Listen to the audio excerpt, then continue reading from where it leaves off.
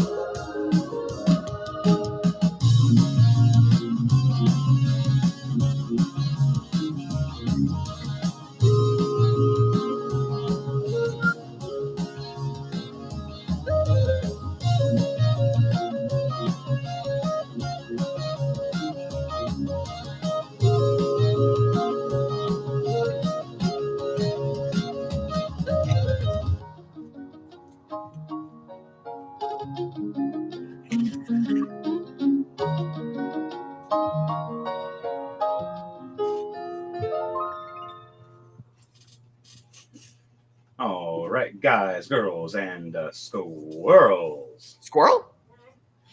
This is your head game master here, Henry, also known as Mayhem the Heart's Mace, or tonight, Crom Tomb Crawl.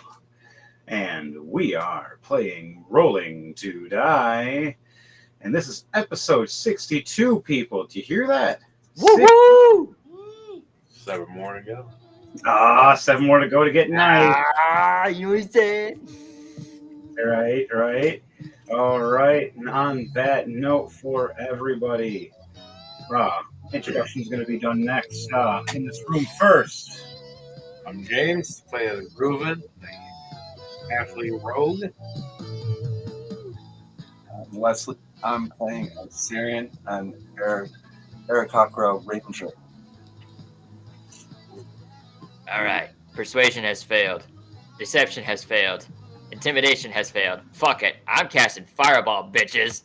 Hey, y'all! It's yours truly, everybody. Olion72 coming back to play as your favorite character, Avner, the Draconic Sorcerer. Who wants to see some fireballs? You get a fireball. You get a fireball. You get a fireball. And on to... All right. I'm bringing you your music. I am DJ Thunderbee. Woo! And I will actually be playing as a new character to the... Nice. What? Did you just say a new character? I did. That's right. I will not be playing as Edward this night. Instead, I am actually going to be playing as a local of our location tonight. So you will get to meet this character a little later. All right. Keeping it a secret until then. Oh. So, guys, girls, and squirrels, over for their introductions. This tonight is the Doom Crawlers. And you out there, I know it's been a little while for some of you. It's been a while.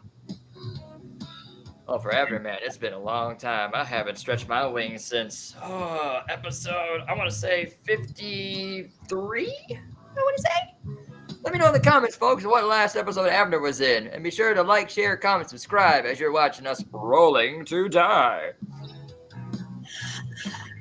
Speaking of that, my friends, thank you for reminding me my Draconic Sorcerer.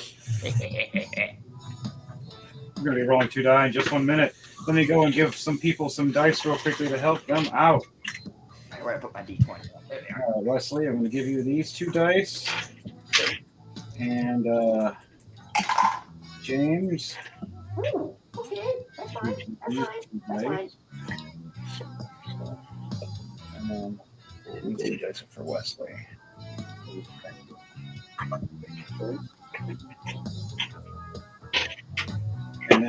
my dice for everything else that I need them for.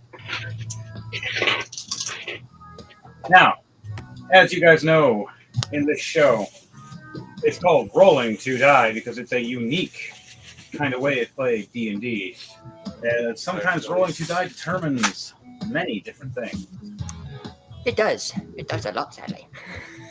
It can change the story up. It can be just a halfling looking at you and just saying, "Hey guys, look at this," and shoving two bags together and being sucked into the ass for sea.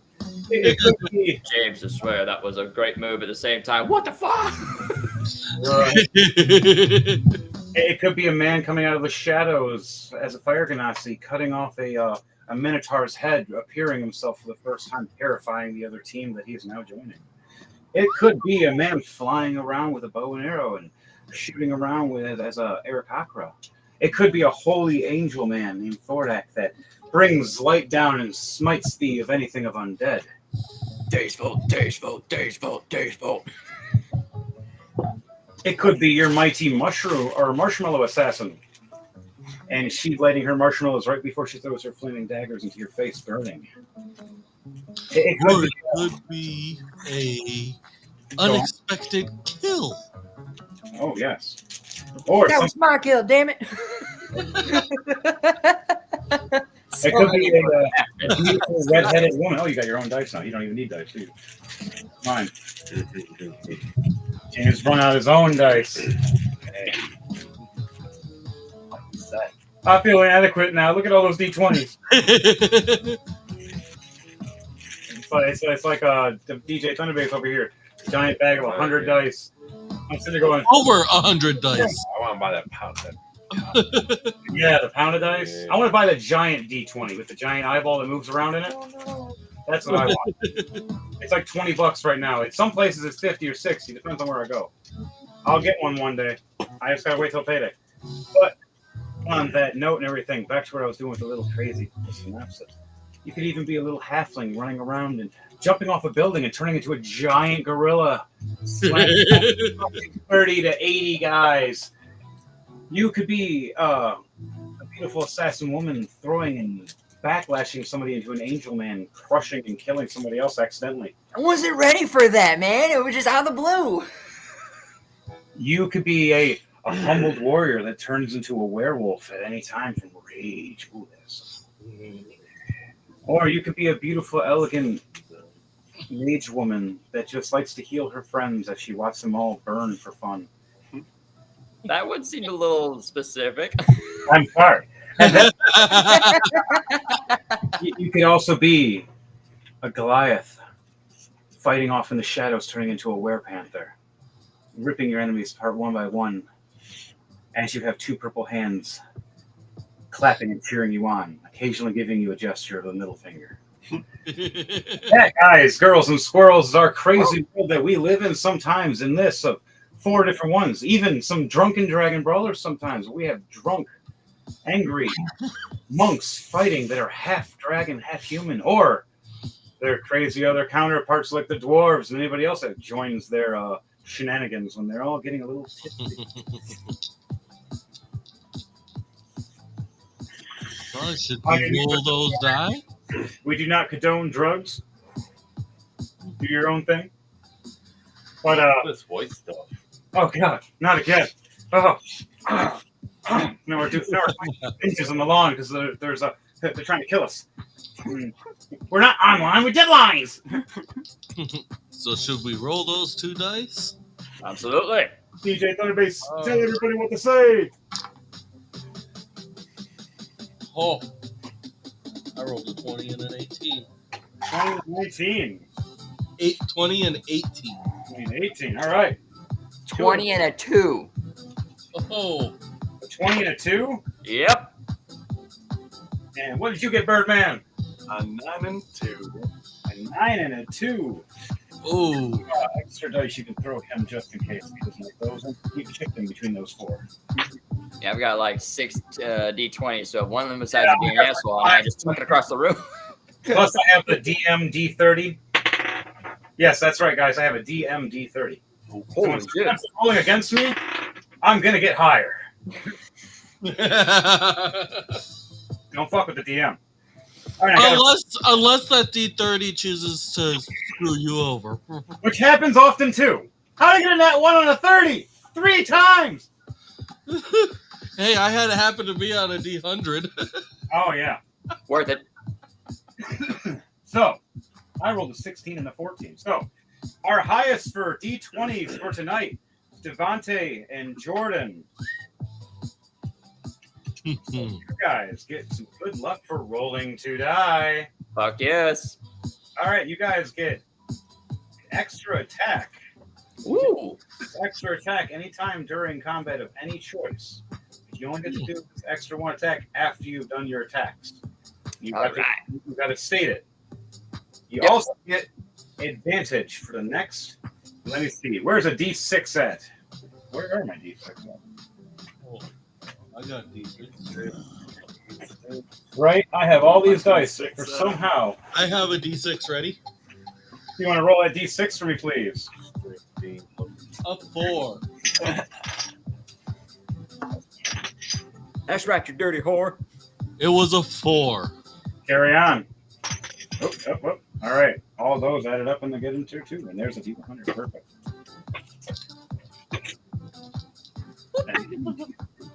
All right. So 4 turns. You guys have advantage on your rolls. Fuck yeah. Wait, check out this bag. This is a dice bag. It's a mimic bag and a dragon eye. You get them in different colors. That's cool. Yeah, Wesley here is joining us for the first time for Rolling to Die. Whoop, whoop. He was trying to join us a year ago, but his flight got canceled while he was flying as Aarakocra and just flew off somewhere else for a while. But in that process, he got married. He had an amazing several levels. Man, the guy is level 20 right now already. First time in. A drink to that lap. Oh yeah, that reminds you. You got to put you gave yourself a level 20 already. What you got for yourself? Also, choose one. Or go to your inventory. Choose 1 orange item, like a legendary. 2 purple, 3 green, and 4. Sorry. 3 blue, then 4 green. And that'll be your start-off equipment. All right, remember, you only have 3 that can be attuned. So be mindful what you start to choosing. Choose your most powerful stuff first, like your legendary, to know what you're attuning. Yeah. You're choosing it as armor or a weapon. You're an archer, so you might want to choose a good bow. You can type in bow, scroll all the way down, and you can look at legendary bows. And then there's also other different types of weapons and gear you can choose. So just remember, just 1, 2, 3, 4. Each color is a different. So orange, purple, blue, then green. While we're doing that, on this note, I want everybody to roll a D100 for me because we are all being transferred here as Oh boy. to the portal for the Doom Crawlers, right as the dwarf the commander goes, wait, we're not ready yet, you already. Rolled a 91. God damn it, they did it again. You did a what? I rolled a 91. 90. I thought you said 1. Ooh, No, 91. All right. I rolled an 87. What'd you guys roll? 72 for Avner. You want to roll a D100 for real, Bird? You ever rolled a real D100? This is a real D100. That's probably wrong on the D100. Yeah, roll a D100 for teleportation. Oh boy. We'll get a light, you can use the light. I'm looking at a 30. Can I have some 76. Anybody got under fireball in my hand? That's what I'm gonna do What'd next. you get, Jordan? 72. All right, you're good. Everybody but Birdman here, his first time. He joined you guys as the new guy. He's seen you guys all run in. Ran right behind you guys. Hey, guys, what do you... I'm supposed to join you guys, and all you hear Not is... even a meet and greet. Oh shit. All you hear is the Commander Dwarf going, now you guys did why we still had another pit. Ah! Damn it! Again! Ah! Whatever. Pando, you're gonna have to wait. At least an hour or 2. Pando shrugs his shoulders. Nudges him. Don't look at me like that, you fussy son. No, we're not gonna. Fine, I'll fight you, you son of He still has 2 of his beards around his waist. a winner. Get that beard back. What do you mean that if you win, you get my beard? I want everybody to I fucking love Pando. everybody to roll 2d20 for me because I want to see it. One of them is high, one of them is low. I'm not going to tell you who. That's hilarious. 11 and 6. 1 and 2. Ooh. Oh. What did you roll, Jordan? That's good or bad. Roll a 2d20. 2d20 for me. I need it high or low. I need to know both because one's a high, one's a low. 17 and a 19. All together, the low numbers are high. There's more low numbers than there were high. But I rolled 2 10s. Pando rolled a 3, where Orf rolled a 16. So Pando had the low numbers, so low numbers win. Woo! Pando again, victorious. As you hear, "Milk my beard again!" But this time, it's in reality, not just in the little tournament they were in. So Pando has his actual beard in the middle now, where he has one on each end. So 3, count them, 3 beards tied to his belt. Oh no. Oh no. All dwarfs. These 3 red beards. As he puts his helmet down, he screams and yells that it's going to take months to grow back. He huffs away. Stupid freaking furry panda. You furries are all weird. Bumps into a bunny girl. Oh, I'm sorry. You say we're weird. Oh, shit. Bunny kick. Commander flies out the door, realizing that was the other superior commander that happened to be just a rabbit man. Right. As you hear now the music turning into a portal. You guys are flowing through. All 4 of you, except for Birdman himself. You land all nice. How do you guys land? Because you guys all rolled stuff.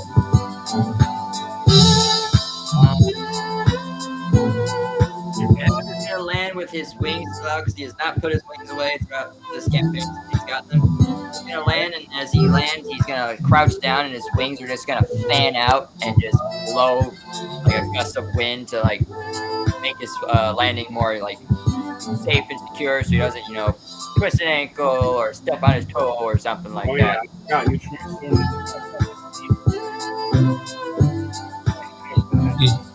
I just thought about it.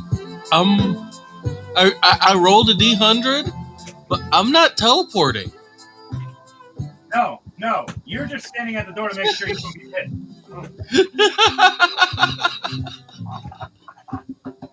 But what is Edward Knight doing at this time?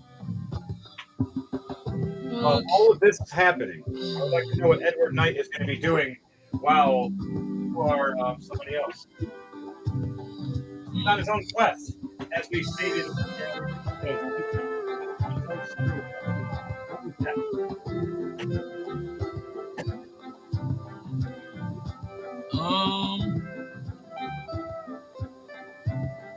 We have a great enemy to fight. What is his history part that you put for him? Does he have a past? Does he have He is a haunted one. All right. So on that, I want you to roll a D100 for me, please, and a 2D20. 2 D20s, you said? 2 D20s and then a D100 for me, please. Okay. But you get D100 with advantage, because remember, you get your advantage. Mm-hmm.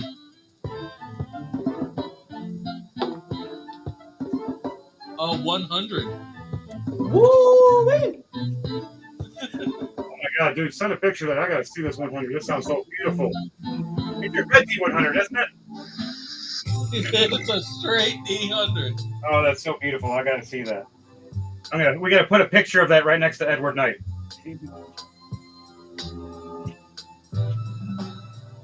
So, And roll a 2d20 for me while you're at it then.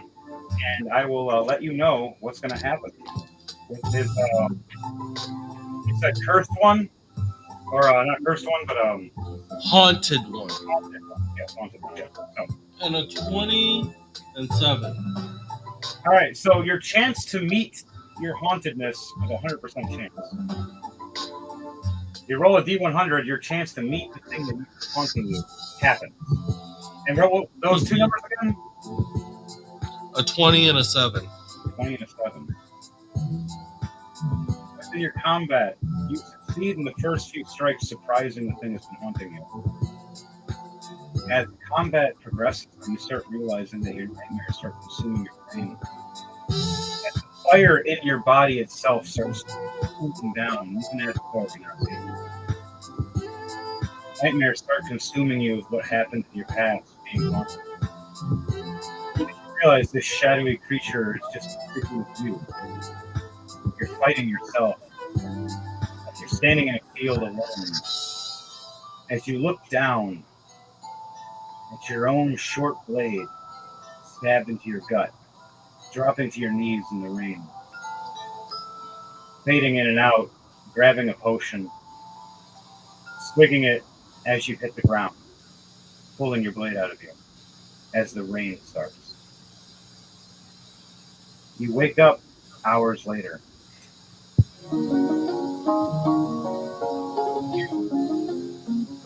People eating you, thinking that you're a burn victim, not understanding why your skin is so hot. You are going in and out on volume. It is hard to hear you. The sound And we lost you. Sound wise.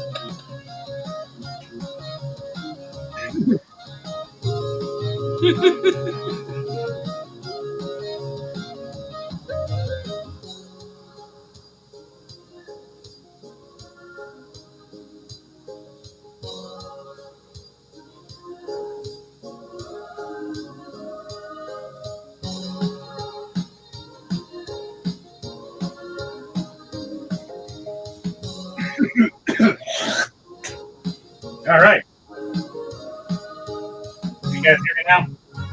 Yep, I can hear you. All right.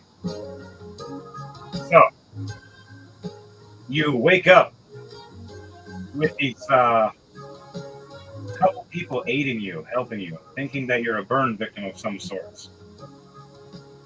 As they realize, as they're in white cloth, they freak out. You're a fire ganassi. I want you to roll 2 more D100s, or sorry, 2 D20s for me, please. To see if this scenario is going to make you leave or not, or stay or not. So you 2 D20s.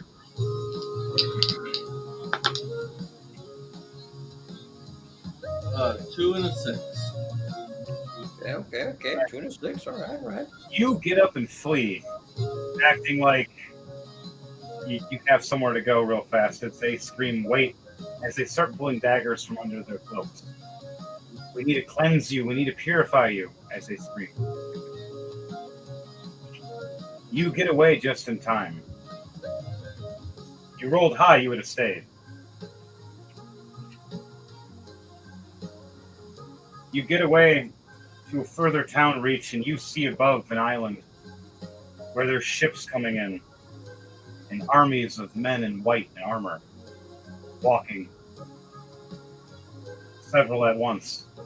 And you see these strange mechanized machines walking on the ground in the sand, sinking as they're trying to walk forward more. Some being rolled on wood rollers so they don't sink in the sand because they're too big. You see some kind of war. Looks like it's going to progress. And you head off trying to find out what's your next part of this quest. As we'll end that there for Edward Knight, finding out that this army... It'll probably end with him turning into a bat. Turning into a bat to stay kind of under the radar after seeing this. Oh yeah, sorry. Oh no, you're just about to get to work. Yeah, just for that, we're going to close the door. All right, guys. DJ Thunderbase, take over for 1 second while I head this guy out, please. All right.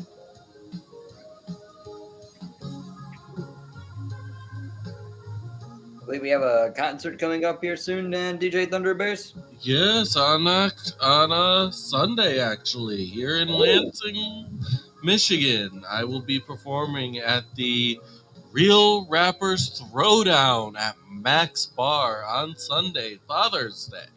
Hell yeah. So, yeah, Folks gonna get out there to it, go and see it, give him some likes, give him some loves. I also will be almost every weekend. Be on the lookout keep a lookout because I have already started the pop-up tours around Michigan. So those of you here in Michigan, keep a lookout because the pop-up tour could be coming to your location. Hell yeah. Cannot wait. Also, folks, coming soon, we'll be doing a new campaign. We'll have same old characters from a certain campaign we have going on. The campaign is known as the Lands of Clenor. That'll be going on the weekend after the 4th of July week. I believe that's on July 19th, if I recall. I'll have to double check my calendar, but if it's around that time, we'll be having another session going on there, and I, yours truly, will be the DM for that one for the first time. Woo!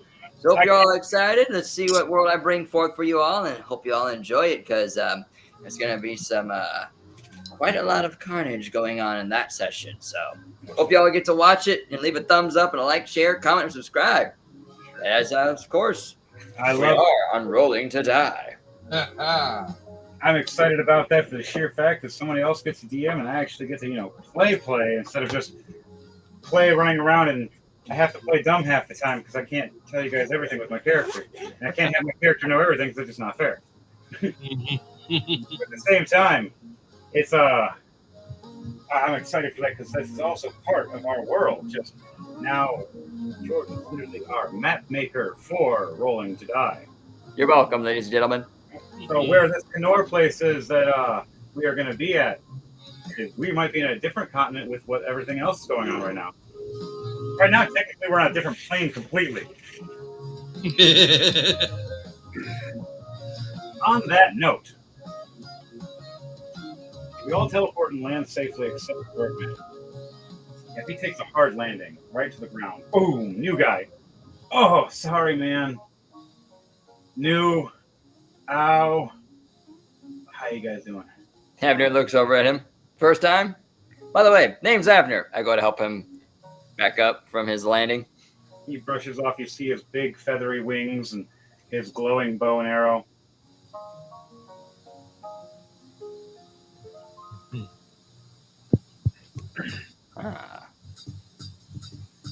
A cockroach, I presume. Be very useful in the sky for assistance in combat. That'd be very helpful. He bows and looks at you. Pretty good with a bow. Yeah. I'm new here. I was gonna pick this thing up a while ago, but I got lost in another world. Understandable. Well, Ships. this is the Doom Crawlers group. We last I recall, we've been doing a lot of missions for taking out a bunch of mimics. That's been our main gig, but we've been through a lot of other shenanigans in the past. But it's been a while since I've come out of retirement. I think last time I remember we were in a Coliseum match, and I don't recall if I won on that one, but No, you fought valiantly, but sadly, Danielle's character took you out. Ah, yes. At And last. after she took you out, it came down to James and Devontae at the very end. With James raining a storm of arrows until Devontae just couldn't hang with all of this. He pulled like that warrior movie at the very end of the hero trying to assassinate the king, where he just sees literally the sky turn black with arrows. He just knows he's going to be down and accepts it, and all you see at the end is there's a body print of where the arrows didn't hit because they hit his body, and then there's just a bunch of arrows. Oh, damn. A lot of arrows. Quite a gruesome death there you had, Edward. Come to think of it, where's Edward at? Where'd he go? He was just right with us. As Crom looks over, he had other business. He took a different job. Oh, okay. So he was being teleported elsewhere then. We have What about you guys? I'm going home. he is very stealthy and he's very good at doing what he does. So we're paying him extra gold and platinum to go and investigate this weird army that's been popping. Wow. Things keep happening though, and I hope he's okay because he didn't want to go with anybody else. He's a solo freak, I swear. I think I know why he didn't want me to come, because there'd be a lot of fire everywhere. We don't need a beacon of Gondor, I swear. Who said I was gonna call for aid?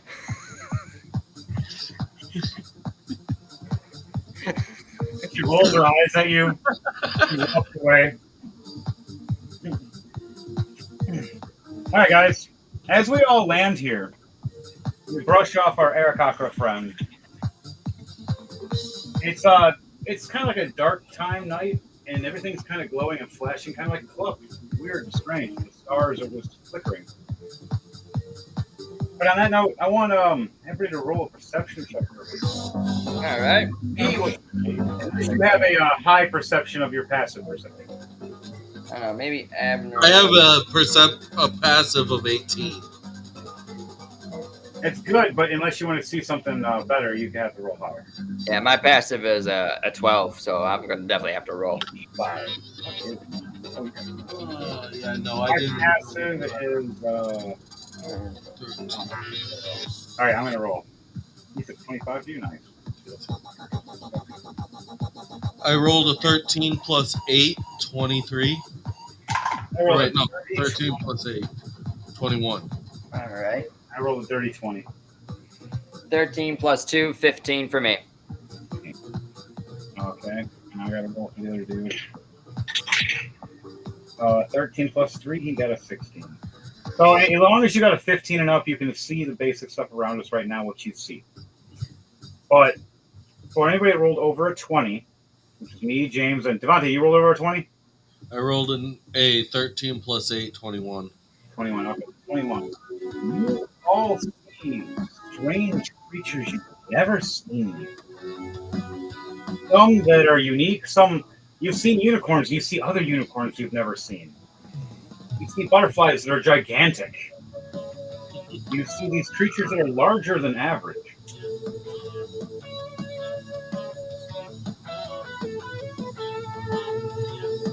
And you see this elf man walking up. Conte, DJ Thunder Bay. All right. How do you greet yourself to these people that teleported in front of you in the teleport way?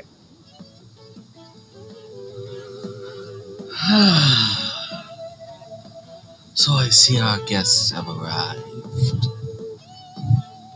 Well, shit. Yeah, we're supposed to be doing some kind of meetup with the queens, and if we fuck up, we die. So, Yes. If you just follow me. My name is Eldos. Tel Amadil. And I am your guide to them. your Eldos to Talamali? Eldos Tel Amadil. You know, I'm just going to call you Eldos. There's no way I'm going to be able to remember that. I'll walk up to Eldos and reach my hand up. Pleasure to meet you, Eldos. I'm Avner, a draconic sorcerer. You know, Here to mind burn you, Jordan- anything in your path that bothers you. You just say the word and I'll cast Fireball whenever. Now, Jordan, are you your regular self right now, or are you your giant, or are you your medium, or like it's technically large base? So I'm you, just the you can as transform I me. first start out the campaign, human, half dragon, basically. You're gonna stay as your dragonborn Yep. for now, your basic size, until you need it to get bigger. Yeah, like my base form, basically. I'll stay in base form. All right, so stay in you stay in base form. You walk up, you He raised the hand to shake your hand. Do you want to shake his hand, Devontae? Alright, so he kind of all of a sudden at the sound of Draconic, you see his face just light up with joy. Ah, Draconic, I study you. Oh, it is a pleasure to meet you. Studied me? I look around. Who else has been watching? Yuki. Jordan, roll a perception check. I want to. This is going to be funny if you roll higher. Ooh. 19 plus 2, so that's a 21.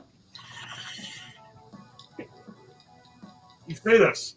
You look around. You look to your left and your right. You see flowers with eyeballs. You see trees looking at you. You see a squirrel that's gigantic, and you see a bunch of other ones just staring. And right when you say this, they all stop what they're doing and stare at you. Everything does. And then they go back to what they're doing again. Well, that's a little fucking ominous. And you hear with that high perception, "Hey, my name is Henry Crabgrass. I'm junior number 532. Don't step on me. I am Henry Jerb Crabgrass. Said. Ask for my consent, you fucking hole."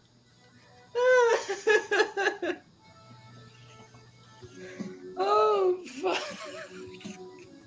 You rolled high. You want to know. Oh, shit. That's been taken so far. About like 10 minutes or so. I was not prepared for that one, but all right. It's about, in our time, maybe 3 to 5 minutes. It's just gone. It's going about 6 minutes. Speaking of that, thank you for reminding me, kind sir. I want to sit down and start ritual casting Copperhead language. All right. James here is going to start ritual casting Copperhead language, and we're going to say he did that right after he got here. Can I say I did that before we teleported?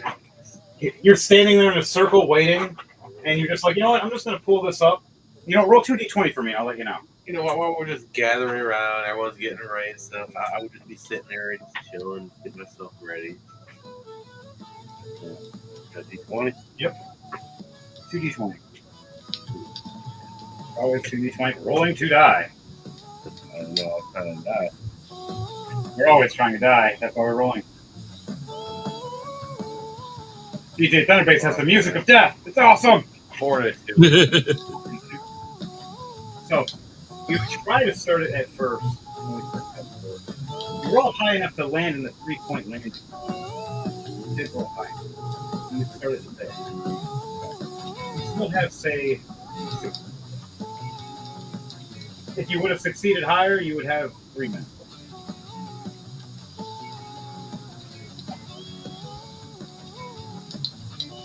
So we'll give you this 5-minute. That's me. That's 10 minutes. Oh yeah, they're saying you're at 5 minutes now. So here's this. Turn it to 5 minutes and flip it upside down, and then once that's done, your time is up. For your 5-minute cap. While that's going, all right. Next, Jordan, you get your thing, Dante. You introduced yourself. You said that this way for us to go. Yep.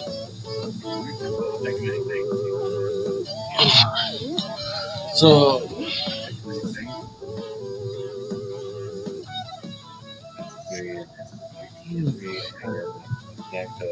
I need one. Yeah, the deck of wondrous. I need to actually buy one of those. I'm gonna roll a D4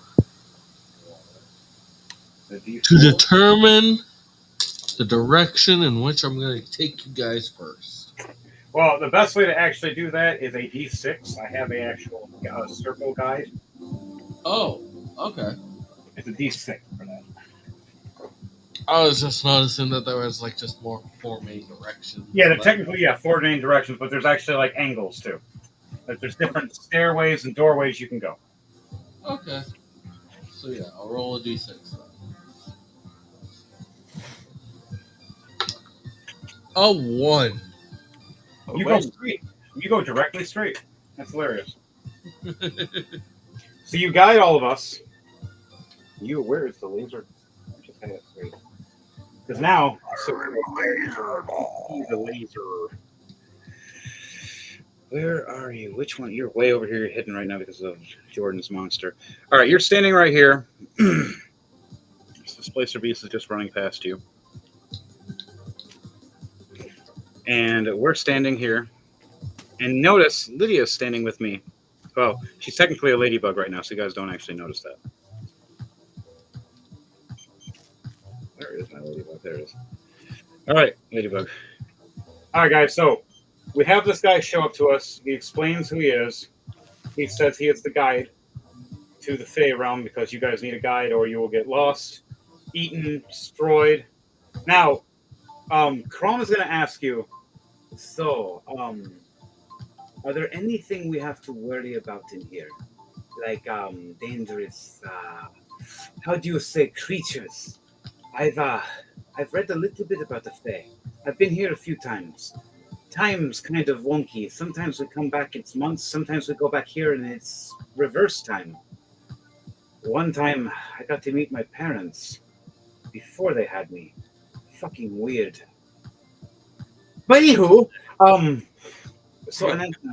Fae is weird with time, but do you know what creatures we have to worry about? As Crom asks you this, Devante. Okay.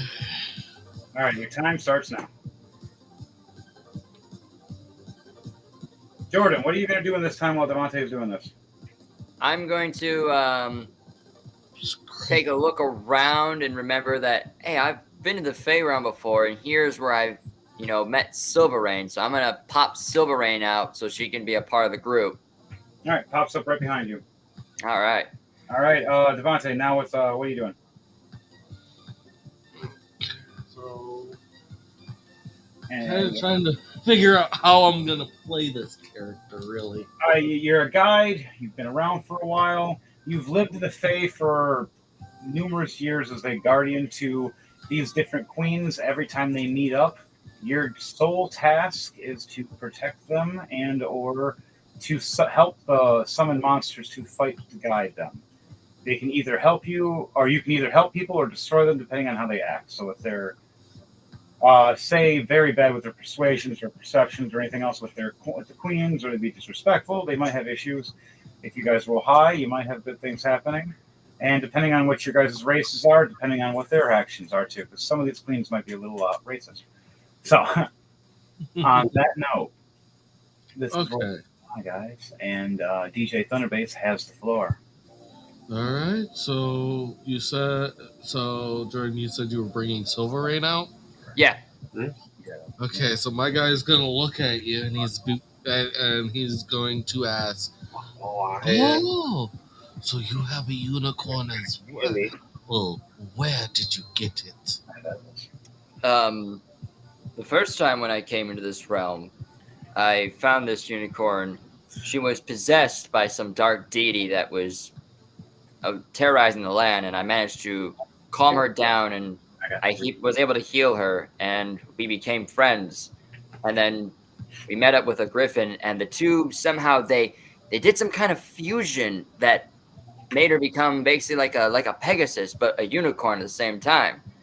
And from then on, she's unicorn Pegasus thing, like a hybrid. It's like a dragon Pegasus. Yeah, and since then we've been best friends, and we fought side by side ever since. And it was a great asset. Turned into a beautiful woman as well. That part I didn't know. Well, you'll find out when you get to the meeting. Yep. As she nudges you, as you hear her telepathically, you get to see what I really look like. Wait until we get there, though. Please. Abner's tail kind of, goes from wagging to just like stiff up, like, do tell. As she says, please protect me till there. What's her health at? She has 80 HP is what she has, so 80 HP. Let me double check just to make sure, because I swear it's 80. Nope, I lied. She has 67 hit points. All right. Well, I probably have to level her up later. But for now, yeah, we'll have it so it's set so she has the 67, and once she gets to 0, she turns into herself, but she's not going to be happy if she is turned into herself and gets injured. Right. You don't want to piss off somebody that you don't realize might be a queen. But on that note, we'll get there. No metagaming. Fuck you. Okay, so rolling a 2 on the d6 this time. All right. You're taking a slight right. So you turn around. How much is your walking speed? 30. Take a right. This place will be fast. You get to about halfway here. Everybody starts following. You keep the dragon here until you actually summon him. Yep.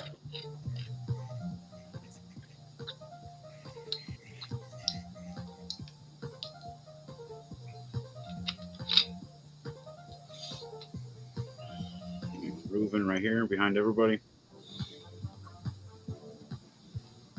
Not Reuven, what are you doing in this time? About this time, I just got done finished my ritual. That's about it. What does your ritual do? I can understand every spoken and written language for the next hour. All right, so everything and anything that is speaking right now. Roll a perception check for me. I want to see what you hear.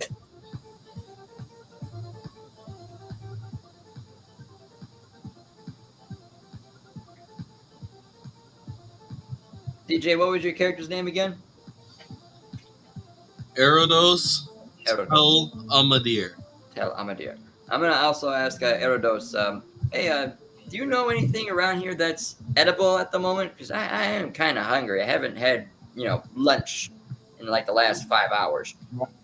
23. 17 plus 6. You hear the different animals speaking. Hey, newcomers. Oh, look, fresh meat.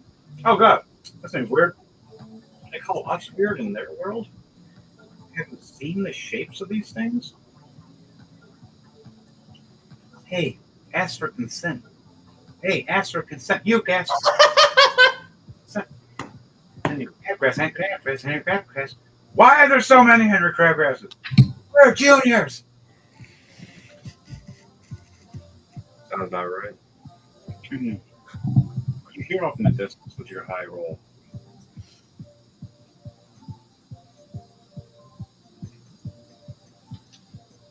I wonder what would happen if I cooked them and ate them. I don't need one, really. And then you just hear everything go back to just random, just different talking. Excuse me, pardon me, come through. Do I know? Do I see? Do I see the person saying that?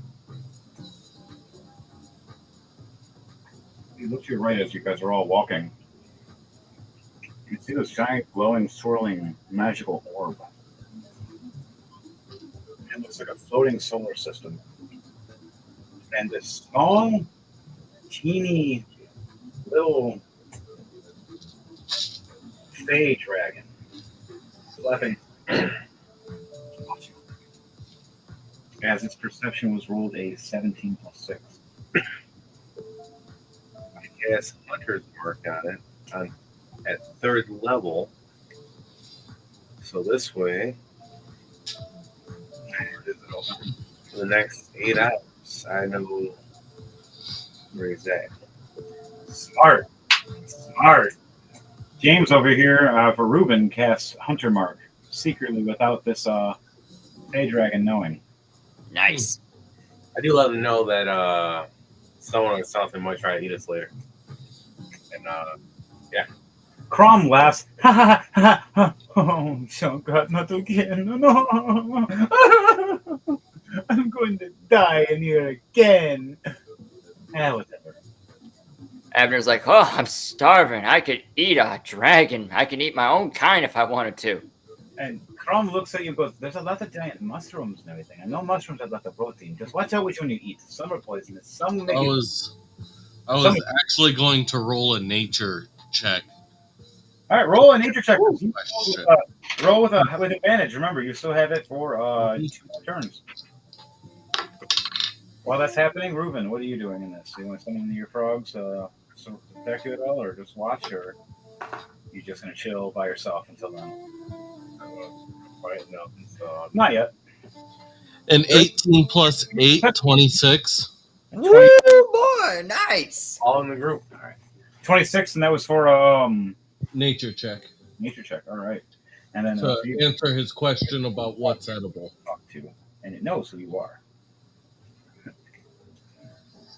But okay, so with a nature check, you look around and see quite a few things that are edible, and right next to all the things that are edible are extremely dangerous, poisonous, or things that will eat you in the process of you trying to eat them. You explain to them very thoroughly that you can eat things here. Be mindful of where you're at, though. Where they're going to be near the Queen's Sanctum, there are certain mushrooms that will give you plenty of protein, but be mindful of the red one. The orange ones are okay and give you all what you need of substance, but that red one will make you trip some balls. And boy, howdy, if you take a lot, you see a lot. Well, you take a little bit, you have some fun. They usually make it into coffee and in tea. Ooh, tea does sound pretty delicious. There are some animals that you can hunt here that won't attack that they'll try to fight back, but it'll only be the monster. Other animals won't help and aid usually in Fey World unless they are of the similar kind. So say if you attack a unicorn and another unicorn's around, they'll fight. They'll help each other. But say if you're fighting just like one lone creature that's only one of its kind around there right now, that's it. But if you fight a squirrel, there's a lot of squirrels. Just gonna warn you. Nuts. They don't play fair, and I actually gave them high stats purposely. Yeah, nice. Mess with my Thank you for the information, Nodoros. I will. I think I'll wait until we get closer to meeting your. How many queens you have again? As something falls. What just fell? A harpy fell. How did she fall from there? Smurf you. 1, 2, 3, 4.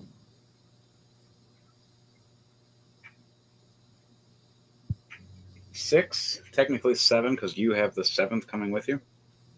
All right. All right, so what are you doing on that note, guys? You guys are heading forward. You following Devante more? Aye, he's our guide. I'm gonna follow him. All right, you guys start walking. All the creatures start getting near you and sniffing you as you're getting forward. Now, Devante, roll another d6 for me. Are you going to head to 4. this? Roll the 4. You decide not to go to this bridge of the 3 Quickling sisters. Smart idea. You're like walking, going, "Hey, sisters are on duty. I'm taking a left." The merchants are here today. Guys, I'll show you the merchants. Want to see the merchants? The merchants are cool. We're going to go get the fuck away from those girls. Don't talk to them. Over here. No, really, not that one. She'll bite you. In that area, yes. Go. You move your 30 feet. You said 30 feet, right? Yes. Yep. So you move your 30 feet. Everybody moves and follows behind you. Yeah, a lot of these other Fey creatures start noticing the unicorn queen as they all start bowing at times. Crom's standing behind, watching with all you guys, like all in awe.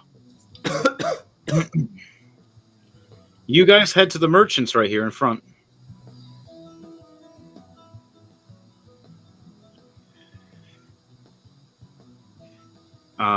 Jordan, do you want to make sure you take post around your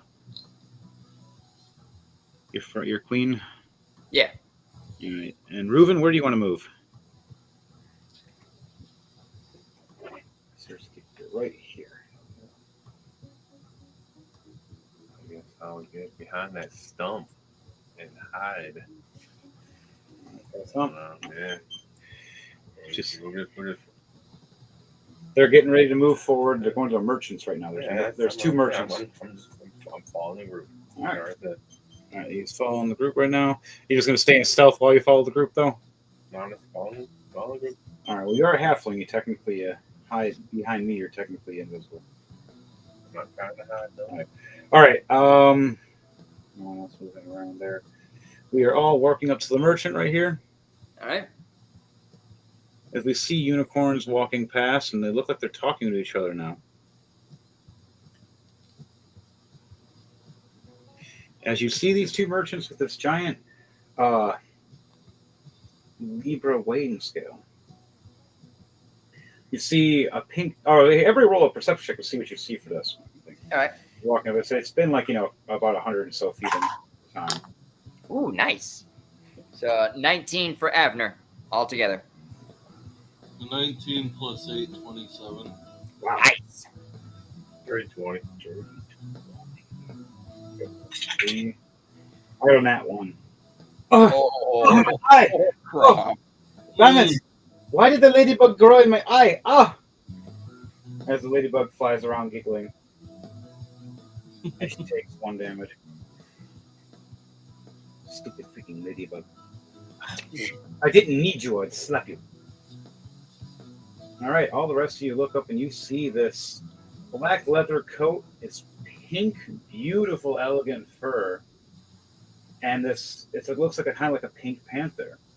Da-dun, da-dun, da-dun, da-dun, copyright, copyright.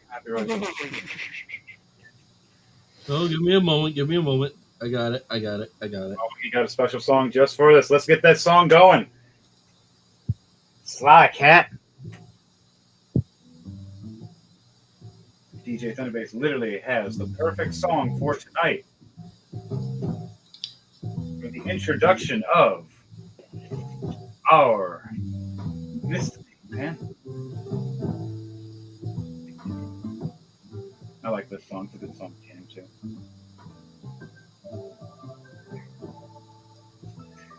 You guys head up in here. Now it sounds like we're literally like in a video game and you just got to an actual merchant's place. As you see one guy go, "What are you buying? What are you selling?" As the other one goes, me, my, So I'll tell you something. I like the dress up. And you, Gyarados, you're here again. Who are your friends? They're so pretty.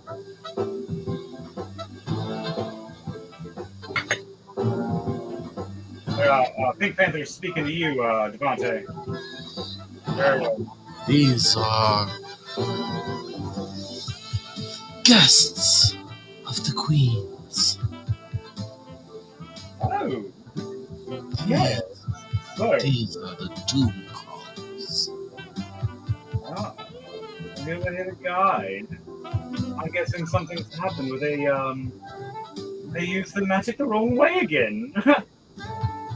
They brung something alive they weren't supposed to, weren't they? They need an extermination. Well, you called for the wrong person when it comes to extermination, and I use minor illusion to make it look like I have 2 little fire bolts just in my hands. Like, you need it gone, I could burn it away for you. Oh, Hotfoot over here. Oh. So, how did the Actually, he's a dragon. I've had one of you once. They're naughty and scrumptious. You got long tongues. I mean, Technically, lizard folk have that, but I'm quite certain a few dragons of my ancestors, maybe my cousin or 2, probably can do that for you. as you say that, you stick out your tongue and it slithers out real long and slithers back in. And as you see him just smile and smirk at you with this like confusion, going, "I'm not sure if I'm appalled or scared. I like both." Good answer. And then she, Pink Panther looks over and sees From Doomcrawl goes, "Oh, I know you, scum. You still owe me. That is 348 gold. You're still on that, aren't you?" I look at Crom like, Crom, when did you meet this person? Second? How much gold was that again? Just to say, I lost a bet when it came to Lydia. I failed completely. I fell on my ass. Lydia had to come and save me. I said I could do it alone. I bet the whole coin toast ahead of time. Have one now. And he looks over, goes, "Here, dignity. Oh, 400. Keep the change." No, this will go past extra expenses. I think it's where all bets are paid, eh? He smirks and winks at you. He looks over at Reuven. "Oh, hello, little one. You're hard to see. Anything that your bargain that you like?" Opens the wares of this little table right in front of you, and you just see these magical potions all appear in front of all of you. Healing potions and great potions. I mean, I'm in the neighborhood for a better bow. Oh, spells. Let's see. Find spells in The bow. there. Oh, bow. Wait a minute. Yeah, I was thinking like spell.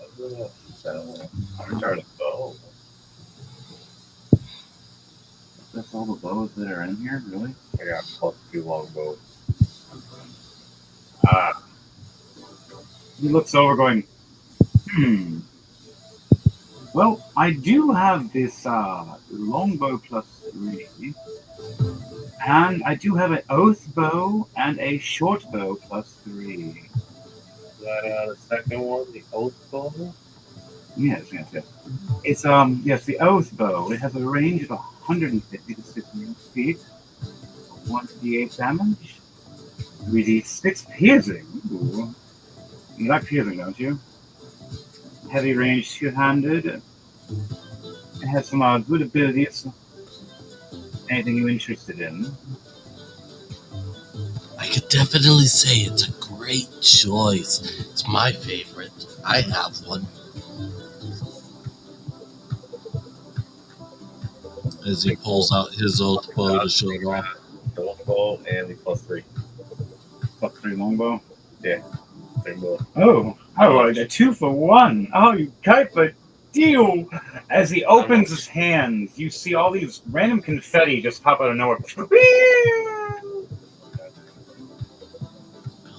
2-for-1 deal. Both the bows. All right. Originally, each one was 300 gold apiece. But because you're getting this, both the 303 gold. Crom looks over, and Crom looks over, going, "Oh, I owe you." And she throws the coin purse back at him. Another one. Oh, I just hit it with 500 gold. and he just sits there with this big grin. "Do you need any change?" Nope. All here. He hands you a quiver as well. Yeah, this is for the adding on. Where's the quiver? You. There you go. Quiver. He hands you. It's called the Efficient Quiver. It's an item. I don't know if it's better than the quiver you have. one I have gives me unlimited arrows. Oh. Well, you can give this one to somebody as a gift. Anybody else an archer that wants a quiver? Devontae, do you I have actually this don't quiver? tell the merchant this. I'm going to take it. Do I have what? James takes this quiver. It's called the Efficient Quiver, and it was given to him. Would you? Do you need a efficient quiver? You don't know what. No. I'm trying to hand out my gifts to people. No, you got a gift for you. He's trying to sell one to him. He looks at him. 120 gold, but for you, 80 gold.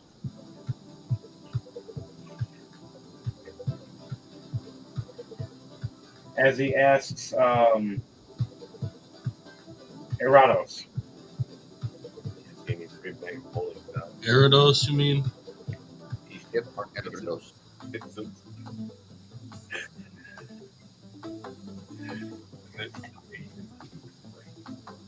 Oh my god, this is gonna end very funny. What'd you say, Devontae? I said, you mean Gyarados? Yes. Wow, I said that wrong. Eratos. Where is my phone? Yeah, he doesn't have like an enhanced quiver. He just has a standard one. Alright, he offers you to buy if you want to buy this quiver for 80 He gold. only has 10 gold right now. Well, you being a knight, you should have more gold. You can add, because it is a new character and everything, we still got to give it so you have a backstory. Mm-hmm. You have a decent salary, and say you have about maybe 300 gold and 4 platinum, and then and you have about 50 silver. And 10 copper that you occasionally just like to flick around at people. Okay, so what was those again? 300 gold, Got that. 4 platinum, Okay. 55 silver, Okay. and 10 copper. There you go. That's your guys' payment for the past couple months of working with the queens. Okay. All right, so you just minus 80 because he's giving you a special. Because originally it's 120, and then you type in efficient quiver, or not. You don't even have to. Just type in quiver, and it'll pop up. All right.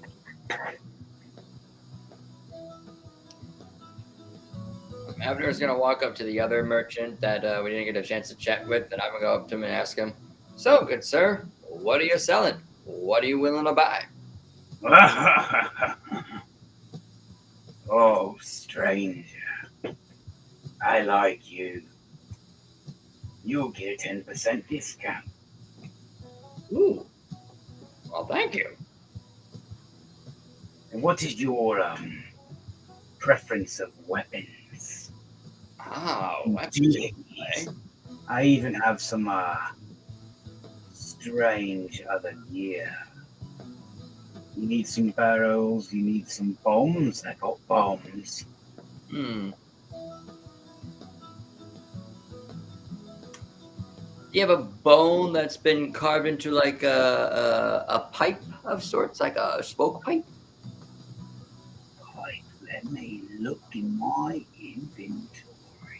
He starts reaching through his pockets. You start seeing that like each pocket is sewn with a bag of holding.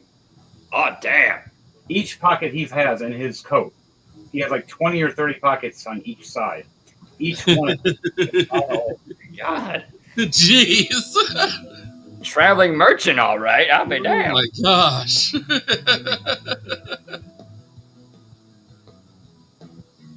Let me type in pipe.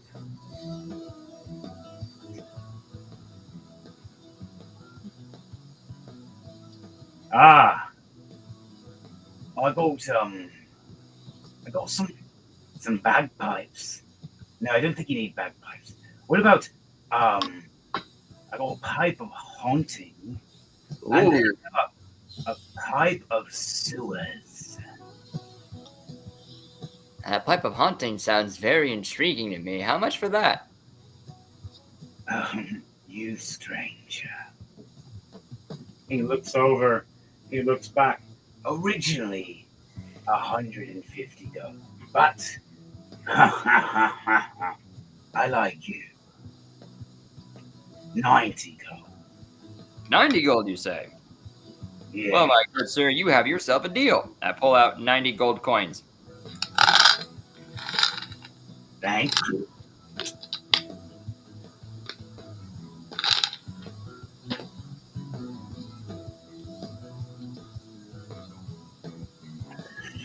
So add that to your inventory. All right. You know what the Pipe of Haunting does? Yep. You Find must out. be proficient with wand or instruments to use the pipes.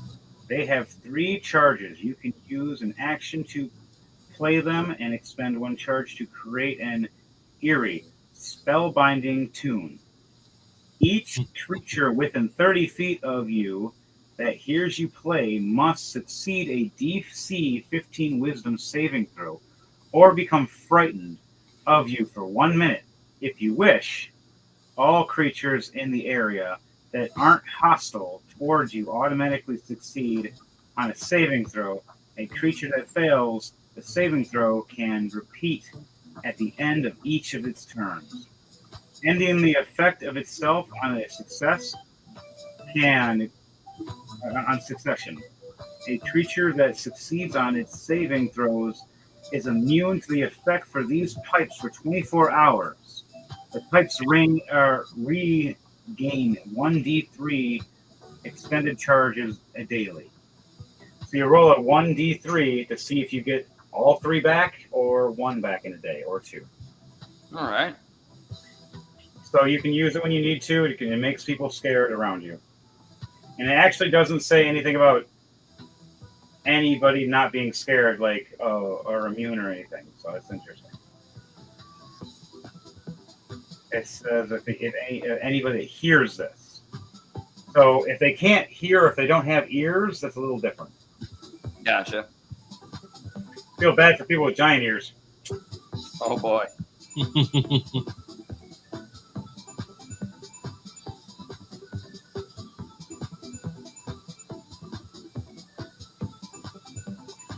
All right. I appreciate your merchandise, good sir. Thank you for the item. I really appreciate it. I'll put it to good use. Thank you, my dragon friend. He looks over at you and he looks back. He said something about hunger. Yeah. I've been hungry for about 5 hours now. I haven't really had a chance to. Do you have any like food or edibles of some kind that I can munch on? Stranger, I got the best shrooms on the market. They'll fill you up. I got 3 baggies right here. Which one would you like? 1 or all 3? Fuck it, I'm feeling it. I'm gonna buy all 3 of them. 15 gold a piece, but for all 3 as a special deal, 25 gold. 25 gold altogether? All right. You got it. Okay, hi. So do you eat them? I'll save them for a little later. Wait until he's sitting with the queen and chilling. Everybody's at the counters, and then he starts tripping balls, Alice in Wonderland style. Anybody else want to buy anything from the store? No. I am going to look up potions.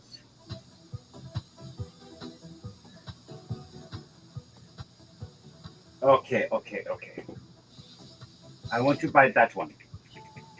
Oh, you don't want that one. It's expensive. I want that one. It's expensive. Give me that one. You know, the glowing one over there. Give me, no, stop moving your hand to the other. You pink son of a bitch. I swear to all the mountain gods of all Crumb. Give me the orange glowing one, you son of a hooker. Okay. He How walks over there all frilly.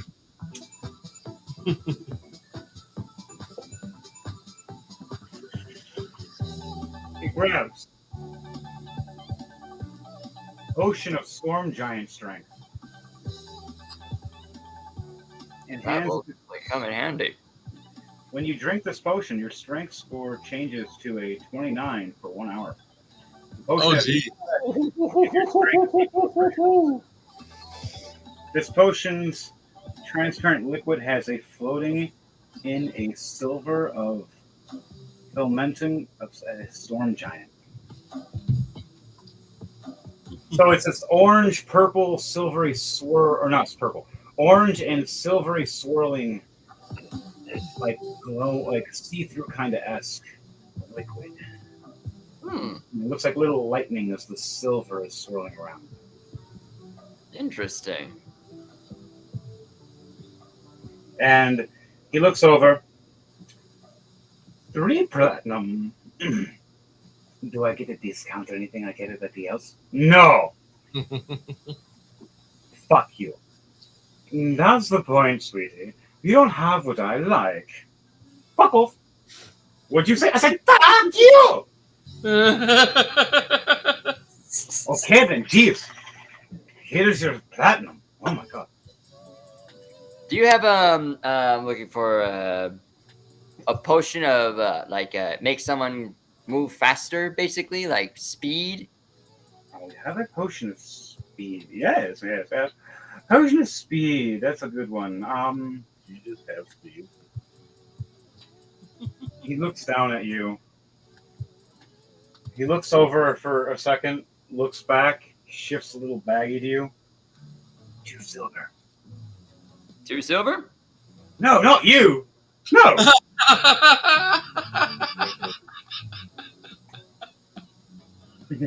you. 2 gold. Here we go. Fair enough.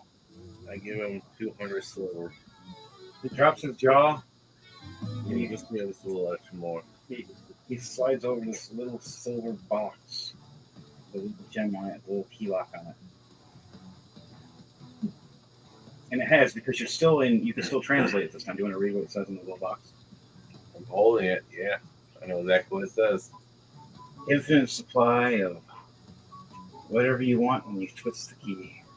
It goes in my bag at home. He just locks it up. He's like, this is mine. And he winks at you going, Infinite,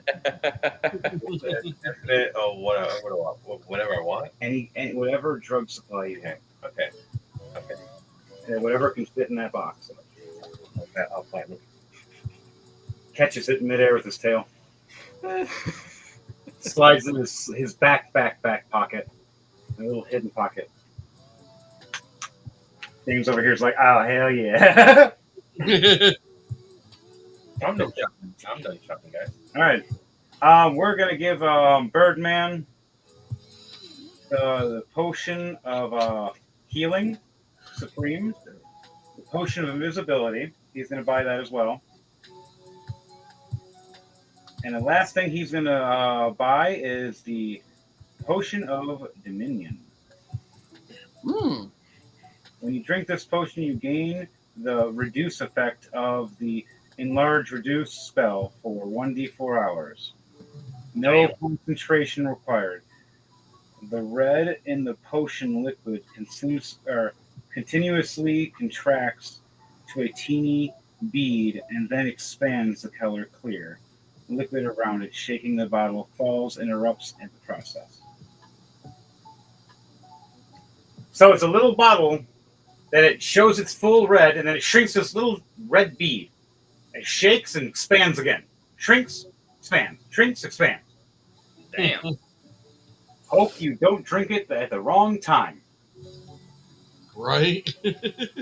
Little bead and expands. I believe that will come in handy, my good friend. Good purchase. He nods and smirks. All right, guys. I gotta minus money now. All right. Erudos, lead the way, good sir. Alrighty. And the next one we go is a 5. 5.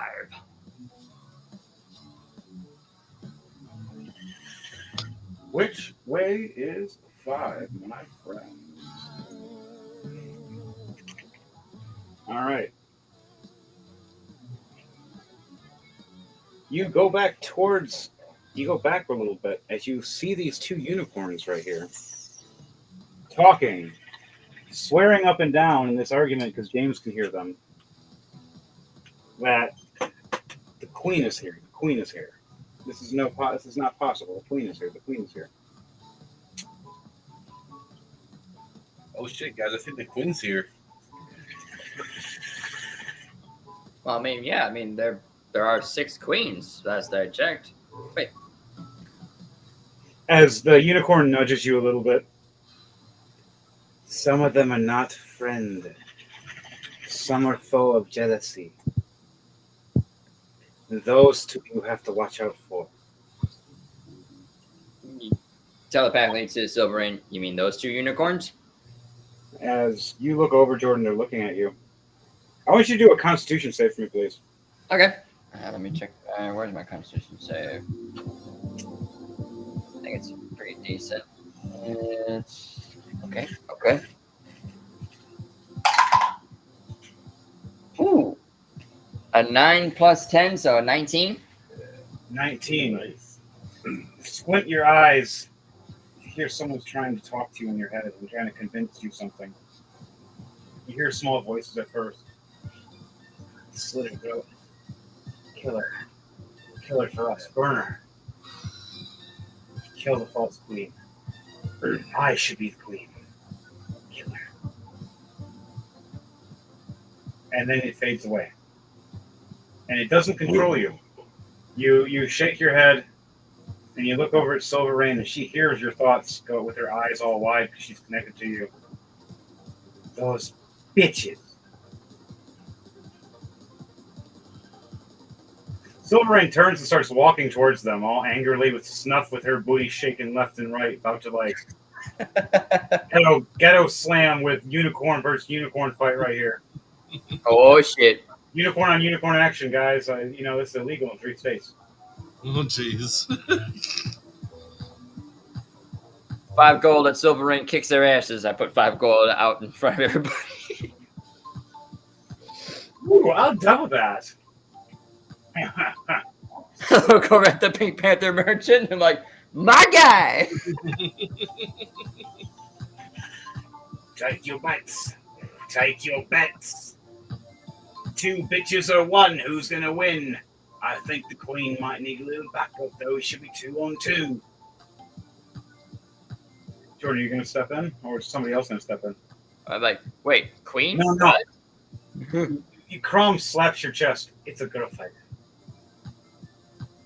Crom walks up. Girl fight? Girl fight. Okay. Well, this is going to be interesting. All right. Well, if that's the case, Play Silver Rain for me, Jordan. Anybody else want to do anything slide and maybe try to help in secret? I'm gonna use a 2nd level spell slot and cast Dragon's Breath. I'm gonna give it to Crom, and for 1 action, you can use whatever Dragon's Breath you want to use. Whether you want to do fire, lightning, acid, ice, cold breath.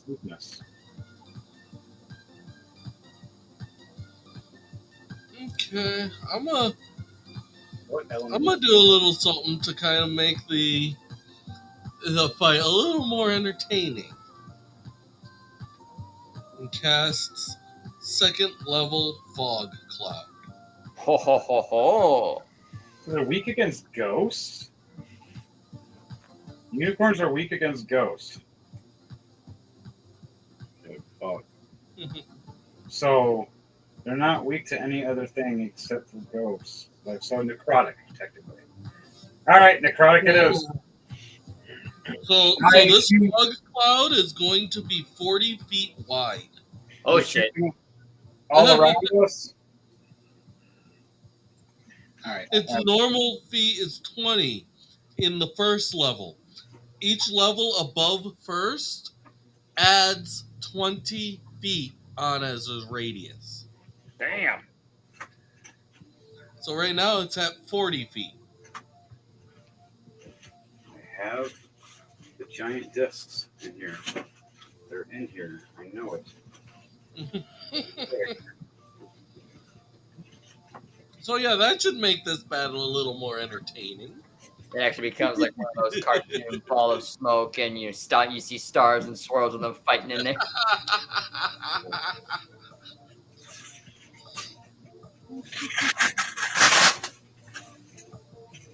Trying to look for the giant circles that I have. I have 2 of them. How do you put them in something?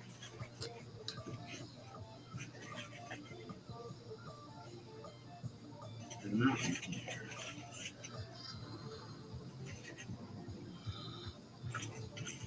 That would tell me if they were. I'm just trying to look for them real quickly, and they're not where they need to be. Maybe in this place.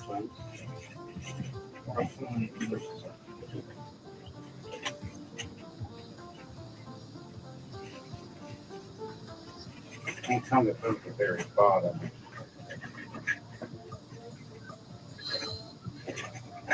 Am I my luck?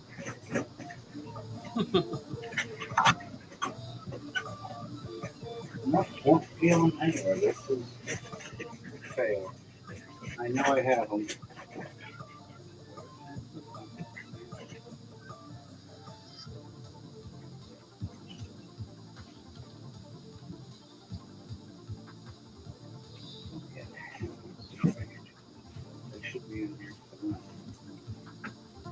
So on that note, I'm supposed to have these giant circle things for you guys to show you where it is.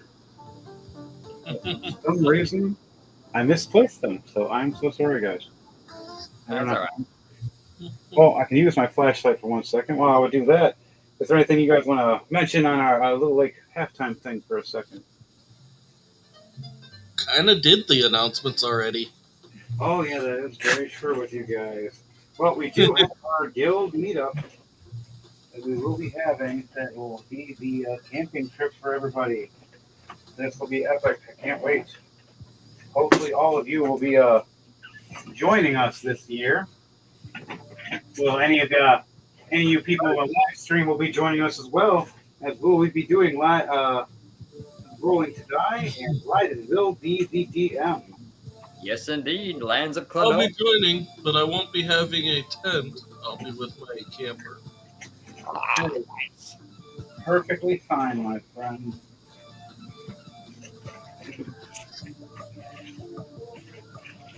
And while we're doing that, I found it. Share, like, comment, and subscribe to watching our show. Oh yes, just remember that, people. We know you view. Please like, comment, and subscribe. Every little bit helps. Even if you're just watching it, just to laugh. And I love it. And now we found what we needed.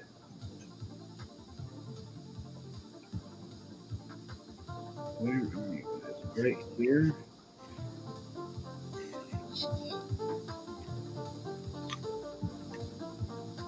There you go. You now have this AoE cloud right over everybody. So right when they start fighting, getting ready, this cloud just Hey James, is there something you wanted to do in that process? While these 2 unicorns are getting ready to try to beat down the queen unicorn? No, I'm just gonna watch. Well, I mean, I really can't see much now. Yeah, you kind of invisible again. It's some of that. Anything about dog, but hey,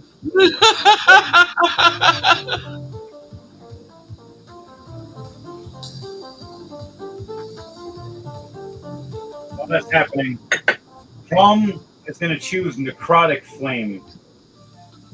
all right, So it's the purple dragon Necrotic Flame. that works. So I guess it's them four gonna be having to do initiatives. Yep, we're gonna do initiatives. Technically, we're gonna have to do initiatives for everybody. For anybody that wants to do a reaction at this time, so I'm still want to have everybody do reaction initiatives. Just to Alright. keep track. So, Fog Cloud, the only thing that my guy's doing for this. all right, I gotta just. So yeah, he's done interfering. And now there's Dragon's Breath on Crom, so that was his action, basically. All right, so yours are done 18 for Crom plus 4. 22. All right, what did you roll, Devontae? For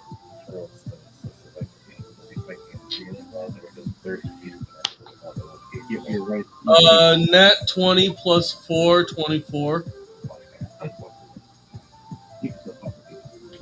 Oh, what did you roll for your net technical initiative? When you have a turn. I had a net 20 plus 4, 24. All right, 24 or 22. Jordan, what was yours? For me, Abner is 4 plus 5. That's a 9. For Silver Range, it's just a solid D20. 3.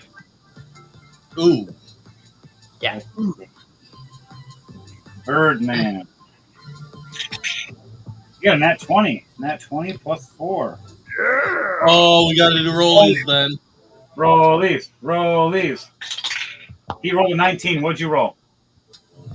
I rolled a nat 1 plus 4, 5. He goes first. You'll go second.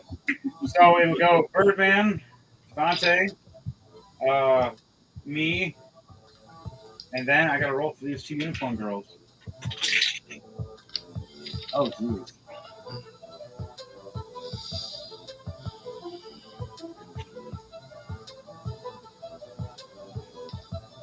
One and a 7. So one rolled a 21, the other one rolled a 7. So one gets to attack before the other one does. All right, guys, let's start this. First, Birdman looks around all confused. Where did all these clouds come from? I don't remember smoking.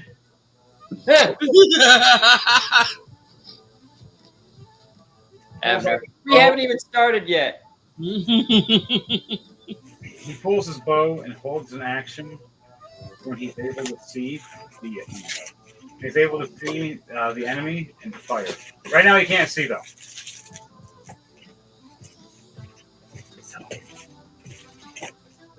All right, so he holds his action and he starts floating in the air, like flapping his wings. All right, his turn is done.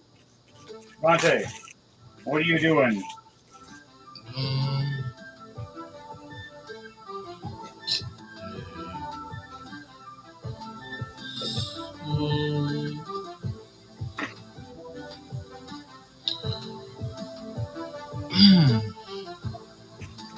All right, so you got these two unicorns you got to deal with that you're trying to either help, aid, or mess with. They're trying to start stuff with this queen unicorn that you notice that. Jordan, do you let everybody know that they have to protect this unicorn?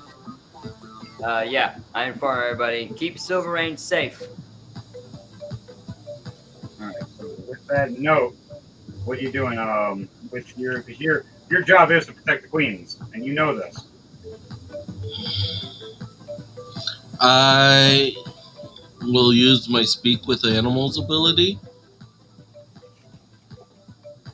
Yes. To try and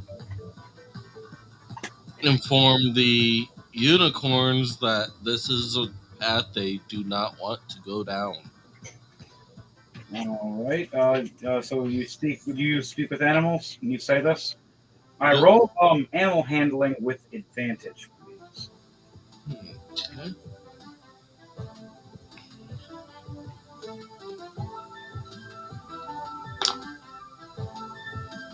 Oh, 19 plus 2, 21. Hell yeah. All right. 21. They both look at you. One looks back at the other with anger and rage, and they look back at you. You hear in your head telepathically. We know who he is. We know what we must do. I was supposed to be the queen, and this is supposed to be my second in command. How dare you think we don't know? Roll a Constitution save for me, Devontae. With disadvantage now. It's your you have two of them doing this something to you, and your the initiatives are up for advantage. Okay.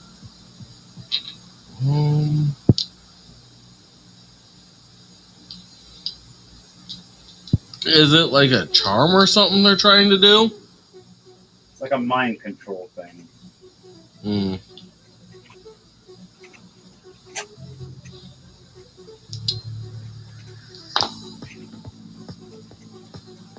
They're trying to get you to do something for them. What'd you roll?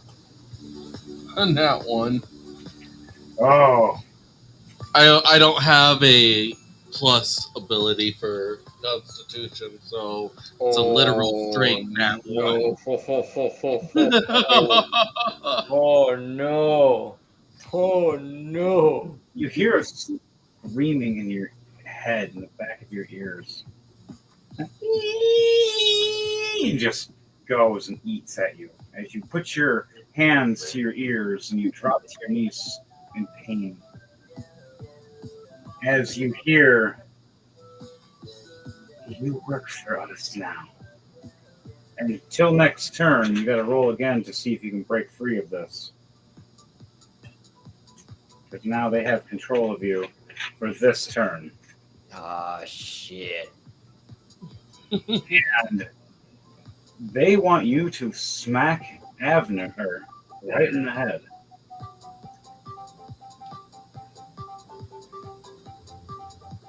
So what is your weapon? You have a bow and arrow, and you have 2 swords. So my weapons consist of a dagger, a longbow, a net +1, an oath bow, a quarterstaff, a quarterstaff +1, a short sword, another short sword, a vicious longsword, a vorpal longsword, a whip +3, and unarmed. You are souped up. All right. Accidentally behead Jordan and kill him for good. No. You're gonna grab your net. You got an item? You're gonna net Jordan. Mhm. Roll an attack with advantage for me. Oh, 17 plus 11, 28. Jordan, what's your AC? My AC, I believe, is a 19. Yeah, no.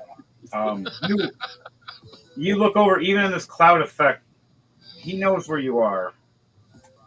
And you think you got this in the bag. You're helping out. Dragon's Breath, the Crom. Net. What the? Hey, whoa. Now, Devontae, pull that rope for me and use a strength check. I want to see if you pull him down and start yanking him towards you. Okay. Jordan, what's your strength? Do a strength check for me, Jordan. I want to see if you can fight this. All right, let me check it. Or starts dragging your ass. Roll these. After you do strength, you gotta have a plus what your strength is. Your strength modifier. My strength modifier is a +2. So what is your strength modifiers? Strength modifier is It's a +8 for me. +3 for me. Yeah, Dante has advantage on this one. He's used to netting people up and pulling them down, and with his characters, just always had to like deal with people starting fights, going no, net, come here. 14 plus 3, that's a 17 for Avner. Even with all your strength and might. 18 what's your roll? plus 8. 18 plus 8, 26. Where did this way? Whoa! You face plant. You start getting dragged across the ground very abruptly. As you start wondering, thinking it's an enemy, getting ready to fire, as you start seeing it's your guide. As you're like, wait, what? But you start looking, roll a perception check to see if you see in his eyes or not. All right. See his eyes, and see if he's being possessed or not. 3 plus 2, 5. No, you're in horror, shock, and freaking the hell out right now. You just got captured, netted, and pulled right in. You're getting reeled up, and you think you're gonna get filleted now. What crimes have I committed? I demand my rights. I know my rights. Well, it would also make sense because remember, my character did also ask him in kind of like a worried voice where he got Silver Rain.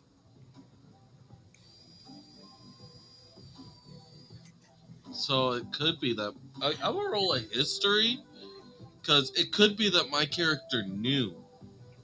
Yeah, all right, roll a history check for me. Go for it. Right now, because you're in combat, roll a straight d20 for me. No advantage, no disadvantage. Because it would be advantage. The history is a 19 plus 2, 21 on the Alright. history. That's good with that. And then you said a strength. Yes. So you can pull up Strength Jordan. check. Yeah. Or You gotta keep Strength. Jordan in there. okay. So you're That's using your strength modifier plus a d20 roll. That's 17 plus 2, 19. All right, Jordan, roll a strength check for me. All right. And while it's happening, you remember the stuff of Silver Rain being. Woohoo! Nat 20 plus 3, 23, baby. Nice. Jordan, your hands get hot like fire. You start getting angry. You start breathing a little bit of fire out of your mouth. Your eyes glow. Your wings expand. They start heating up. The net starts burning and letting go. You break free.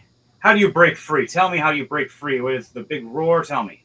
So, as the net is tight around him, he gets his hands to become like claws. He feels the flames from his fingertips start to burn hot. He grabs a hold of the net and he starts to pull on it. And as he pulls, the flames around him starts to immerse, and the entire net is now swarmed in fire. And he rips it open and comes out of the net and looks at the elf and just says, "This does not hold me. Try harder." What do you say to that, Devontae, as you're being possessed right now? Okay. I basically say, well, if that doesn't, then maybe this will. As I try to get him with the whip. Ooh. Right. Ooh, you're going to try to wrap him? Roll an Yep. attack, and if you roll an attack, I want you to roll dexterity save to, or dexterity for me after that. Where's he at the next? Nat 20 plus 13. 33. Well, I mean, you beat my AC, all right. So yeah. By the So- way, AC's a 15, not a 19. You remember Indiana Jones? Yeah, I remember. I love Indiana Jones. He whips right under your feet, whips you right down to the ground, hangs you right up, and just looks at you. Even you're surprised with the strength of this high elf. And he's a lot stronger than he should be. You see the back of his eyes now because you're closer, are rolled in the back of his head, as it looks like something's taken hold of him.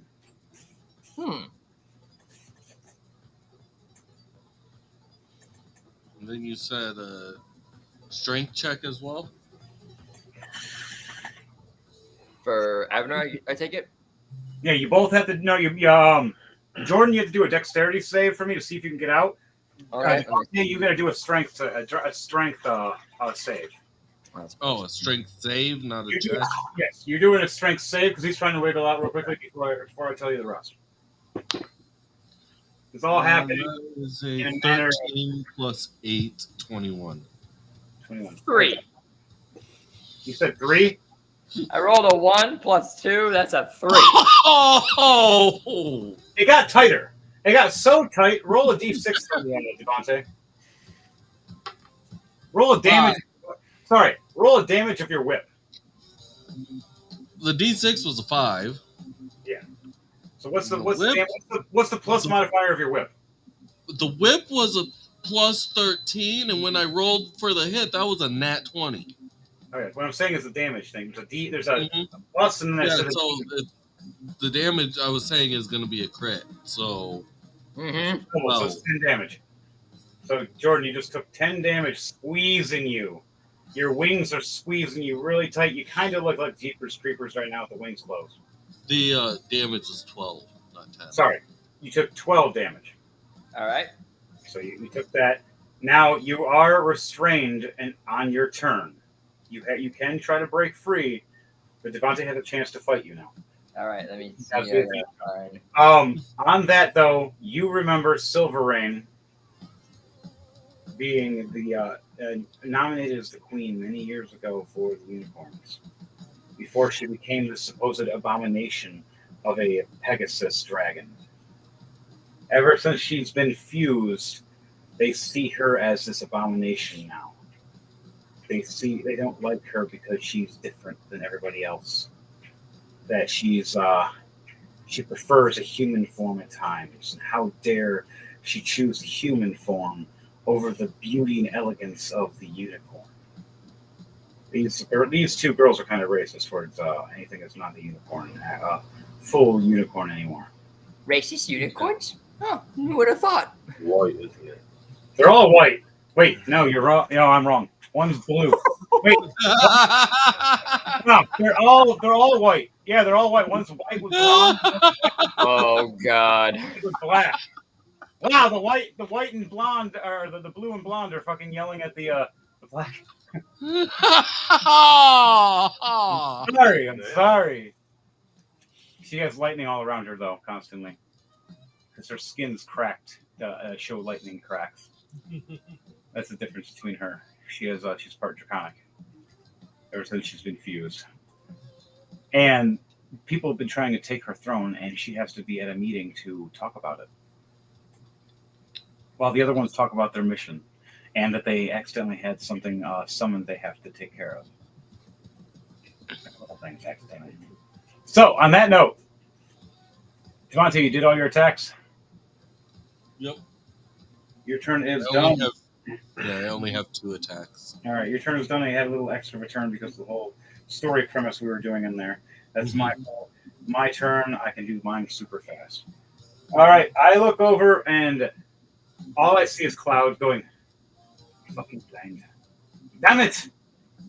And then she sees the unicorn as she gets closer. Come here, unicorn, uni. And she breathes fire at both of them to light the way. All right, that's 15 feet. Just letting you know. How many feet? 15 feet in a All right. cone. Perfect. I breathe fire directly at both of them. What is the roll for I have to do for this? What do I have to roll for damage for attack? Let me go ahead and take a look at that for you. All right, I have it in my notes because they don't have it in D&D Beyond, which is bullshit. You heard it, folks. Who do you pay for it? Dragon breath. Which is that tone. Never. Dex save. Nope. Dexterity save. I think it's under. Unicorn. They will get the light colored dice. Pull up the spell book. 8 and 4. Have it there. Well, it should be you need beyond if you actually Dragonborn. Yeah, if you have Dragonborn as your actual class, it should say this. But or if your abilities, he's giving what's it called? What are you giving? Dragon's Breath. Dragon's Breath. So All right, it's a bonus action, 15 feet in a cone, and it does. I'm looking her up. At second level, it does 3d6 of your choice of type of damage. On a failed save, you take half. So roll 3d6 plus the damage for me, please. All right. Twice. All right, that's good. That's good. 10. That's 15 for the first and the second. Okay, that's fine. 6, 7, 8. So 15 and 8. Because I rolled a nat 20 on one of them and a 17 on the other. Nice. And they are a plus my dexterity is a +4, so that is a 21, and the other one is a 24. So I hit both of them definitely. So how much damage? Yeah. How much damage was both of it? That was a 15 for the first one, and then the second one was a 8. All right, so 15 turns to 30 because it's double damage. The other one's an 8, so it's only 8 damage. But now I got to roll for saves to see if they're on necrotic fire. I think it was. Let's see. 7? No, that's not. No, yeah, 7 and a 17. So one succeeds. The one that barely took damage succeeds. The one that didn't know, she's on fucking fire. Jordan, roll a D6 for you. All right. 6 for me because she's on fucking fire. Yeah, it's a 6. She's on fire. And now I'm on fucking fire. I gotta put that in there also. Okay, I'm gonna get mine for this one. All right. So she catches on fire. So the blonde one right here, bad day, very bad day right now. She is cooking. So Jordan, tell me how you react to seeing this. Well, for one, I'm on the ground with a whip around my leg, so I'm pretty certain I didn't see. And I'm in a fog, so I'm definitely certain I didn't see that. But I'm quite certain if you use a necrotic breath, I'm quite certain I heard, like, haunting sounds, and it was like, oh, necrotic breath. Nice.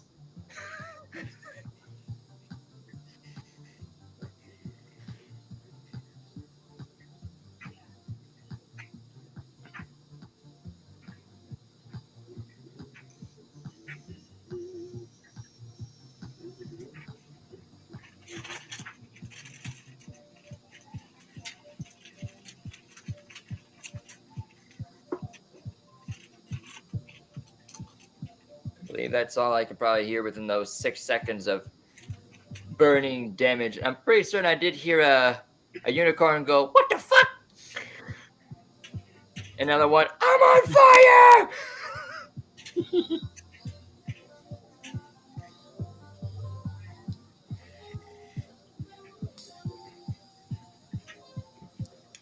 Sorry about that last bit. You good? Run, check on the baby. There's parenthood on the top of this. So, Fair enough. all right, so you did that. Yeah. And that's so hilarious. Okay, my turn is I did that, and that was my bonus action. Yep. And hitting both of them. After that is my attacks.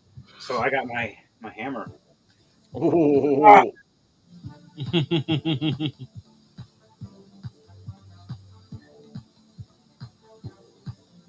She rolls a 27 to hit. Ooh, this is going to be mean. And it does how much damage? Unicorn no more. 7 damage plus 10, 17 damage. Nice. As you see the back of this unicorn on fire, his hip just cave in for a second. And just hit down. I'm going to turn you into glue. Magical glue. Yes. Magical glue, you're amazing. And her backswing, 29. Oh, nice. Now, how much damage is that? Tell me. 9 plus 10, 19 damage as you see the other hip snap out of place. Oh, Now can't hold the back legs. She's on fire and hurt real bad. And now she takes the thunder damage on top of that from my ring. That's D6. Where's my D6? A 6 damage and a 5 damage. 11 more damage. You just see the hair start singeing a little bit. damn. Because necrotic is burning her all the unicorn's flesh. Because the only thing they're weak to, I guess, is ghost and necrotic. I looked up how unicorns are weak to. They're weak to nothing except that. They're pretty resilient to all elements. No wonder people like unicorns. They're pretty OP. They're so magical. Literally! I was looking up their stuff. Like, gee, unicorns are tough. And they can ram you with their horn, too. Yep. So, back to that, anyways. My turn is done. Next, after that, is the unicorn. She really can't do much now. Her back legs are broken. She tries to turn around. It's sassy unicorn. Tries to. Nope, she fails first for her necrotic, so she's still on fire. She casts healing, giving herself 5 points. Counterspell. Do you want to do it? Oh, Stupid always that. She went to attack and rolled a nat 1. Damn. She went to back leg kick you with her back or damaged legs. You get a free attack on this because she's a nat 1, hurting herself, doing 16 damage to herself.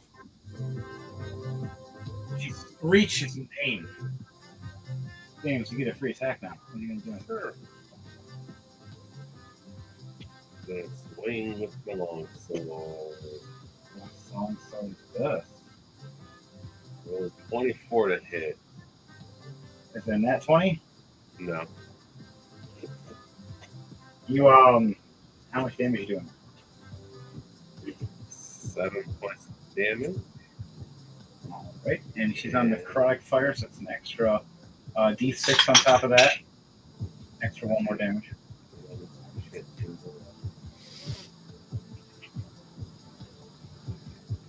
That's D8. So long as max HP. So it's another 4 points of damage. Oh. Very close. What is anything else? That's it. Look at it. Alright, roll 2d20 for me to see if this will offer or not. It's so close, you're literally, I'm not joking, 1 point. 19 and 9. 9 and 19. Alright, with that, she takes that last point of damage. How do you want to do this? So this unicorn is just nice. we just wrecked her a little bit right off the start. She wasn't expecting this. Well, you know, I'm in a fog and I really can't see. Moves come at your face, you ducked. Sure, and I'll just stab upward. You just gonna stab upward. Yeah. I was going to try something because. Oh no, you can try something out. The whole point was to stab first, and now you can do something. Because that's what's happening. She tried to do a back kick to you and failed. Now her whole back is exposed to you, like leaning this way, like a slant. Stab her up the butt. Damn, 1,000 years of pain. Oh. To a unicorn in the air. Now, do you want to pull up or down when you pull this thing out? Oh, gee. Nah, to the side. Oh, Hmm. this thing is now going to be glue period because that hip is gone. As he's like up, down, does the link swing. And just spins around, just ripping right out. Damn. As you just see this little spin from this little guy just light up. A bunch of the cloud just poof away for a split second. And then cloud back in. You pushed away a bunch of cloud smoke as you spun real quickly. And you hear a screech from the unicorn as it dies its last breath as its ass just got annihilated. As it was cooking alive from the necrotic damage, now melting at it. As it falls in front of you, you see the skin melting, James.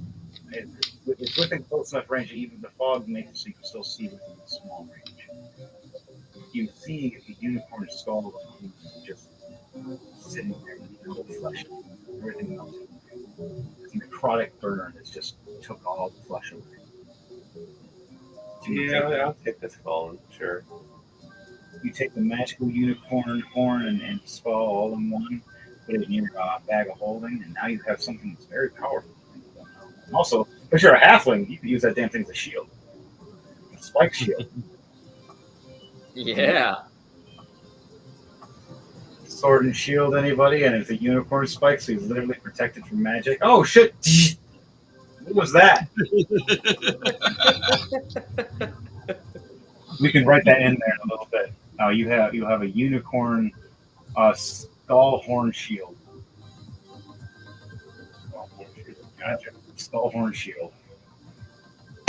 And it's a unicorn one. And because of the actual size of a unicorn's head, to a halfling, that would be the size of a shield for you. Yeah, pretty much. Yeah. Yep, and we'll give it immunity effects of magic spells towards it if he puts the shield up. And it gives you a +2 to your AC when you have your shield up. And then you also have a piercing attack when you shield bash with this. And then it's magical. It's a piercing attack. I'll cast it later. Yeah, check on that later and you'll learn more. We'll go over the actual details when it's time. It's going to be something cool because we can add and modify to it. But we'll get to a smith. Anybody got a locksmith? Anybody get that reference? Yeah. A man in tights. Tights. So, my turn is done. She is done. She died. That was funny as shit. So, Dunsky there, 20. Next is Jordan. For Abner or for Silver Ray? I am wrong. Wow, I'm looking at the wrong stats.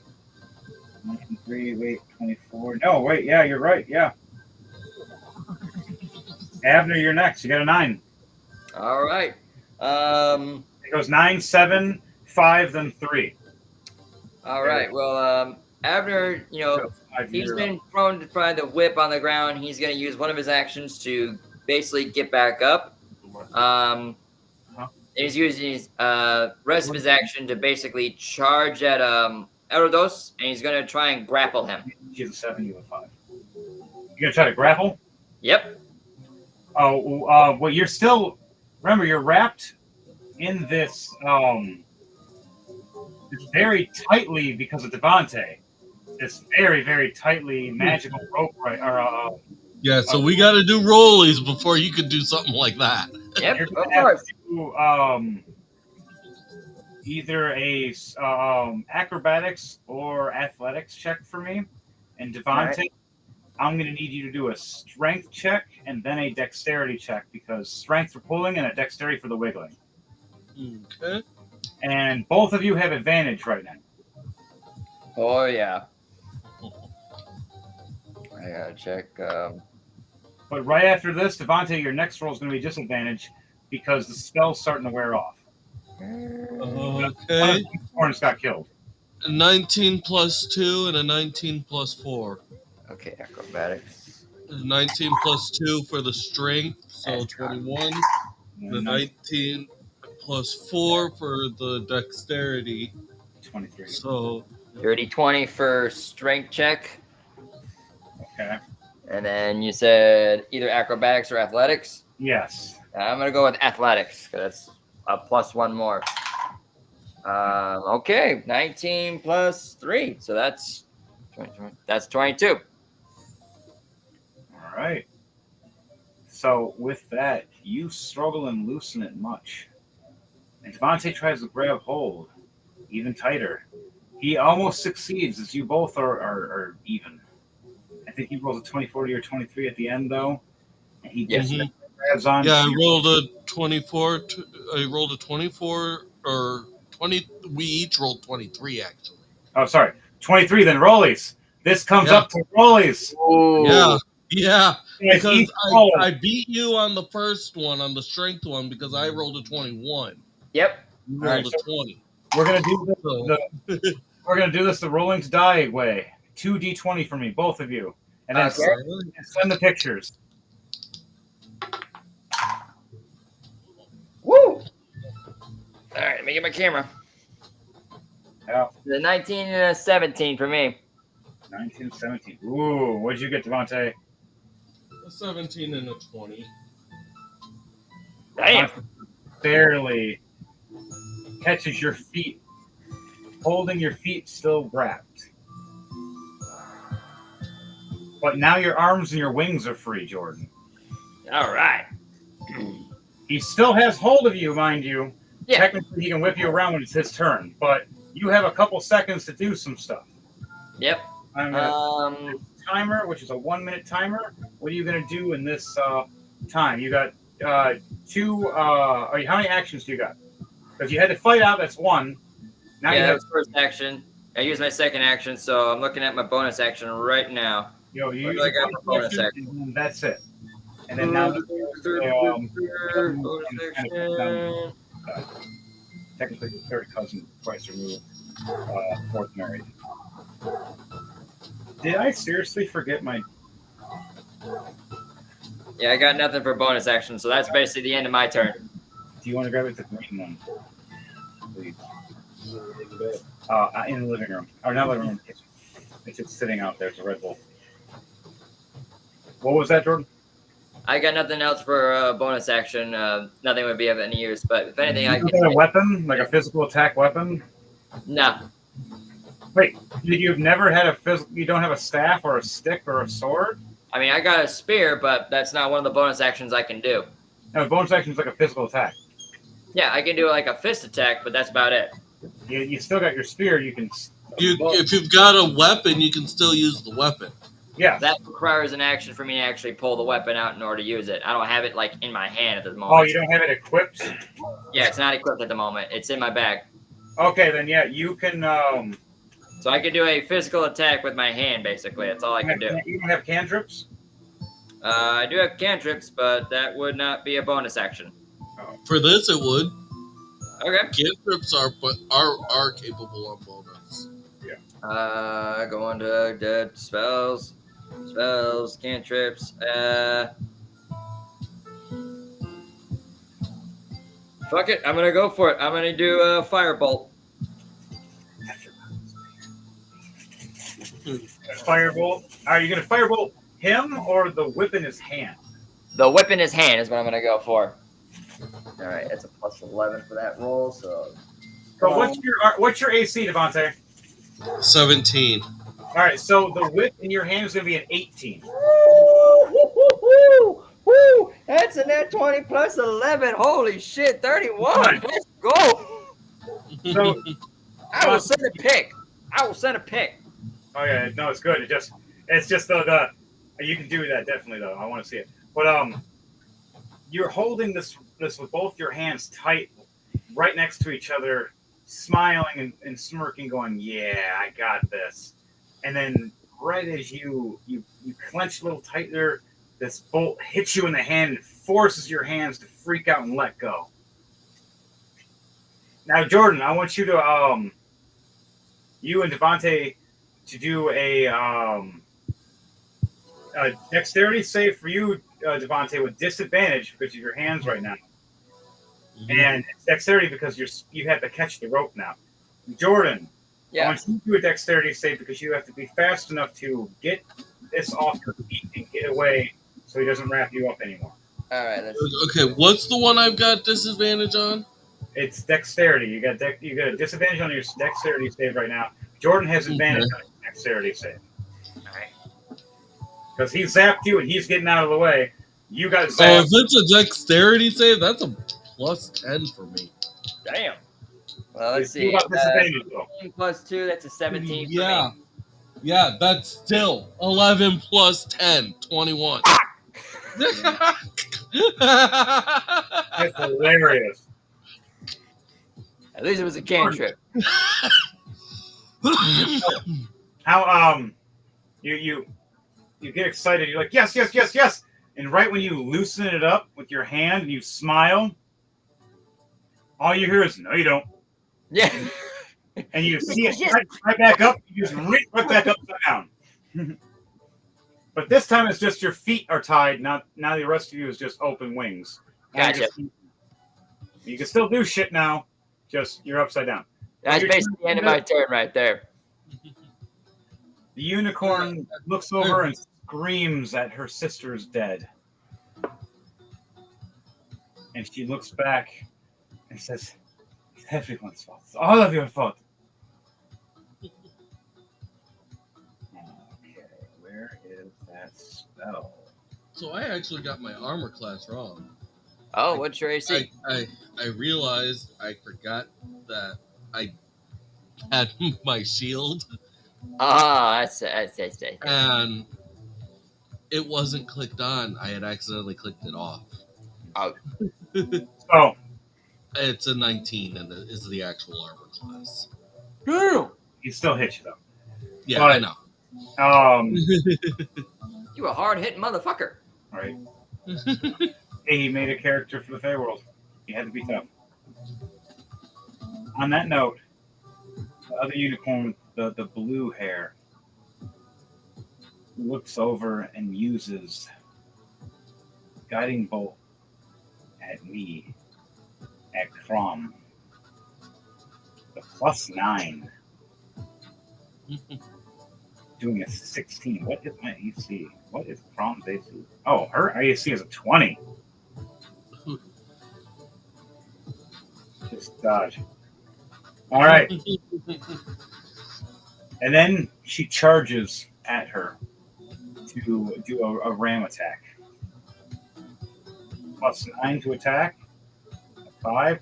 A 14. A miss again. As Crom goes, ole! And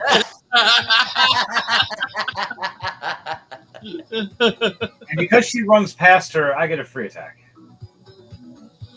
All right, let's go. Who else does she run past?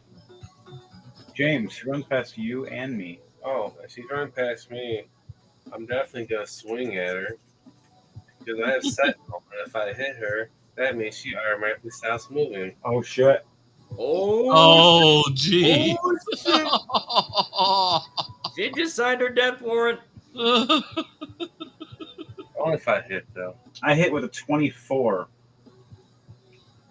for my my attack with my razor blade sword. Oh yeah, that is definitely hit. That's a definite hit. Plus 10, 24.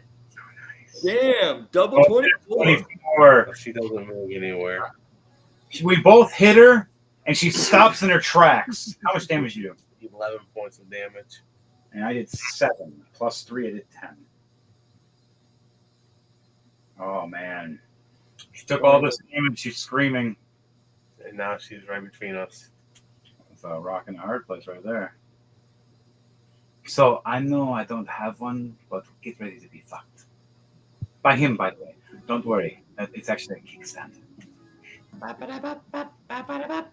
Okay, everybody gets quiet. No, Scale of 1 to 10, my friend, you're fucked. I love you too. Crom laughs and chuckles. All right, Reuven, it's your turn. Even then, I'm going to start hacking and I'm going to start slacking, right? 2 attacks. 2, 3, and 4. I can flash and homie. First one's only a 12. Miss. She raises up her hooves. I'm rolling low for these now. 14. The second one. Oh, Missed again. You got a bonus action. What's your bonus action? yeah, I think I'd do some bonus action.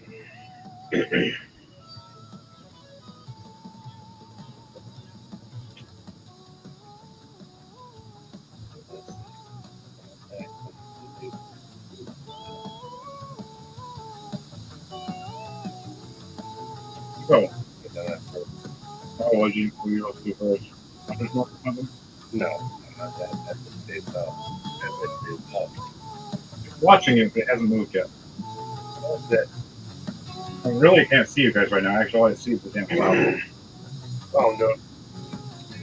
All right. So your turn's ended.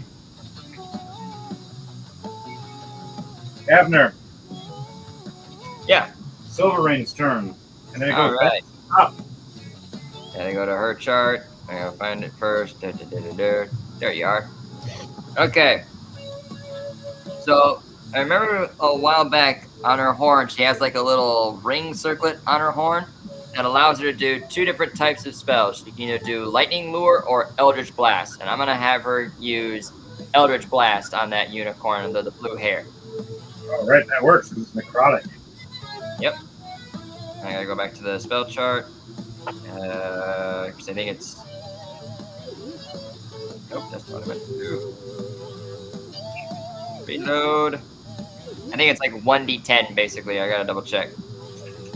It's only a first level spell. 120 feet. Yep.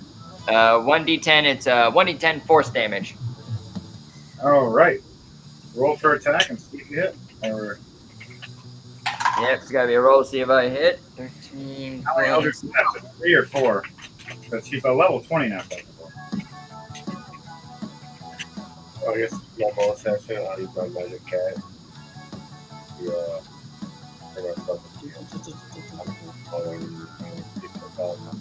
with 13 plus 5, so that's 18 to hit. Hear him with like, what the fuck? Nope.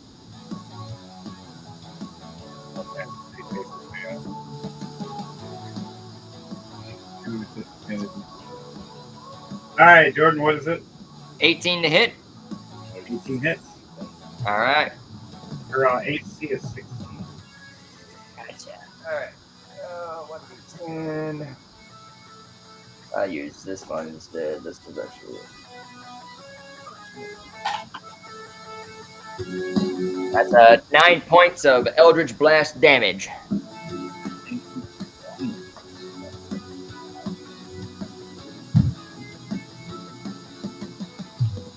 And what else can I ever do? 9 points. She looks real hurt. And remember, that does double damage, Jordan, because she was weak. So that's 18 points. That she's going to do a multi-attack as her second action with her hooves, basically. So she's going to run up and just raise her front hooves up and just whop, whop, whop. All right, roll 3 attacks for me. All right. The first is advantage for surprise because of the smoke. Yep. And then if you succeed with these attacks, you can do a downward attack with the horn. Gotcha. And you said advantage, right? Yes. All right. Nice. 17 plus, what was it? 17 plus 7. So 24 to hit. Definitely hits. It's, All right. And I got to check her attack roll. It's 2d6 plus 4. All right. Attack, that's 4 and 5. That's 9. Second attack. Okay, 6 and a 1. That's 7. Third and final hit. A 2 and a 1. So 3, 7, and 9. 9, 10, 11, 12, 13, 14, 15, 16, 17, 18, 19. So 19 points altogether for the hits. I don't even have the 4s. Wow. So 19, 1, 2, 3, 2, 3, 24, 25, 26, 27, 28, 29, 30, 30. So altogether, 31 points of damage. Not bad. All the necrotic too. Oh, How do you want to do this, my friend? Oh my God, Silverane, you are the chick of my life. All right. Boomerang got the She's So, gonna so Silverane, wait, am I freed now? I hope to God you are. you technically will be in a minute. I'll help with this. It's gonna be funny as shit. All right, so He's upside down right now, watching all this, and like in a shadow. He just sees a clouds and the shapes of unicorns in the shadows fighting with lightning and stuff and magic. And then all you see is these 3 to 9 purple blasts just shoot out of a horn from Silverane, hitting this other one, blasting and igniting it. And you see it glowing purple, burning and streaming. Now, what did you want? How do you want it to end with this? Because So the first attack with the Eldritch Blast, Silverane's gonna basically like raise her head up. Her horn's gonna glow this purple necrotic essence. She's gonna throw her head forward, and the bolt of Eldritch Blast is gonna shoot the unicorn in the head. Then she's gonna run up to it. She raises her hooves up, and she just gives out her battle cry and just whop, whop, whop on the head. And each hit, you just see the unicorn's head just gets smashed in and more, but the horn still stays. Oh. And the unicorn just collapses, and her glowing horn fades to a dull ivory horn. unicorn is no more. You want to take that that Fuck yeah, I am. I'll take that horn. you take the horn. As you grab the horn, the rest of the skull shatters and falls to pieces as you cracked and smashed it so much. I'm still wrapped up though, so I don't know if I can get the horn, but Silverine can get it. She's probably gonna just, use her mouth, grab a hold of it, and just break it right off the skull. Oh, there you go. She breaks it right off and chucks it to you, and you just randomly get hit in the head with the unicorn horn. Ah, son of a bitch! Well, actually, he could use his wings as a basket. Well, here's the thing. I'm gonna while this is happening and she dies, her magic that's controlling Devante whisks away. Devante, you start blinking your eyes, shaking your head, wondering why you're holding something really heavy, and you're like, oh, you feel exhausted. Your elven arms aren't used to doing this. You're strong, but you've never held a thing that's like 300 pounds before for like a minute. And you're like, oh. Hey, I only weigh 180. Fuck off. Yeah, that's they all say when you look at the picture. It's the scales. Okay, that's funny. But, you realize your friend is tied, or this guy that you're supposed to be guiding and helping is tied to a rope. What is your first thought? Is it, oh my shit? Or is it, well, if I have him tied up, there must be a reason? Or is it, my bad. It's okay. What have I done? Yeah, it's First like- off, you put me in a net. Then you lassoed me up. Kinky, by the way, but I don't swing that way. Third of all, the fuck was that for? We were just placing bets. Did I commit a crime or something? Halt! You have committed a crime. State your business. You hear, did you disperse the cloud now, Devante? Yeah. You hear clapping and laughing from both of the merchants, and you see them both wearing goggles. My God. I guess I lost money. That was funny. And you guys, what the living fuck? Well, wow, you dispersed that thing pretty quick. I respect that. Hey, Silverine, thanks for the horn, by the way. And I go to put it in my bag. All right, guys. You hear the purple, or sorry, not purple. The clapping. My word. I'm gonna ask for some of you in the future for jobs, but maybe somebody else. I don't know. I have crushes on you guys. I want to kill them. I mean, I have some assassins I need to talk to. But you guys, I adore. Please, if you ever come back, you get a discount on your potions.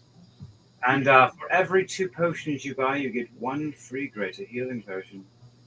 Ooh. By the way, he tosses each one of you a greater healing potion. It's like you each bought something today.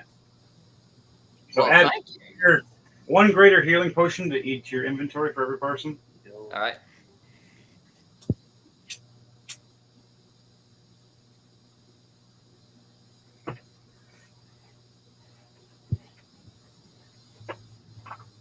All right. Add it to my backpack.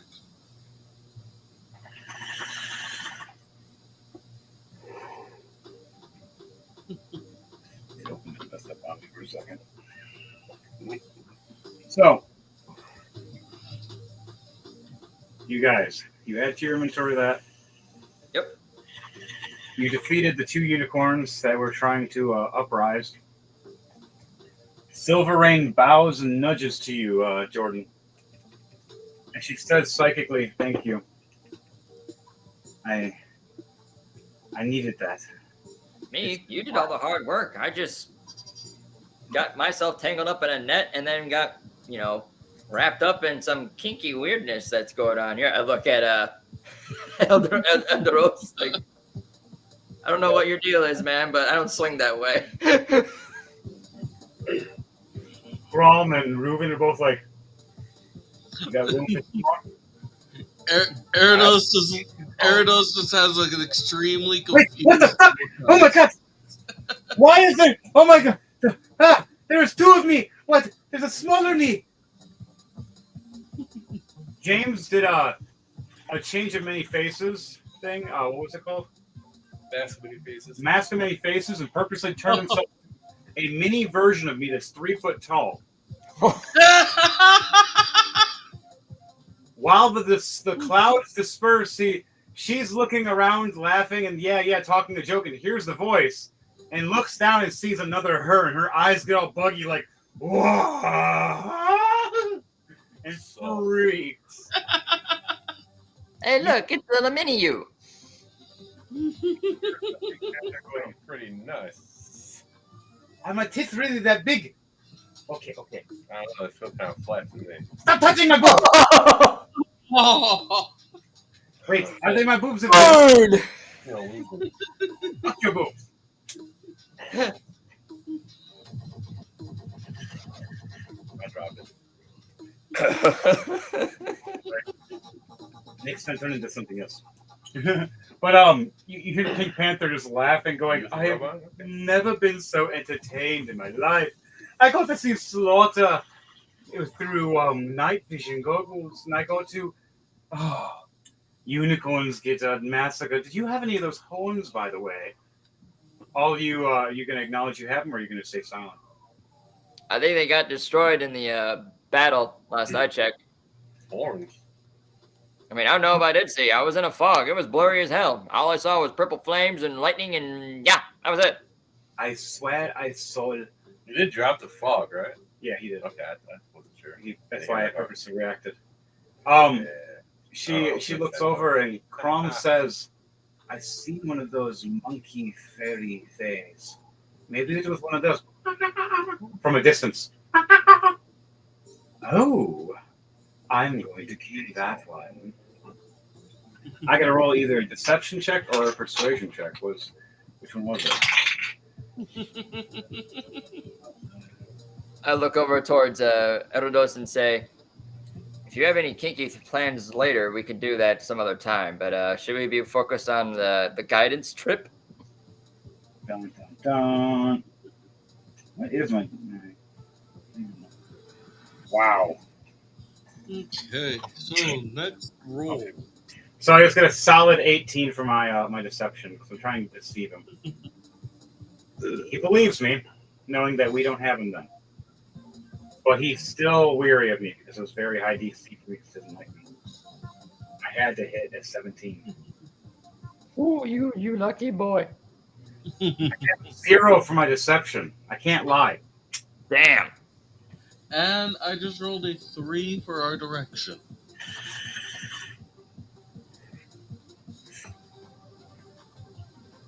Three. All right. Back forward we go. We start heading to this this bridge where they have a. He's like, "All right, stranger, you can cross this bridge, or you can go into this our land fixture that's darker lands of other creature kin. There's something mean in there right now. It's purple. It has one eye, one horn. It likes to eat people. All kinds of people. They say purple people, but I don't believe them." And Crom's sitting there sweating her ass off, being a purple tiefling. Did you say these purple people? Could you have it one more time? Repeat that for me, please. You said I don't want to be confused, but you said there's a creature running around eating people that are purple, and you hear from both of the merchants, and in unison, yes, there's true. You guys head forward now. You guys want to roll a perception check for me as you head forward towards the bridge or towards the Sure. I'll roll perception. dark lands? Okay, that's 15 for Abner. What else do you guys roll for perception I checks? got a 17 plus 8, 25. Nice. 19 plus 4. Okay, so 23. Ooh, I should have rolled this dice. I like this dice more. I got my 4 purple dice. I just roll. I can shift between all things. But, I've got specific ones I like too. oh, I rolled in that one for something. Damn it. All right, so Oh, that's what's going to happen. We start walking towards the bridge.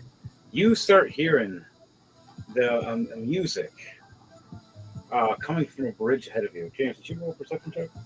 I don't know. Devontae, what was your perception check? 17 plus 8, 25. 25 and you had 11 for James. James, you don't see anything going on right now. You're just kind of like laughing so much that you were a mini me, and you scared the living hell out of me, and the merchants are just chuckling. And then you see this ladybug flying around me, and you just notice that, and you're paying attention to that. Like, huh. And then after that point, you hear, it's a one-eyed, one-horned, one-eyed, one-horned, purple people eater, oh. And I think it's coming for me. Can someone save me? I mean, fucking save me! He rolls in that one. So, I was hoping he would have enough time to introduce himself. The purple people eater just lunges at him. Ah! Right in front of you guys. Just knocks him on his ass in front of all of you and just starts ripping this guy apart. Screaming and blood spurting everywhere. You see this creature in this monstrosity you've never seen before. With one eye and one horn, this green eye, these big teeth, this mouth that just gets bigger as it opens up. And the teeth become rotated and it becomes many teeth like a shark. Oh shit. It's these weird arms protrude out of its skin. These big hands grapple the body and start ripping and eating as its 4 legs are pattering on the ground, all happy and excited, with this long, creepy tail that's poisonous looking, slithering around, stinging at the body every once in a while when it moves. This giant wings. And you just within a matter of seconds, in front of all of you, you see this guy get eaten, and there's just a loot right in front of you. Down! And you hear it go, ugh! And a skull shoots out of its mouth, hitting the floor. Jeez. Like 5 feet of you. That's a fast digestion. Holy fuck. 25 feet. You're at 25 feet. You're paying attention to that ladybug right now. You heard the screaming, though. Now you're starting to be alert. You can roll another perception check because it's been a little longer. It's been another turn. So, you see Crom going, oh fuck, oh fuck, oh fuck, oh fuck, oh fuck, oh fuck, oh please, I'm good today. 22. You see this thing now. Your eyes get all big. Oh. You've seen it just eating that guy like it was. Each chomp was like 1/3 of its body. So at 3-4 chomps, this thing is gone. And it spit out the bones in a matter of seconds.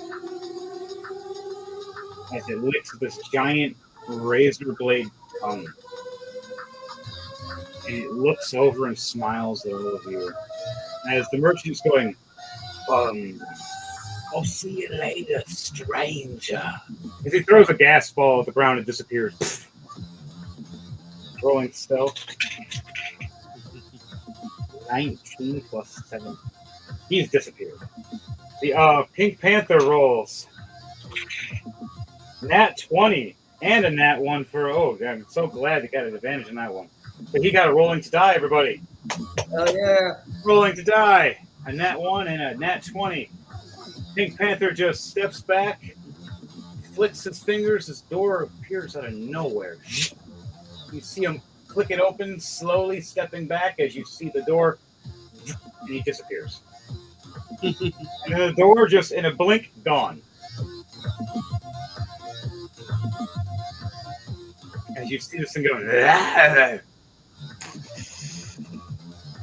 Mind you, right next to you guys, a big purple beast lands next to you, even bigger than the purple people eater. These giant tusks. As the purple people eater is looking left, looking right, looking left, looking right, looking left, looking right, more and more and more. Sees a purple person as Crom, and looks to see the giant purple creature. Oh, oh, oh, oh. And it's just salivating and drooling, all excited right now. If there's something you guys want to do, I'm going to give you guys 2 minutes. Figure something out. What do you guys do? You're going to figure something out. You see the giant creature land in front of you, rip this guy apart, and another giant creature just appears trying to fight, realizing there's a purple people eater there and it doesn't understand it. It might get eaten. Purple too. I'm going to. I know I just pay for this stuff, but fuck it. I'm gonna try and see how this is gonna go. So the edible shrooms that I've gotten with me, I'm gonna throw them at the one-horned, one-eyed flying purple people eater. See if it's gonna eat it. All 3 of them, or just one of them? One. You got 3 bags. Which color do you want? You got orange, you got red, and you got the mix of orange and red. Let's go with the red. I do the same thing. I take out my S1 box. So I create some shrooms also, and lots of more shrooms. Stronger shrooms you can think of. Yeah. All right, so you guys both roll dexterity dexterity checks with advantage. Chucking his mouth is huge. His mouth is open in there 15 to 20. While they're doing this, I also want it to make a Constitution save. 18 plus 2, a dirty 20 for me. Wow, a 3 and a 1. Well,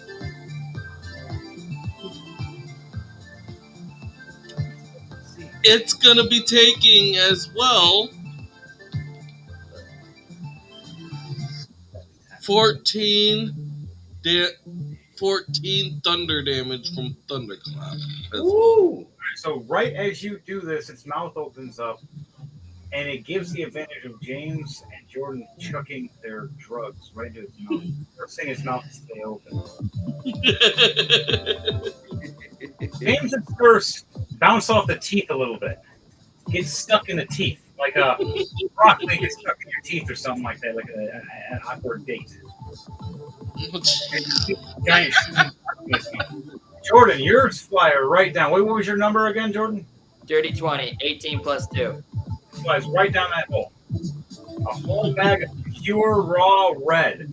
The strongest, meanest red mushroom you can get in all of Feyland. James throws the red mushrooms as well, but his are the pure red mushroom. He threw actual red mushrooms like Mario.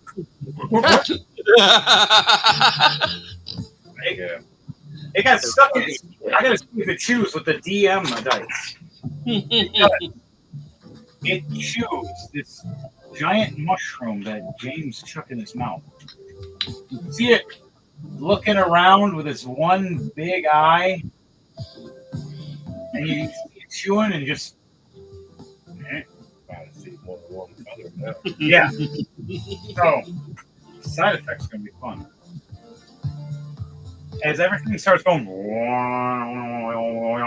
back and forth to a waving, and it just goes, and different colors.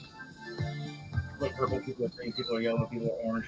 You see the big purple creature though still staying kind of purple and fluorescent and purple and fluorescent and purple. And it looks over because you guys successfully threw him in there. James threw it and got it to make it at least in the mouth, and you got to chew it, which gave it some raw mushroom. So you got that fresh juice mixed with Jordan's pure dust straight up in the throat. Breathing it in and eating it, it's get right in that bloodstream. Devontae, what were you going to do in this process? I was the one that did the Oh, thunder. sorry. Wow, I'm the Aarakocra. Fires 2 arrows. 24 and a 22. Hits both. Nice. Doing 18 damage altogether. And then, Tomb Crawl. She's going to do Guiding Bolt. 17 plus 9. And then, damage to it. And then her next attack is a nat 20 with her hammer. Yeah. Mouth closed. Those, you son of a swaddle! Trying to slam and close the mouth shut. Please don't eat me. The nat 20 that I hit. But my backswing was a miss. Oh yeah, I got a 2. I do this awkward swing after I slam the mouth closed, trying to swing and hit the eye, and I off balance myself, spinning around derpy as shit, and fall forward. My skirt flies up a little bit. Everybody gets a little bit of purple ass flash. Maybe you want to see a Crom's kitty? Shit. You son of a! All right. Purple People Eater's turn. It swallows the rest of the mushroom. As its tongue just starts drooling uncontrollably. As it starts dragging on the floor, you start seeing sparking against the ground, against the concrete. And there's sparks and stones that are there. And he looks over at this big giant purple creature, and it's just all you hear in all of your heads. Meat. Purple meat. Anybody want to roll a history check or arcana check on this purple? I'll roll a history. I'll roll for Arcana. Roll of advantage for me, everybody, if you're doing it, because you guys had a couple minutes to do this thing right now. There we go. History or You choose. 5 at the History or arcana because it's a mixable. 17 plus 2 17, 18, 19, 20, 8 is 19. 19 would be good. Oh, that's 12. 16 plus 7, that is a. You're level I 20. just said it. 17, 18, 19, 20, 21, 22, 23. So 23 in Arcana check. Damn. They're smarter than this. So you don't know much, James, but Jordan and was part of the story for this character. Throw people there. What the fuck is this? Trying to eat everything. All right, fuck this thing. I'm gonna throw mushroom. 19 get me anything? Yes, you, Jordan, and Devontae, though, you both see and understand Purple People Eater. Its eye may be green, but its vision, for anybody that's understood or possessed or did a vision of Purple People Eater's eyes, everything in its lens is damn near purple. And if you actually are purple, you pretty much are kind of like a predator infrared target. Oh. So it can see through walls if it sees that you're purple. But if you're not, occasionally you'll see as a filter of purple. But for certain people with different color skins, it can't. Such as green. If you're a green skinned person, it doesn't see you as a threat. It sees you as a poison, so it doesn't want to eat you. And if you're a yellow skin, but if you're dark or you're red or blue or purple, you're gonna have a very bad day. Or if you're just a normal plain skin color. Oh. Oh boy. Well, Jordan, you're red. Oh wait, shit. Yeah, I've noticed. It notices me. Yeah, you look purple to it. James, you're wearing green. My character is also wearing green. Yes, you did mention that in the early. You're wearing green. You know these things exist in this area. So you wore green purposely to try to avoid them for years because they show up and they just wreak havoc and they're just really hard to kill. They even put Colossus down because they defy logic, defy everything. They just eat. They can be killed, but it's rare. But you got to trick them, which you guys just did. On that note, though, you guys do know that what you just did to it will help substantially because the one thing it doesn't eat is mushrooms. These things are terrified of eating mushrooms. And any kind of high substance to them makes them freak out. So it starts creating these green and orange boils all over its body. And of course, it's swallowing all these mushrooms that are activating. As now its brain is freaking out, it's seeing so many colors. It's seeing sounds right now. It's hearing killers. It's seeing floating fish that weren't there that are there now. He looks at plants, and all the plants around it is singing the song, and he's just like, this thing is freaking balls right now in front of all of you. I was not expecting this from you guys. I love this. The goddamn thing. I was like, here's the tough thing. It's really going to be hard. Can you figure it out? Drug it. Okay. Now what do I do? Well, now I got to play tripping balls. Let's go. That's going to do it. Right? It starts turning and lunging at this big giant creature. As you see it trying to turn and squeal like a pig for a second, running, freaking, realizing it's lunch.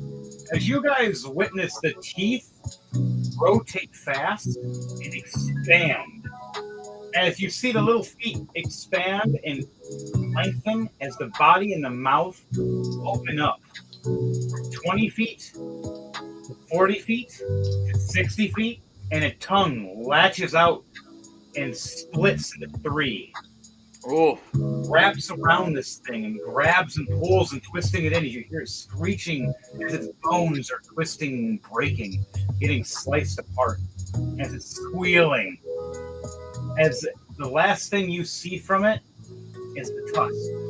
And you see the mouth close over like a snake and then drill and eat.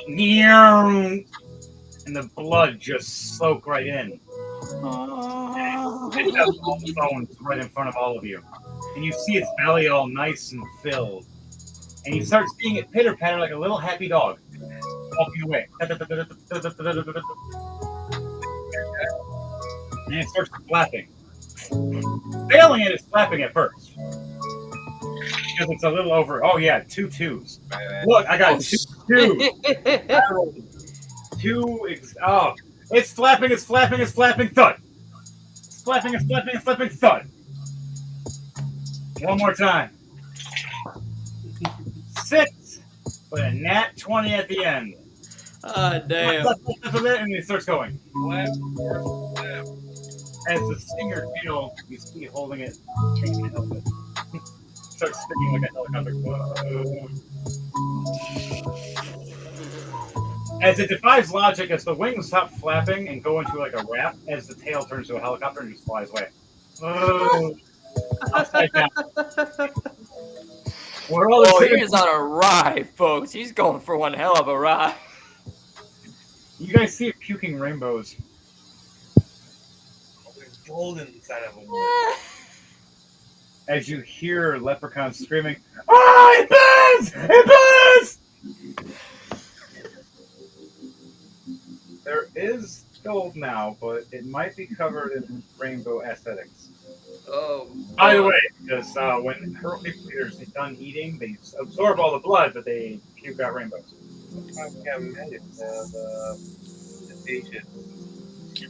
On one end of the rainbow, you always find the try to find gold. On the other end, because it's puking again. Blah! I thought that was unicorns. No, that's after they got eaten by the people here. Then they puked. You notice they had it too long. So, back to the crazy story. Oh, rolling to die, everybody. You guys are halfway there, which is hilarious. Be sure to like, share, comment, and subscribe, folks. And remember, the music you are listening to is brought to you by, created by, and all done, produced, and made all by him himself, the Magic Man, DJ Thunderbase. Woo-hoo! Remember to like, share, and subscribe, not just for us, but also for him. Check out his music on Spotify. Check it out on SoundCloud. Check it out on whatever else he posts on. I believe he literally posts on everything. Like, give him a like. He has some good music. If you like any kind of genre, he damn near has it. He plays it. If you like Christmas music, he even has a Christmas album, and it's jamming. It's a new spin on Christmas music, makes it even nicer. I don't always have to listen to the same songs over again that I've heard a million times. There's finally another Christmas album that I can put to the list that I can hear.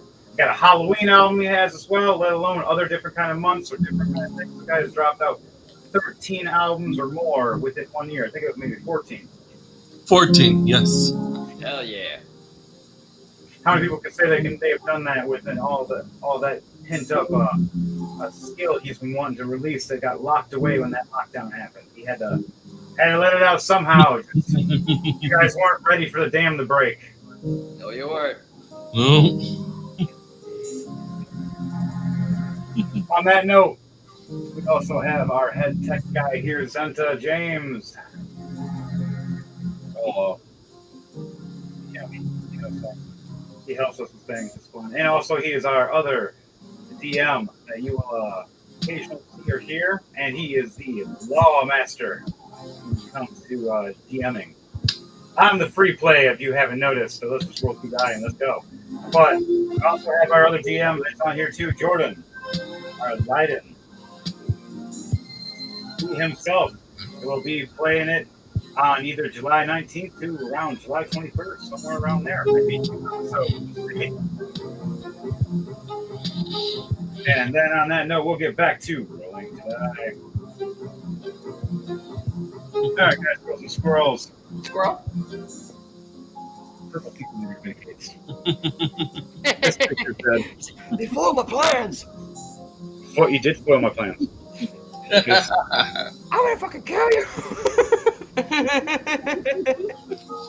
It's hilarious. I don't even know how you guys do this. I'm so glad I cut that dirty 20. Otherwise, I'm like, well, there's no fucking way. I'm so fucked. So fucked that hey, I'm okay. You guys make it over the bridge safe and sound after, because everything kind of ran away after the people who showed up. They got scared. Some of these creatures are down a different direction now because they've seen that thing and they said, today was not the day to die. Still went inside. Even the big. Going to die. Oh no, we gotta get away. And our direction is 1. You're heading back straight now, right towards where you need to go. How many feet you got? 30. You get to 30, you get to the bouncer. You get to the 2 guards. Ooh, look at those mushrooms. Leiden, you hear in the back of your head. Might want to remove the AoE because that's no longer effective. Thank you, my kind sir. We're having our Eric Cockroach flying around. He's just going to be enjoying himself because he bought a bag of those mushrooms too. He took the half and half. And he is flying. Herpes are watching him do the craziest flips right now.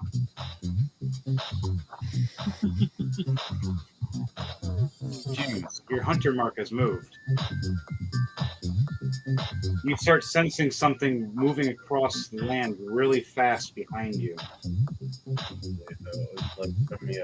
Dead ass behind me? Or... He's staying 50 feet away right now, watching across the bridge. As he's looking and investigating the area. He's investigating where the purple people leader, because even he didn't want to deal with it because he knows he's powerful, but if it eats him, into it.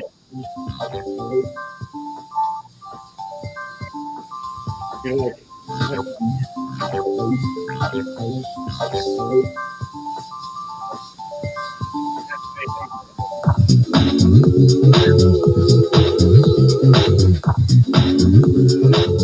good baby one.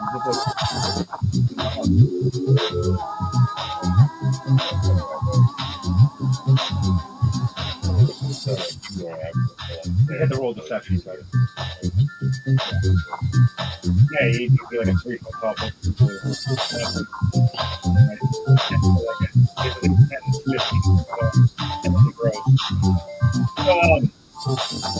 Back onto where we are. We have two guardians standing here. One is a giant elephant-looking man.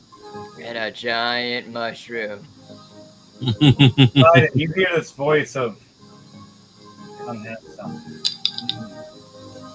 Have something." I go over to it. Jordan starts just drooling with his Abner, walking, stumbling a little bit, enjoying, just sniffing the mushrooms as they're pulling towards him. Oh, the aroma smells so wonderful. All right. While he's walking over there, James, what are you doing? You notice the thing has moved right behind you.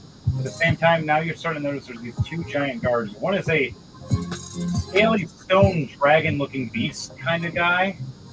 And he would make Abner want to cry if he realized he was working on a dragon. He's a dragon beater. But Jordan literally just walked away, and now he doesn't even know he exists there. He's like, "Oh, I don't get to eat things."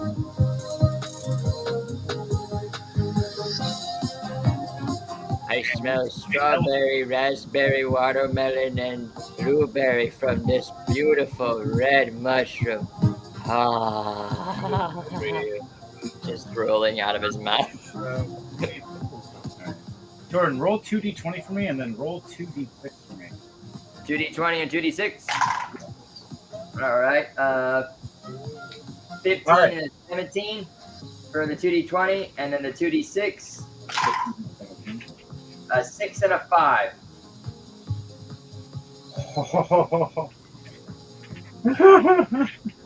Oh no! Oh no! When the DM's already laughing.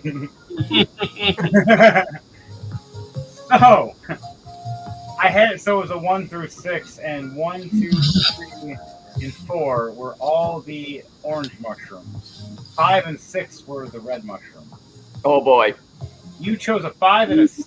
You chose 2 big chunks of the red mushroom, high mega dose. Oh no! Oh, You rolled successful chews on both those, chewing and swallowing 2 of the strongest, most potent mushroom of the land that gives you not only the tripping balls that you thought you saw with the purple people eater, but amplified.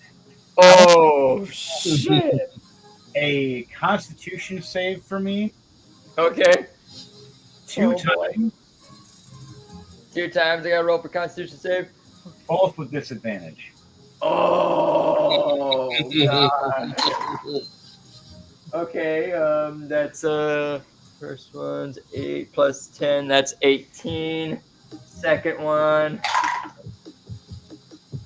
that's a 14, so 18 and a 14 for a roll. One's a success, one's a failure. Oh no! First, you take it, you're fighting it, you're like, yeah, I can. Wow, this is some strong shit. This is holy. And then you fail at the last, and you go, oh, righty then. As you start slumping to the back of the stem of this giant mushroom, sliding your butt down, hitting the ground, you start seeing all the strange colors, sounds, and weird things. You look at the queen. Oh, you guys! This is some good stuff! Silver Ray, why do you have 5 heads, you beautiful beast you are? Come here. I want it. Come here. Damn, how did you know? No, really. I call forth Cyrax at this point because I was like, I need someone to carry me, so I call forth Cyrax. This copper dragon appears. Is there anything I can do? Master! What the fuck? You gotta try this, man. This shit's good. Woo. Why are you purple now? And wait, I'm purple? It's You're not- now pink. Can I have the Now snack? you sound like a girl. What is this shit? He starts eating the food out of your hand. Oh no. Oh no. By the time you're done talking to him, he eats the whole chunk of mushroom, which is probably say 900 milligrams plus. Oh no. Does a 23 hit? What's your 23 for? I'm taking a dagger and trying to take a scale for research. Jordan? Slyrak. Oh, sorry. Because all of a sudden a dragon just appears in front of Erados, who's studying dragons. A dragon he hasn't seen yet. A copper dragon. Technically, it's a bronze dragon, but it is what it is. Sorry, I got mixed wrong. Sorry, a bronze dragon. You're good.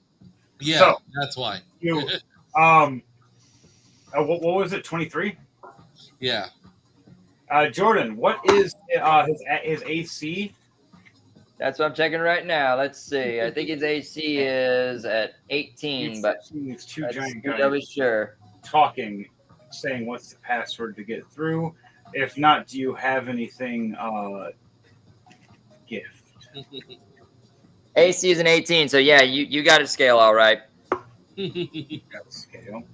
Or do you want to talk to them, gain favors? You should roll perception checks and start talking about something as we're all waiting there for a minute. As they're talking with Devontae's character. All right, so Devontae, you successfully get the scale. 12. Damn, keep rolling 12. Roll a real d20. Roll your new d20. Where's your cool eye?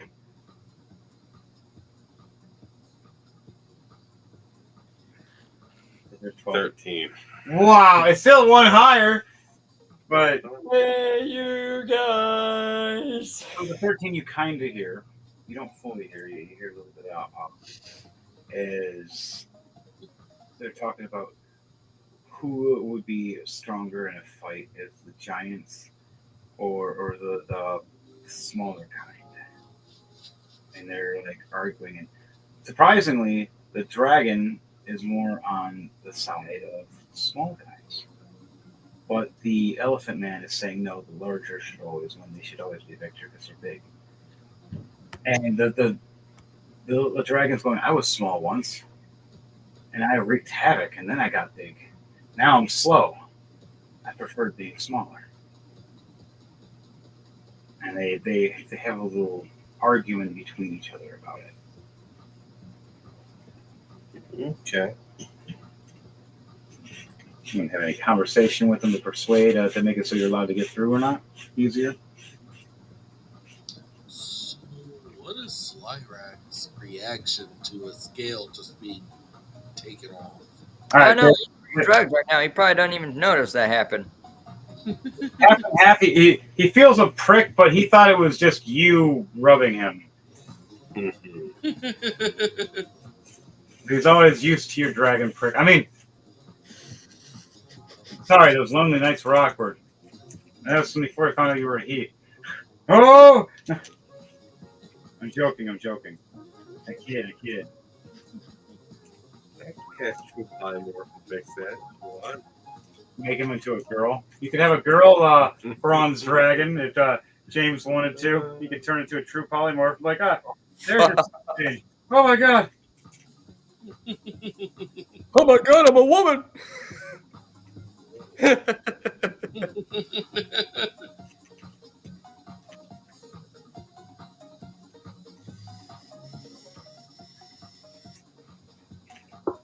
So,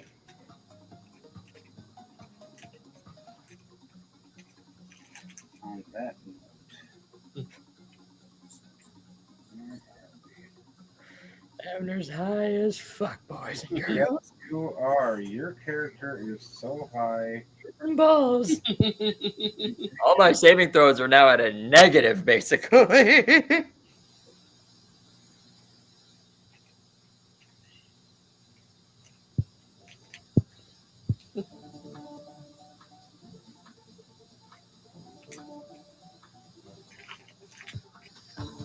Oh yeah, you you're tripping balls. I mean, you're so tripping balls right now. You're seeing like everything like changing and flashing in the weirdest ways. Yeah, you remember Tenacious D? Yeah. You remember that tripping ball scene? For some reason, Oh, Sassafras. Sassafras. You're talking about Sassafras. Sasquatch. You're a baby Sasquatch. Along with your big bronze dragon, and now you look at it, now a Sasquatch too. Oh. And you guys are tripping balls. While this is happening, Crom is noticing. I'm gonna roll perception check. I knew you were real. No, she doesn't see down. No, she doesn't either. Crom is just invested in this argument of big guy, little guy fight. After that argument, she is done. What are you guys doing? Devontae, do you wanna you got your piece? You're back over now to the two guards. And you said, wait a minute. Yep. The guards look over. Who you bring? Yeah. Who's that? No, really. Are they all? These are the Doom Crawlers. Doom crawlers. These are the guests of the Queen. Off in the distance, you see Avner dancing on the little field in front of the mushrooms with his dragon, both tripping balls, doing ring around the rosy.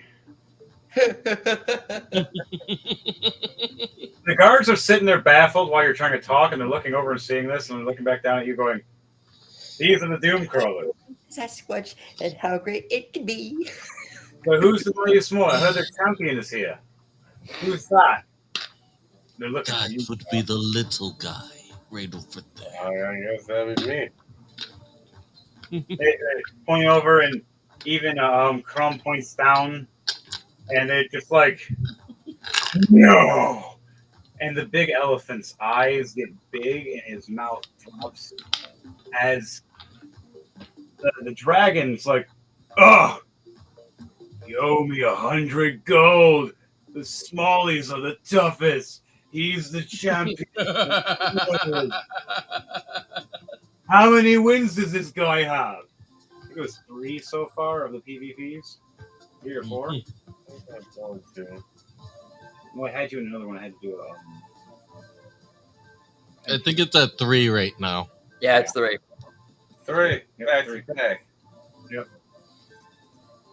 Yeah, so 3. Yep, you just straight up 3 wins. Everybody just like dropping their jaw. Because it was me you beat the first time, then it was Avner, and then at the end it was Devontae this one. Actually, he beat me twice at the end. Yeah. Oh, yeah, well, Avner was in there with it. Avner he had the most kills, but James had the survival. He survived at the end. Yep. He even survived death. When everybody said die, he was the only one that had over 100 health. Lucky bastard. Everybody died but him. Which is why I put the dead to sleep this time. Yeah, you see him, you're like, no, go to sleep. But actually, the only reason we allowed that is in the story is that he accepted the tournament Yep. and he was in another dimension, so he had to go by another dimension's tournament rules. The only reason I was allowing it like that because I was making something up with it. I had to DM plot because in all reality, he's undead. He would have never done it. He can never actually go to sleep. He would be awake forever. He's undead. But we have it in a magical little shrink world. Yep. Things are different there. Well, back to rolling to die. You have these 2 guys. You have them shocked. The elephant goes and looks at you, James, and goes, "I think I could take you. You're so tough. I got more muscle." We give no quarter. Is that a coin? Or is that a Biscuit. Summoning. I like biscuits. Wish I did. I do. So, right when he says that, I just walk up to the guy. I just snap my finger. And I summon this giant toad creature above him. Kind of looks like this. Nice. Guy just lands right on top of him. oh yeah, he rolled in that one. You landed right on that roll in that 20. You land right on top of him. There. Doing 88 damage, fall slam damage, right on top like a missile. Oh.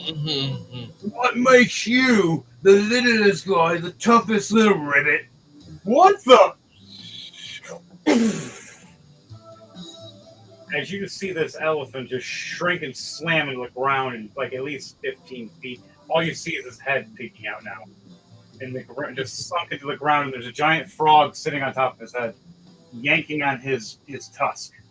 Undisputed as of. Not yet, but he's almost. The dragon looks over going, we were meaning to fire him if you want to get the team. And it smiles at you going, Yeah, rip his tusk out too while you're doing it. ribbit. No!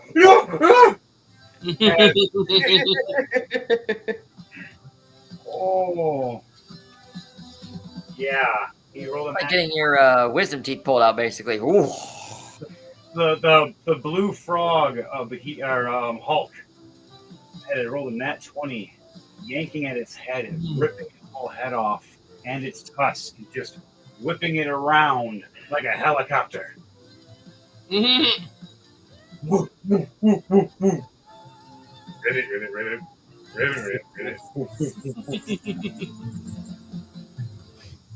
You can take that back with you, and I just summon him away. And he poofs and disappears with the elephant head to bring back as a reward to his brethren. In the shadows. As you see, Gotta work back, right? you see the stone dragon creature looking at you with his eyes all big going, you just bring him out at will. And then you see, Devontae, your character is going to be surprised as hell just of not knowing he could do that. You thought it was just a couple frogs. You didn't know he could summon Hulk frogs and much more. Champion frogs, behemoth frogs, everything. He could destroy whatever he wants. He doesn't. Well, actually, my character would be able to understand that due to the fact that he has the ability to conjure animals.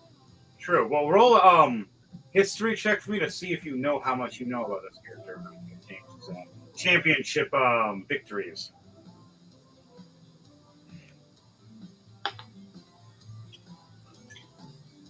17 plus 2, 19. So you know of his abilities and chances and skills, but you don't know where it comes from. How he, and you know that he is very good with weapons. He doesn't need them. He only uses them when he has to. Or just for entertainment, because sometimes they just want to come out and play, and he's just like, all right, fine. Here, have fun. That village just gets slaughtered? No. What? No! Abner does a minor illusion, and he has 2 little fireballs on the tip of his finger, about the size of a baseball, basically, just on his fingers, and just like, oh, that's neat. Oh. Jordan is tripping balls, seeing different colors in his hand. He is seeing strobe lights right now. All right, you guys, you succeed. They let you through now. As you head forward, Crom is going to say, I'm going to go check on Abner. He is having a blast, I think. I don't know if it's going to be good or bad. She walks forward towards the mushrooms. The giant 50 to 80 foot tall mushrooms. That that Abner here has taken a big chunk out, by the way, now, of a giant blood. At least a foot in diameter has been chunked out in one spot. Oh, they're both on my one finger now. Oh, that's so cool. Damn. You guys walk up to the queen sitting around a table. As the unicorn looks over at you, and she shakes her head and smirks, as she transforms into a beautiful silver-haired and black-haired woman, a mix of, and walking with these deer-esque robes, totally showing her full Monty. And of course, Abner is tripping balls while this happens. Missing all of it. Missing all of it. What she looks like as a human, nothing. He was going to be like, so what do you, oh, I was there for like an hour and you didn't know? Then you set everything on fire. What? Fuck you. This isn't right now. Back onto it. They're sitting at the round table now. You see all these women smiling and smirking and talking. What do you have on your end? What about yours? My section's clean. The other section has mimics everywhere.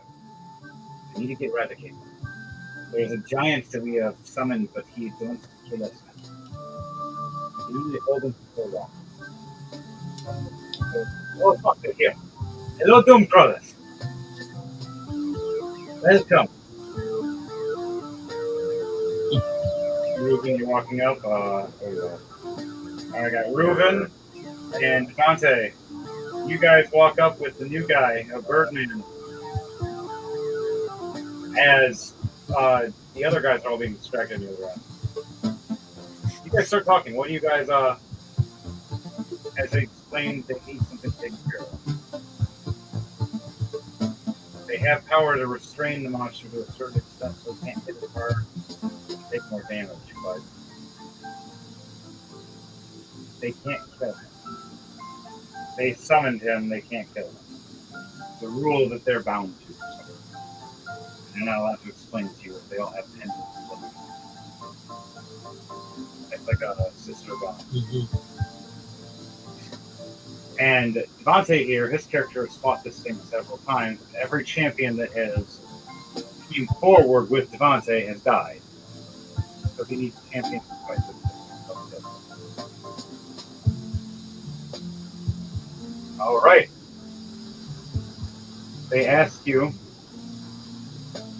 will you help us, champion of the known world, where magic is free? Free world is so nice. Their fair world is time is wonky. She looks at you funny. We need help. Could you accept if we give you a high bounty? Roll a insight check with advantage. Because barely anybody asks for insight checks. Well, I'm tripping balls, so I can't really be of any assistance. No, I love your character right now, what you're doing. You and me are having a thing we talked about earlier.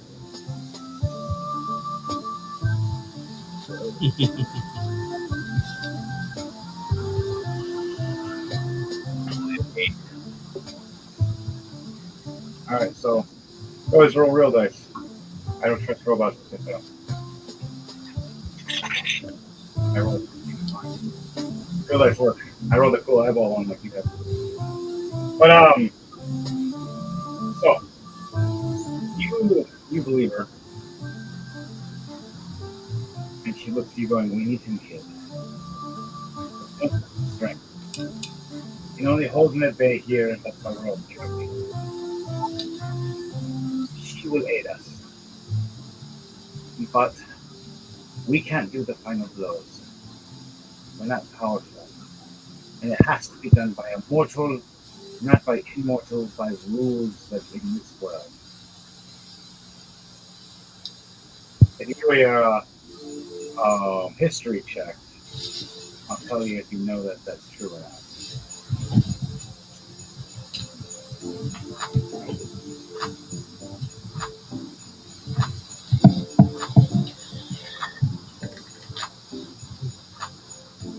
22.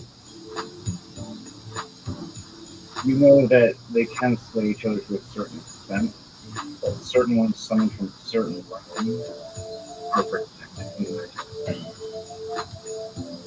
So she's kind of telling the truth. Like, she's saying the truth of yes, you are one of the people who can kill it besides the heavy field.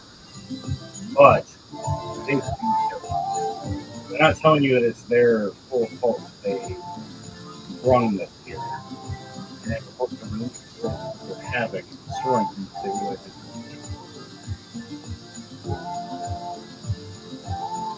So you see the back to the bear, see the bear was crying. Trying to break. And now, wait,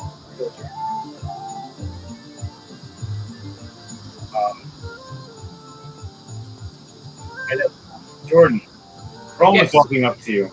Oh, Okay. you're dancing with your dragon. Well, not dancing anymore. You're sitting there leaning, legs, balls, feet, crazy. Woo! And while you're doing this, you're just rolling your eyes.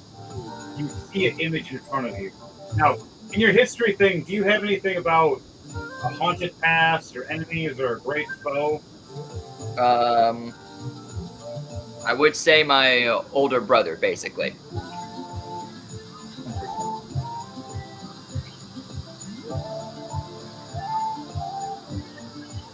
What? My older brother. He's Yeah. he's like an actual dragonborn, but red. Okay. I have him as well. Nice.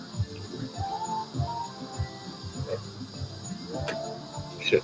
Killed that guy. So right behind you, you start feeling this chill. And no one else but you, because you rolled high enough. You hear a light clap. And you look over your shoulder and you see this small little bay fairy dragon. And it just flapping. And it just looks over and goes, "Oh, relax, sister. I thought they were food." And over at you going, "You smell like me. I don't want to eat you."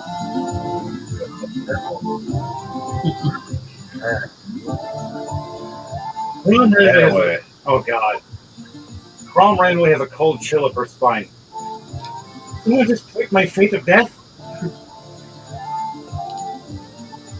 And looks over going, "I'm semi-immortal, but not full. I can help her." And she claps. Now, she wants to be friends, but she wants to know if she can trust her. What's her name? Gotcha. This is for James. And for Devante. I want you to roll animal handling because you're standing by this fey dragon.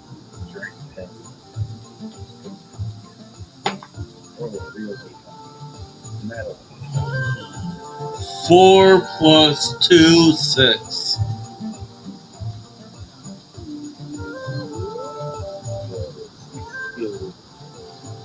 Plus what? 16. You have a 0 to your animal handling? Yep.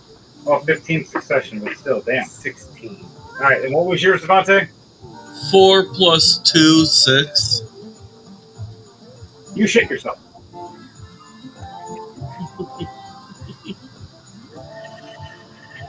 You see this fairy dragon.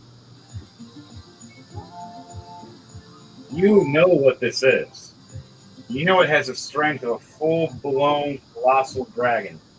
Meaner than the rest, tougher than some others, super intelligent,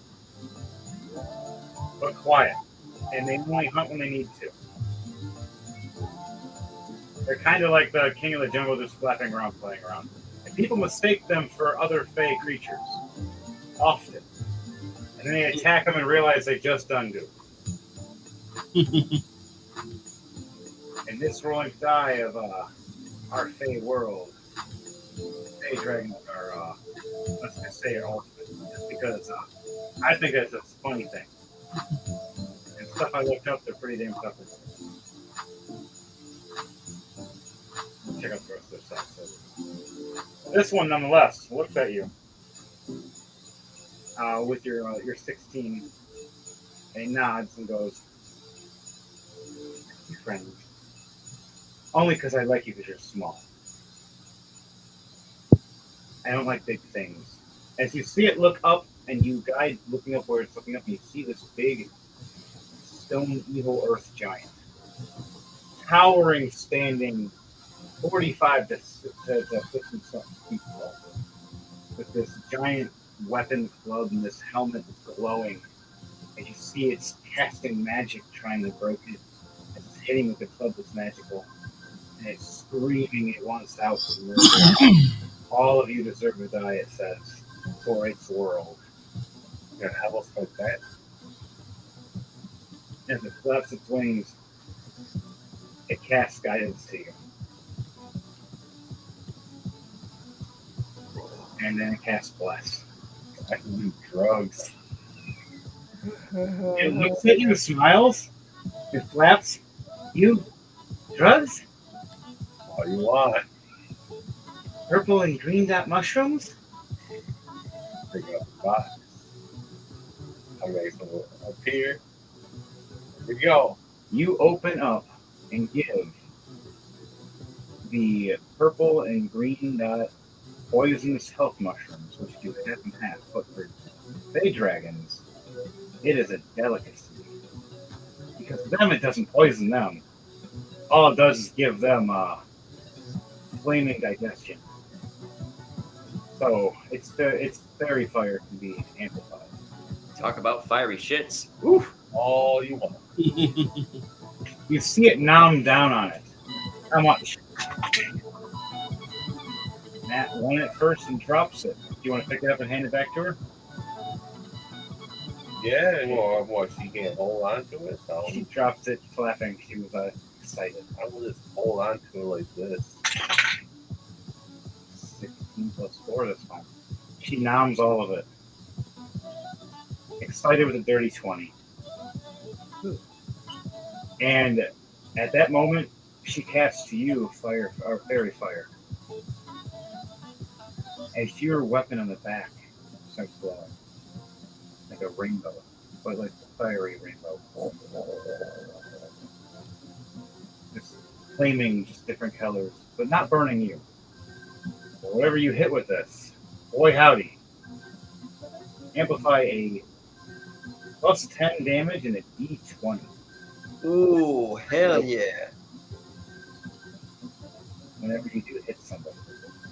This is Hit someone is the automatic plus 10 and a d20? Yes. Okay. and whatever your normal tackle is with physical damage. Fairy fire damage on top of the fairy fire damage is what's going to burn. That's the 10 plus the d20. That's what I'm throwing. I'm making it a Rolling Die exclusive amplification for your sword. Give me a boost because you're fighting something that's literally a David and Goliath scenario. Why'd you not use the fucking sword at all? Watch him walk away with his glowing sword that just, I never used it, it just stays there. Man, I got a sword that has one time use, right?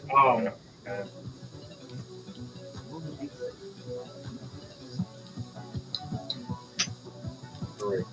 You get 3 uses per long rest. You now have a fairy fire. What's that sword called? Vorpal. Yeah. James here has a fairy fire Vorpal longsword. Hell yeah. Nice. Dante's going. Okay, Devontae, you're the reigning champion when it comes to the storylines and episodes and survival. And James is the reigning champion in PvP. I'm the reigning champion in Nat 1s. Well, Matt and me actually are tied. We both got the 4. Abner's just master of fireball. Yes, you are actually. You are. You got the most kills in Fireball. James is right behind you. Then Devontae. Dom is champion of most kills in one session. It was like 50 something, almost 60. It was like 58. He almost killed me in the process because he wanted to blow up the ship while I was still on it, trying to escape. Everybody else could fly, but me. Just like the intro. Rolling die, everybody. That's the Bloodstained intro. You see that one guy standing there alone looking up? That's Mayhem going, they left me again. Fly. And he just keeps running and transforms to a werewolf and just runs. I get there at time, or unless Lunal teleports me, because Lunal comes just like, here, you're like 6 miles the wrong way again. I'm kind of like in One Piece, I'm Zero. Awesome combat. Where's he going? He's going to get... Nope. Where'd he go? He's lost. Which straight lost? Isn't he tough? Yeah, but he's over there. Oh! Back to it anyways, so you guys know Mayhem's oopsie story sometimes. But also I love Luffy. Luffy's great. But my favorite guy in One Piece is the guy with the long giant sword that trains and teaches Zoro. Yep. It reminds me of just me teaching people, going like, give me your all, I'm still not trying. And then finally, when you actually make me try, I'm all excited. Like, but nonetheless, back to it. One Piece I'll get back to when I have my kids old enough. I want to watch it all with her. I'm not going to rewatch it again because I've already restarted it once. I'm not doing that again. That was wow. I'll wait until the kid is old enough to understand and just sit and watch it. It'll be great. But back to Rolling Sky, everybody. Senta. See this big shield cracking. Abner, you see this? You said you didn't find anything in your story? No, just all I have for my backstory is my mother leaving me. I had an older brother at a time. He was very abusive. He was not a nice brother. Oh, perfect. Yeah.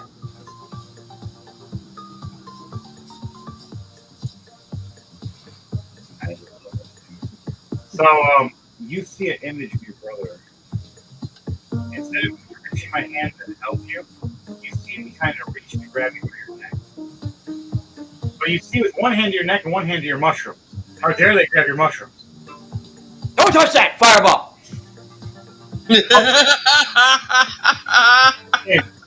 Third level. Oh, great. In here. What is the roll? Because I'm pretty sure that is an AoE. Yeah, it's right at me, like literally right at my spot. Just fireball. This big ass explosion behind your head.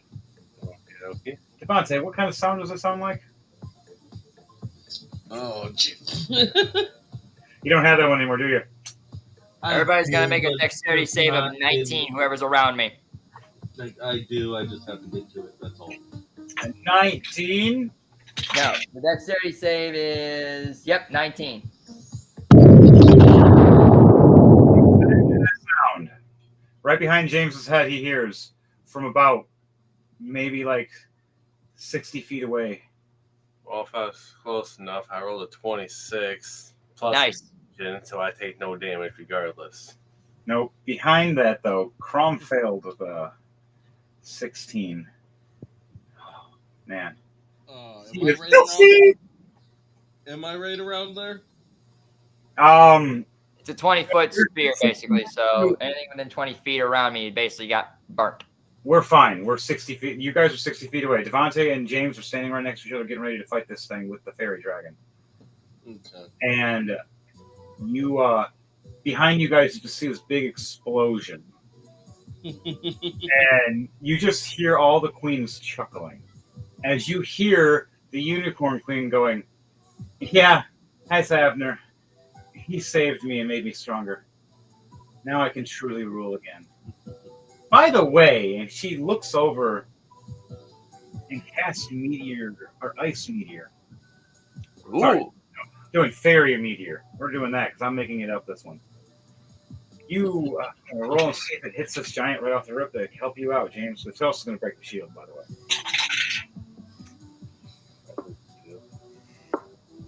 Oh, it's going the opposite direction. You're fine. It's going right forward. He failed his saves.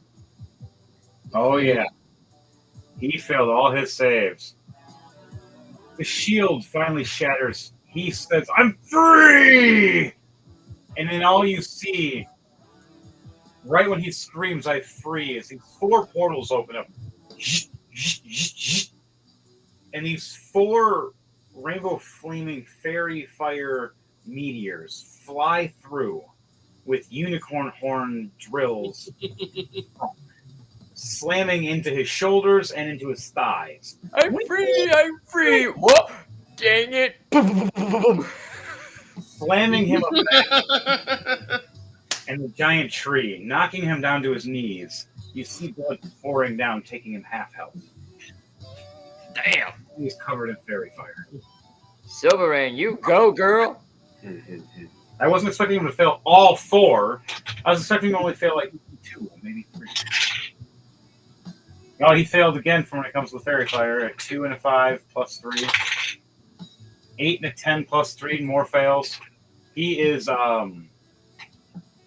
crispy. Is something burning? Both ends. He has taken 100 damage plus already. That's the fucking fireball. Has 300 health, but it's dropped over 160 health so far. He is at 138 health right now. And he is severely wounded and bleeding out right now and on fire. Jordan, Yes. all those mushrooms are on fire behind you now. Crumb's damage because she is a tiefling, and she has a fire ring, and she takes that damage from fire. So she takes. What was the point? How much was it? Let's see, what's the damage for a fireball? Okay, 8d6. Do I have 8d6? 2, 4, Half and then half again. 6, 8. Alright, so it's 8d6. Let me roll those bad boys out. I go to do this. I need you, like, you help us, and he just fireball right at our feet. Just Oh. the bronze dragon. He's okay because he's a bronze dragon. Just, well, that was nice. I got a nice coat. It's Now good I hat. had protection from poison. Just cast that on him, he'd be okay. Jordan, how much damage? Doing the math right now. Alright, so that's 10, 20, 25, 30, 32 points of fire damage. 32 cut in half. Is Yep, cut in half for you. 16, then cut half 8. She took 8 damage. Nice. He looks over going, listen, you. I think you can just cook me. It screams fireball again! Oh. 4th level this time. Oh, jeez. It's the next turn. What level? At 4th level. I fail. Does that mean the radius is even larger now? No, Right. it's still the same size. Just more Okay. damage. There's more damage, but same Got it. size. I'm taking percussion damage too, I think. Isn't it? All right. Not just fire. Fire damage. Okay. So roll 25 damage. points of fire damage. 25. Yep, cut in half for you. Fuck, I'm not good with math at this point. Make it save. Yeah, I know. I failed. Failed my save. But I take I take half damage technically because of the fire ring. So you have to choose either from 24 or from 12 or 13. Take 13 because I have to take the higher because I failed. Yep. I take 13 damage this time. My hair is a little singed now. I'm like, you know how long it took me to get that permed? Fireball again! 5th level this time. The mushrooms are literally engulfed in flames and making a smoke, swirling like a hurricane of fire. Oh, Lord. Everything and anything around right now is getting high. All behind us, The only people that are safe right now are the queens and James and the giant and Devontae. Like the wind is just downhill from them.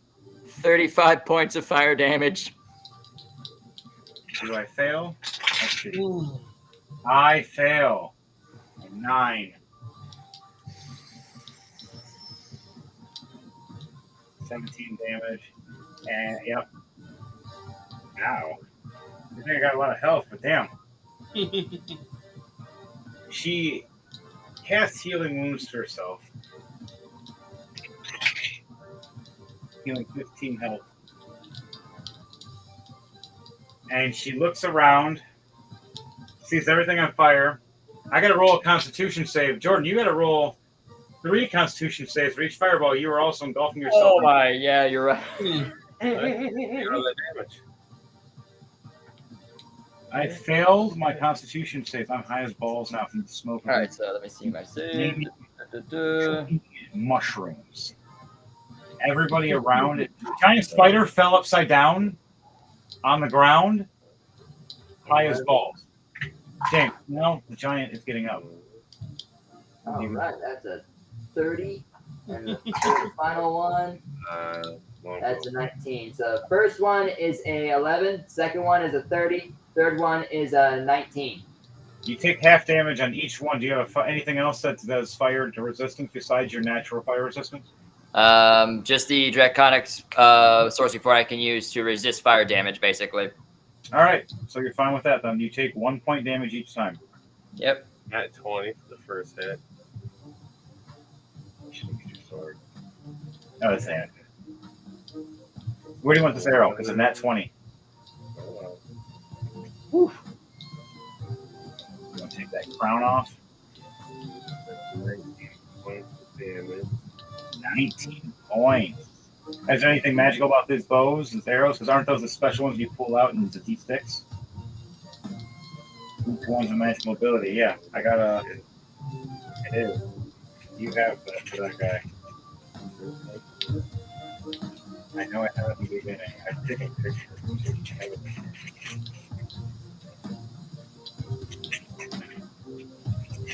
Right here. 25 to hit for the second one. Definitely hit. Only 5 points of damage. That's fine. Roll 2d6 for me.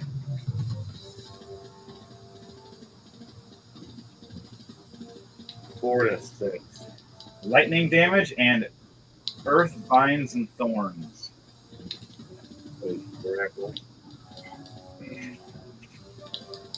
That's so he gets wrapped around at first. Another 6 points of lightning damage then. Yep, and the vines do bleed damage. That's another d6.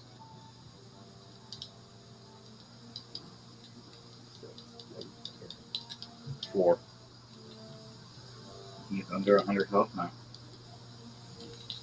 I cast Power Word Kill. Wait, you have that? No, I wish. I was dropping my jaw like, wait. That fucking boss is out there. I would cry.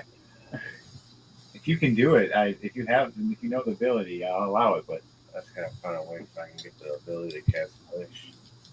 Then I have to find myself to have that ability. you start mumbling that, they hear you. And all the things look over going, if you win, and they all touch this treasure chest, and it glows. Then what? And they look over at the giant as it tries to stand back up, as the drills drop out of it. Oh, I just gotta kill that. I can do that. All right, your turn's done for now. Yep. Your turn is done. Where is back to the top? All right. Birdman. He's gonna look around and go, "There's explosions in the back. What is wrong with you, doom crawlers? Seriously, I'm the new guy. How do you survive every time?" He's asking you, James. He's just like looking at you. If you just see you fire these arrows and mess with the big guy. He's like, Become a team when we need to, and then we kind of do our own thing as a group. and he just looks over and turns his head as a bird and just cocks it and just goes, "Fuck it, I guess." Turns his arrow and starts firing 2 arrows right at the giant. I do $2 it is. Now you roll high. 2 19s plus 9. Nice. Your inspirational speech was beautiful. 2 perfect arrows intertwined, spiraling. Shoot him right in the throat. Woohoo!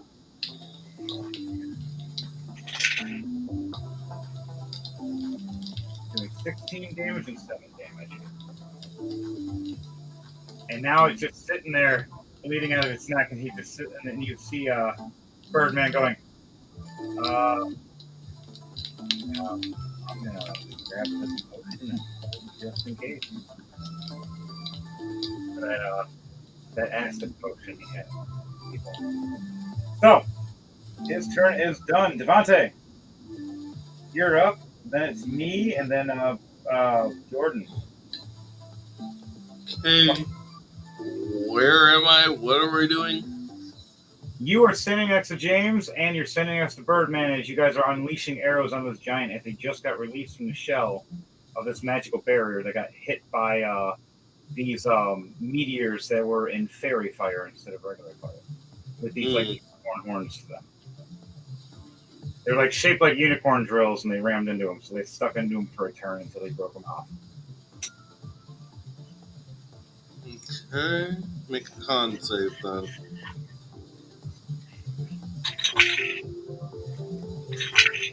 Advantage or disadvantage, or just a straight? It's just straight. Yeah, 12. 12 You're good. It's gonna be taking 11 thunder damage. Nice. Where is this lightning coming from?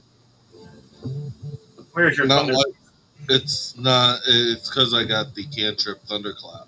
I know. I'm just saying how you want to make it look. Are you sure you want to cast Thunderclap?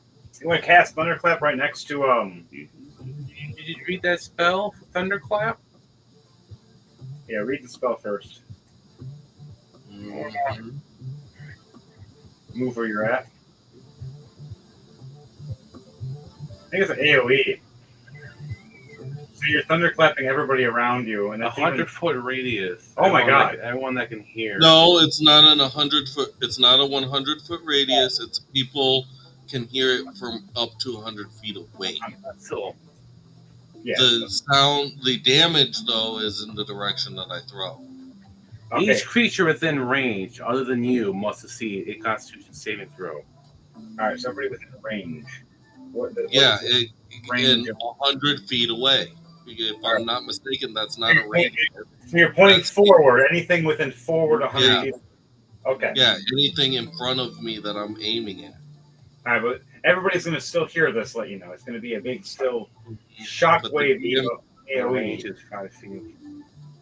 If you're within 5 feet of anybody, they'll let you know that they have to, friend or foe, they have to roll a Constitution save. So you're standing next to us. Do you want to move forward first? Do you want to? You fought. I don't know. I don't know how far away everyone is from me right now. You are 50. I can barely see the screen. Oh, you want you turn the light on now. Ah, my eyes. Yeah, we blind ourselves too. You're 15 to 20 feet away from the giant. And James is 20 feet away, and Birdman's is 25 feet away flying.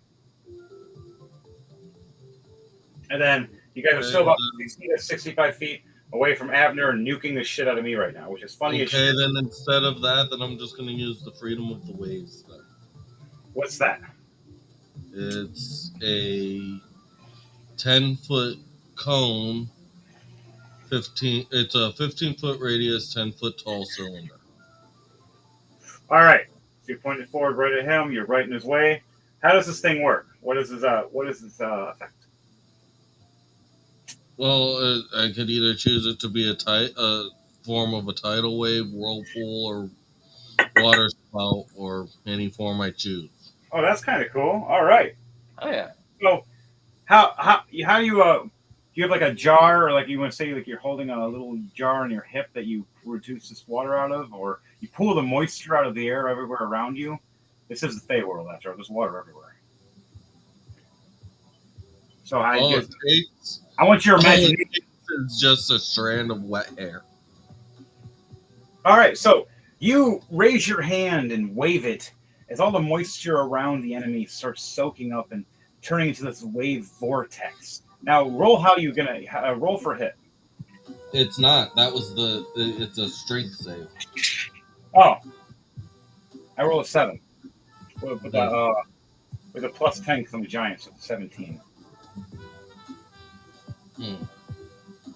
So then half of 9. So half a 9. Mm-hmm. All right, so 5 damage he takes. He gets splashed with water after being arrowed to hell. Kind of washes a little bit of the blood away.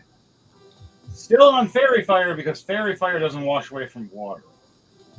At least I think that's what it works as. Fairy fire is just like a superior fire. Fair. I mean, it's up to you, but in fifth edition, Fairy Fire basically makes it so that it makes whatever invisible. Basically, you can see them, and then you get advantage on attacking them. All right, so you guys have advantage on this attacks too. So that's awesome. So this thing's on fairy fire, so every attack you attack is automatically advantage then. This guy's lit up. He has 87 health left. After Devontae doing that, he has 80 health left. Devontae, is there anything else you're doing? You've still got a bow and arrow, don't you? I do, but I also still have other things as well. All right, what are you going to do? I'm trying to figure that out. Yep, and while you do that, I am up next. This is going to be fun. Jordan, you get a reaction on my turn. Okay. Jordan, I love you. This is so fun. I wanted to use the thunderclap, but You got to be get close. Like if you run up to him, then yes. But if you're standing next to the queens, because they're sitting there watching and they're using their magic to maintain him from getting closer. He can only get so far. He can cast magic at us, but to them they have a shield around them and they're trying to make a magic change to him. But they can't maintain it right now. That's how I was asking because you were about to hit everyone with that. So that's why I was trying to just make sure if you're actually going to do that. Yeah, get close. That's what we're meaning. So if you're going to use it, just run up close. You pull your I'm two. just gonna try and figure something else out. Basically, point 5 feet in front of you, and then all of a sudden it's like boom. All right, so anything within 5 feet in front of you that you point at. That's where it starts at. So from that, so it starts. So he would point the sound in front of him, and then 5 feet in front of him, a giant, Oh yeah, that's why you need boom. this. Thunderclap will just happen, and a burst of sound. 100 feet from that, we'll hear that. It'll be this, Devontae, when you do a thunderclap. So you go boom. So It's just confusing because it doesn't say radius. It does not say radius. It just says up to 100 feet away. It doesn't say radius. Okay, well, so someone from that point, 100 feet away. All right, so 100 feet away from that way, 100 feet from that way, 100 feet from that way, 100 feet from that way. Whoever hear that sound gets affected by that. All right, so it gets lesser as it goes further, but the closer takes the most damage. It's a giant sound that can be heard from 100 feet away. Yeah, it's like a big giant shock wave of boom. This time you have civilians around you that you're trying to protect instead of harm. So this time you got to play it a little safer with certain abilities. Think of you opening up your mouth, making a sonic boom from your mouth. Like Black Adam. If he does that right in front of everybody, it's an AOE in that general. He can project it and point it, but for that, I'd have to have you do something special, and we'd have to have at least a magical item of some sort. That would be custom. That's something I'm fine with doing. We just have to figure that out. Right now, it's more just getting keeping the queens safe. Blowing their eardrums would not be a good idea.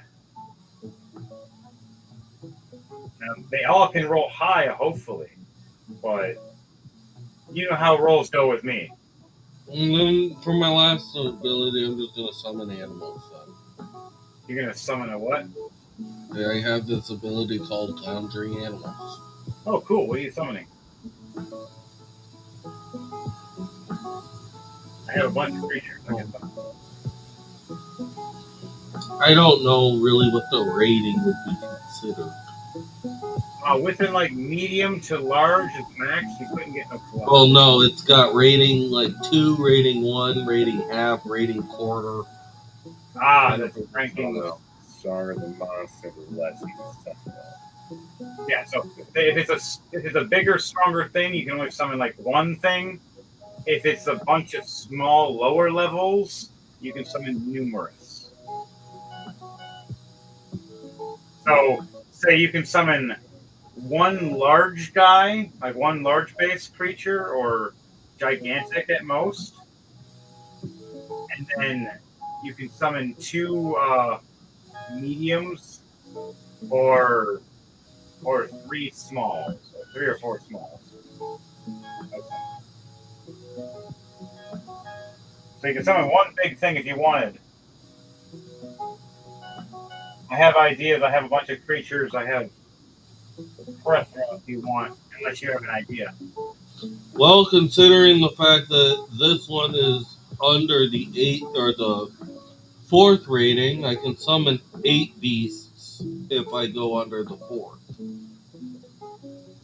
I'm gonna summon 8 hyenas then. All right, you summon 8 hyenas surrounding this giant. So, do you want them to all circle around, or all just be in the front? Circle. You want to circle around this giant. All right, they all run around and circle around. Now, each one of them has an individual attack with their bites.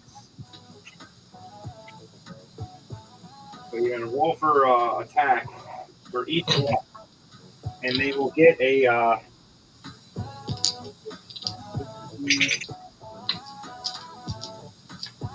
they all get a +2 to their attack. And the giant's AC is lower from his back.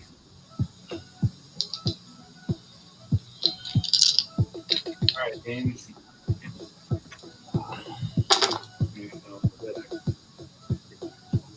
Keep getting low now after all that.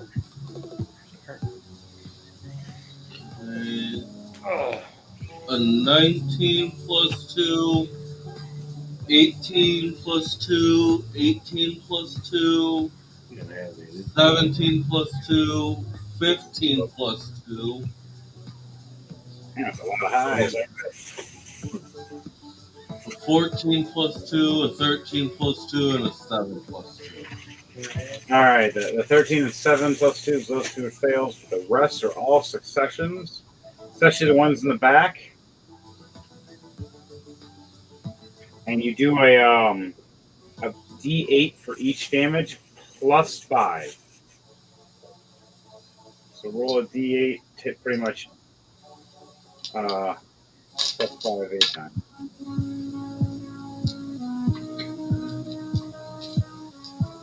All right, after this is me, and then Jordan, and then you. Wait, no, you then Jordan. Wait. 2 plus 5, 7. No, Jordan. 5 plus 5, 10. 4 plus 5, 9. Another 4 plus 5, 9. 1 plus 5, 6. Damn. 4 plus 5, 9. 1 plus 5, 6. And 7 plus 5. He's getting hurt bad. He's not dead, but he's hurt. He's hurt real bad now. All right. Your turn all done? Yeah. All right, back to the comedy session for a section. Crom, looking over. Avner, we need to go talk to the queens. If you try to cook me again, I swear to all of the fiery gods, I'm going to stick this hammer in your... You know what you're going to say next, right?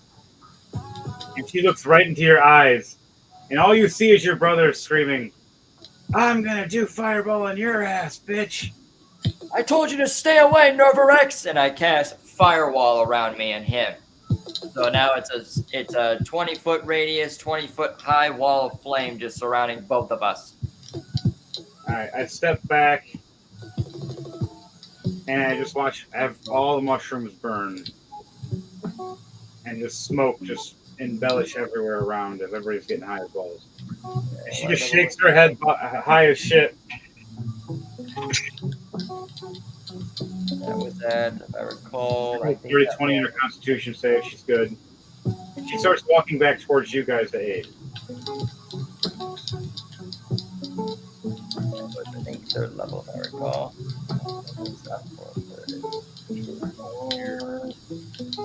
Yep, it's here. Fonzie is over here. All right, guys.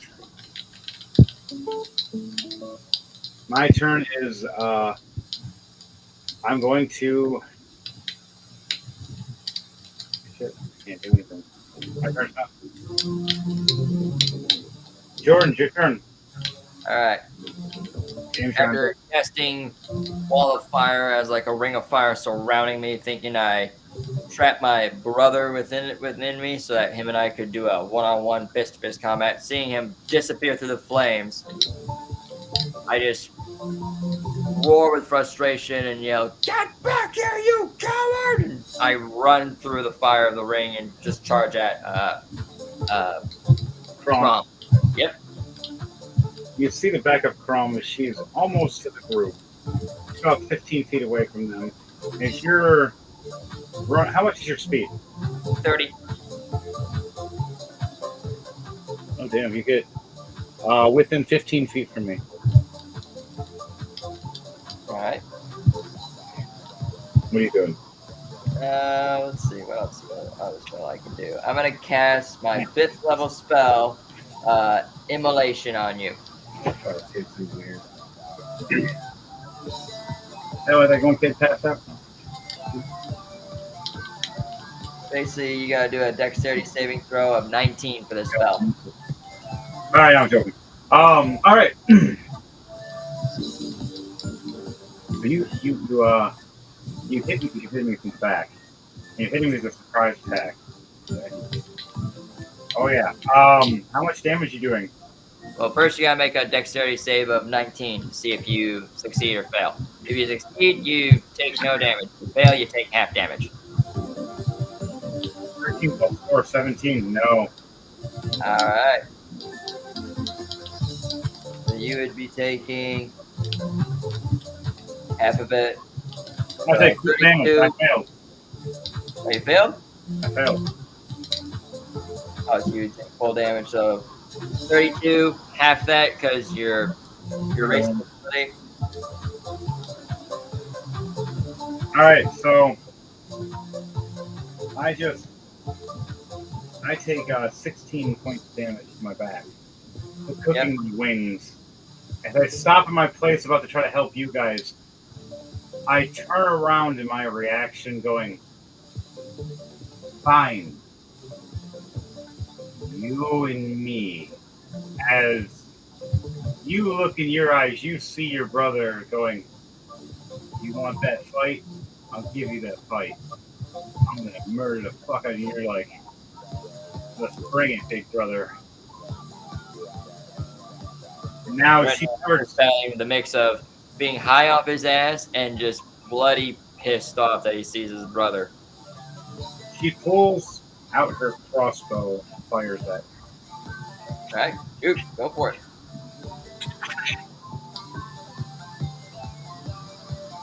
A nat 20 and a nat 1. Okay, so first one, that's a hit. Definitely a hit. She gets a reload for the nat 20. Second shot. Shit, another nat 20. Fuck yeah. And then 2 again, you serious? Alrighty, go. Hit miss, hit miss. Taking 14 damage altogether. 14 altogether? Okay. Yep. Alright. As she runs closer to you, now she is within 5 feet from you, and that's all she can do in her reaction. Gotcha. That's Now, what all do you you do. All right, James, what are you doing? This giant is bleeding severely. Devontae just messed it up. I think his hounds are surrounding it, just chewing at his ankles, ripping its legs apart, and it's trying to swing these clubs. It's turn. It couldn't do nothing.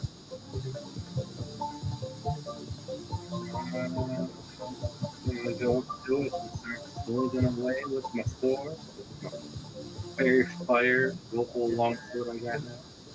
As you see him pull it out like a little mini link. 17 hit. Does. Okay.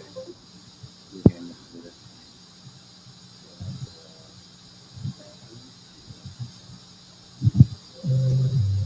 $13 points of damage for the first hit. Real bad. You see a big chunk of his neck slice open. 28 for that one, but I'm going to use a luck point real quick. Oh, I didn't get it, but 29 to hit. you hit.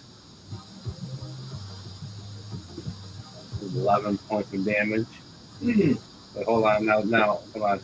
Sorry. I got my attacks for my fucking sword. So what I say is 11, so plus an additional 20 damage on top of that. I gotta go out to D20s here. Yeah.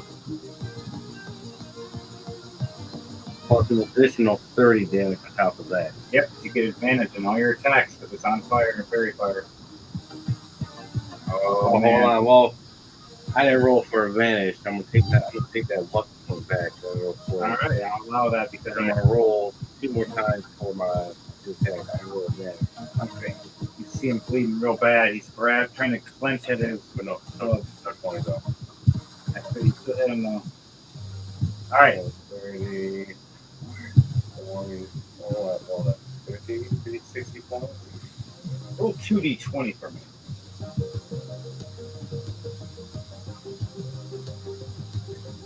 17 and 6.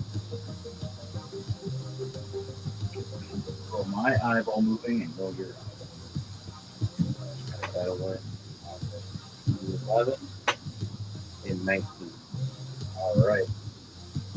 19 counts to your fighter, right? No. Here, right there. Thanks. But still, how do you want to do this?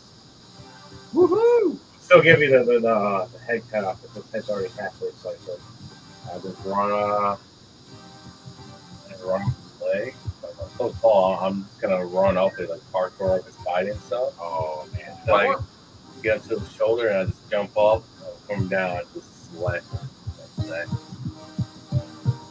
So you see this little halfling. As you see a wave of arrows, you see this giant water vortex hitting at this giant. You see these meteors hitting at it. You see this halfling running, jumping, foot slash jump, knee slash jump, and then as he jumps up to the shoulder, he sees the neck and he sees it's already sliced open, spins and slices again as you see the bone finally separate from the meat as it starts to get ready to hang.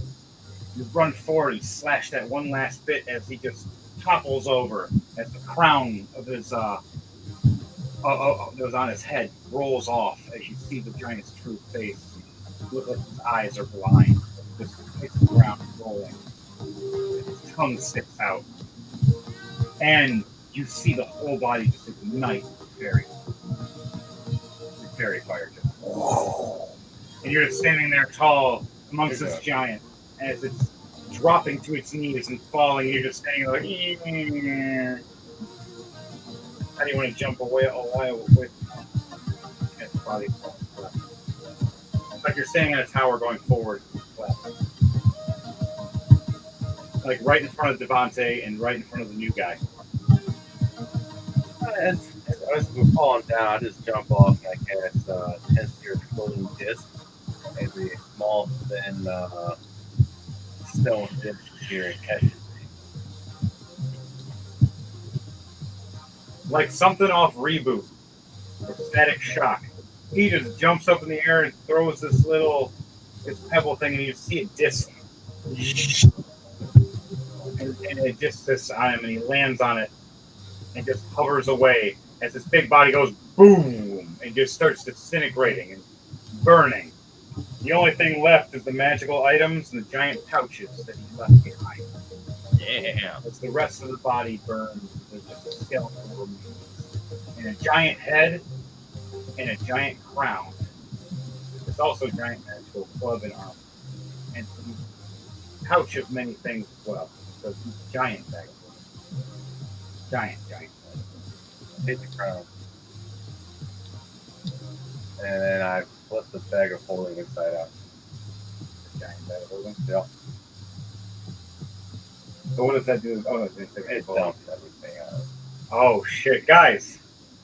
Oh, James just Everything's flips out of a that bag. giant bag of holding upside down. Everything else. Oh, jeez. Devontae and Ain't you no way I was guys. gonna take this for myself without no one knows. While this is all Fuck happening, it. you see Jordan, or you see Abner, and you see Crum fist fighting, all messed up, bleeding, both their skulls, cat slot empty, punching each other like a Dragon Ball Goku Vegeta. One punch, one punch, one punch, back and forth, all messed up. Getting closer and closer to you guys as you just open up in this wave of treasure, random objects, everything else. You see the queen's old shield. The super precise shield raises up max level. And they're like, what the hell? And you just release the ocean of treasure. I cast attack magic and I grab like 2 or 3 of the most powerful things that give them like the strongest blows. All right, you get first dibs because you're the one to open it. Everybody else is getting waved first, so they have no idea what's going on. I want you to roll a dexterity save for me, Jordan, Devontae, and me. All right. The Birdman. that's +2. Birdman failed.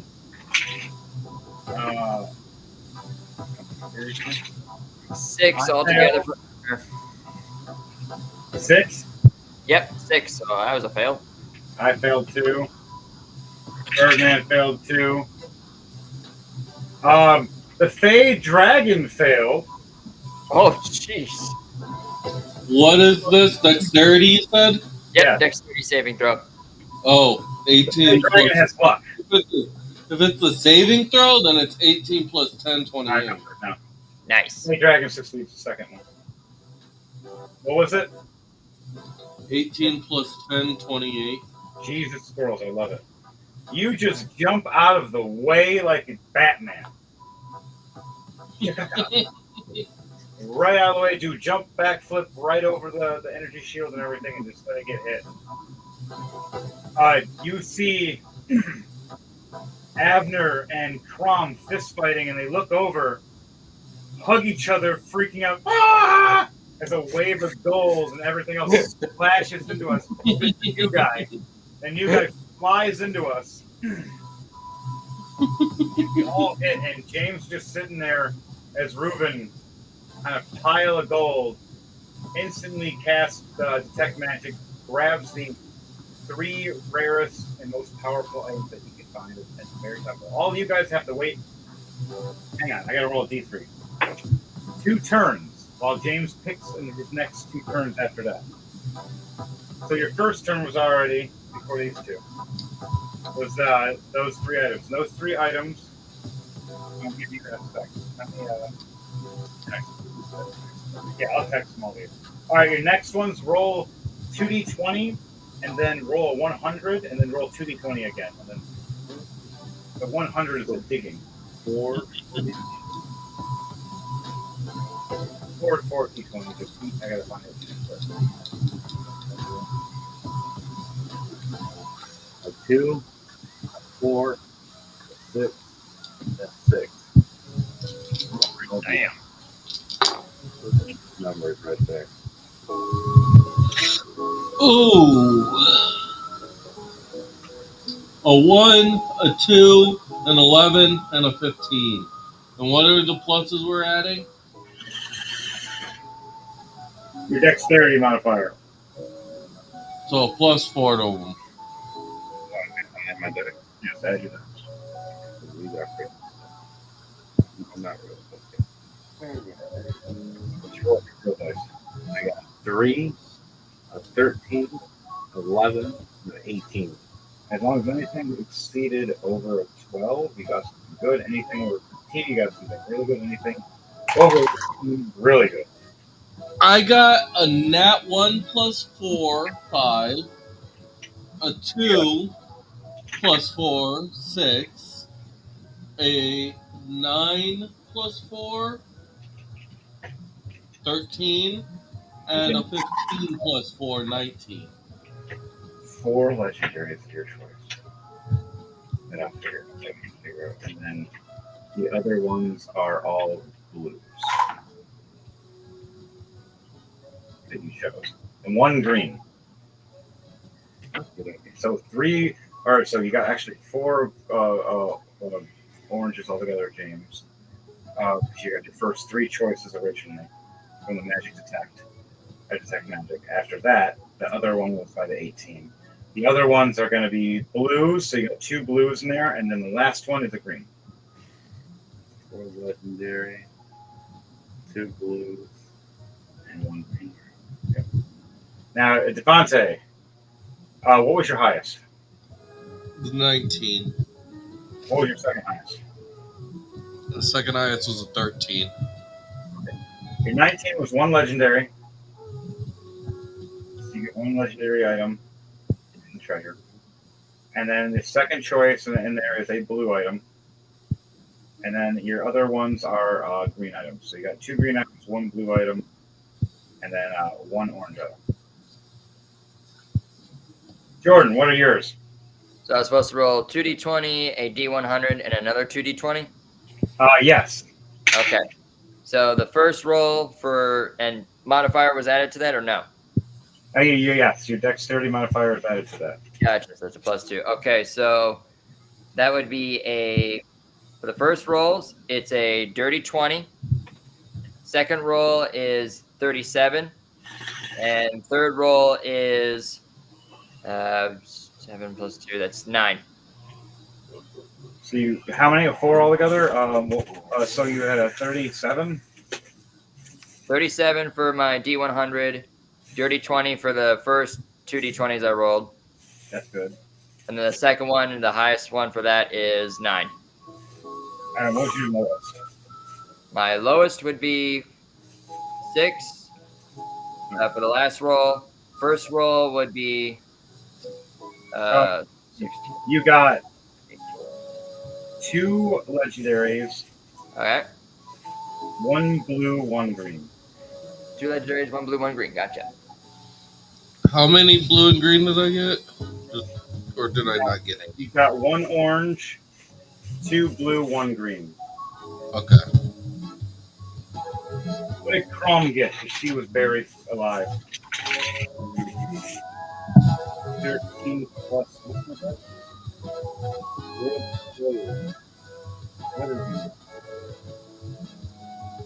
+4. Okay, so I got 18, so I got 1 legendary, and I got 17. So I can get 17 with that one, though. That makes it a 21, so another legendary, and then 1 purple, 1 blue, 1 green. Oh, yeah. So, 2 orange for me, 2 legendary, 1 purple, 1 green. That's what I got. And my D100.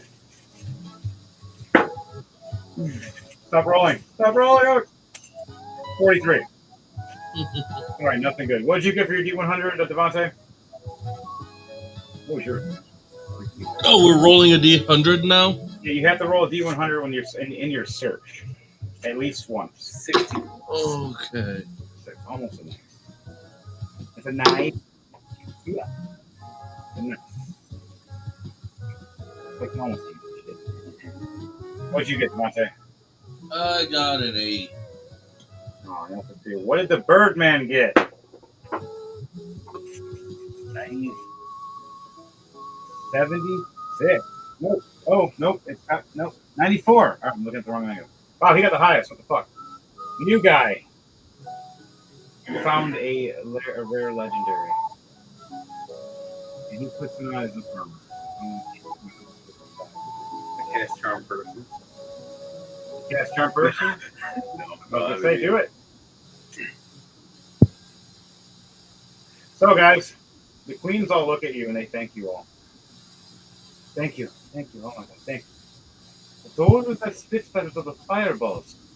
And who are these two buffoons that were fist fighting after blowing each other up? Crom? Are you serious? Crom is here? Oh my god, we haven't seen you since. You don't, please. Oh, you don't want to tell them how old you really are. Shut up! Just looks down, and Ruben just says that, and she just looks over, going, "You've known?" And she looks at the rest of you guys.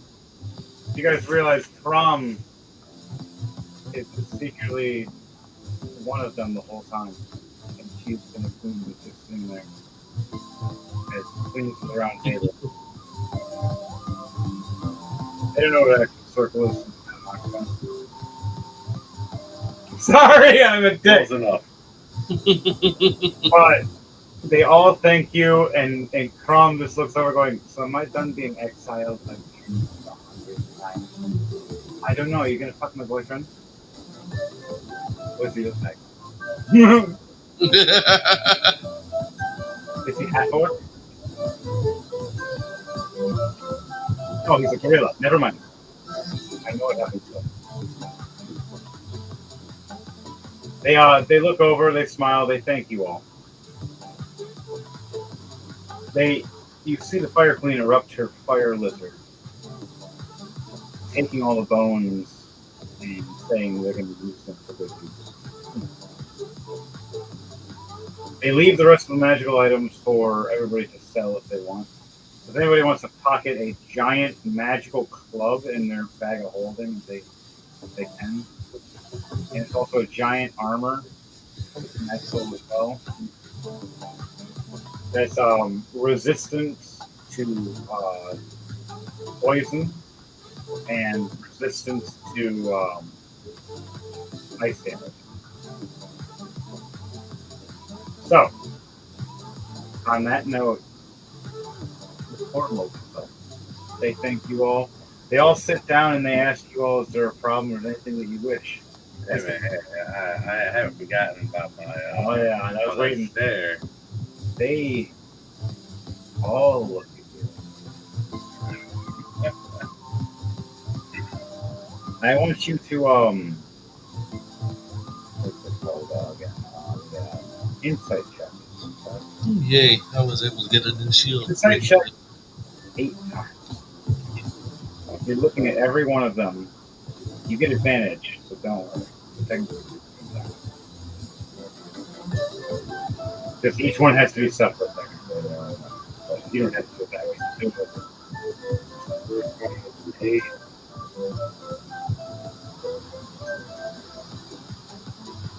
Second one will be 17.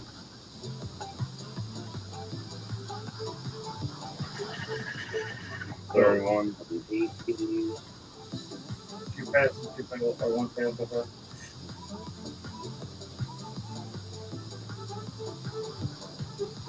Fourth one was a 10.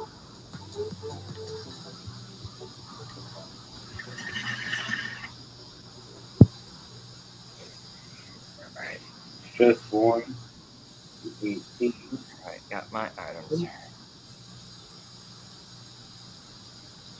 Sixth one is a 17. Not 17. 14 is the next one. They're very low to go. 15 for that one. I think I have one more. Yep, one more. You want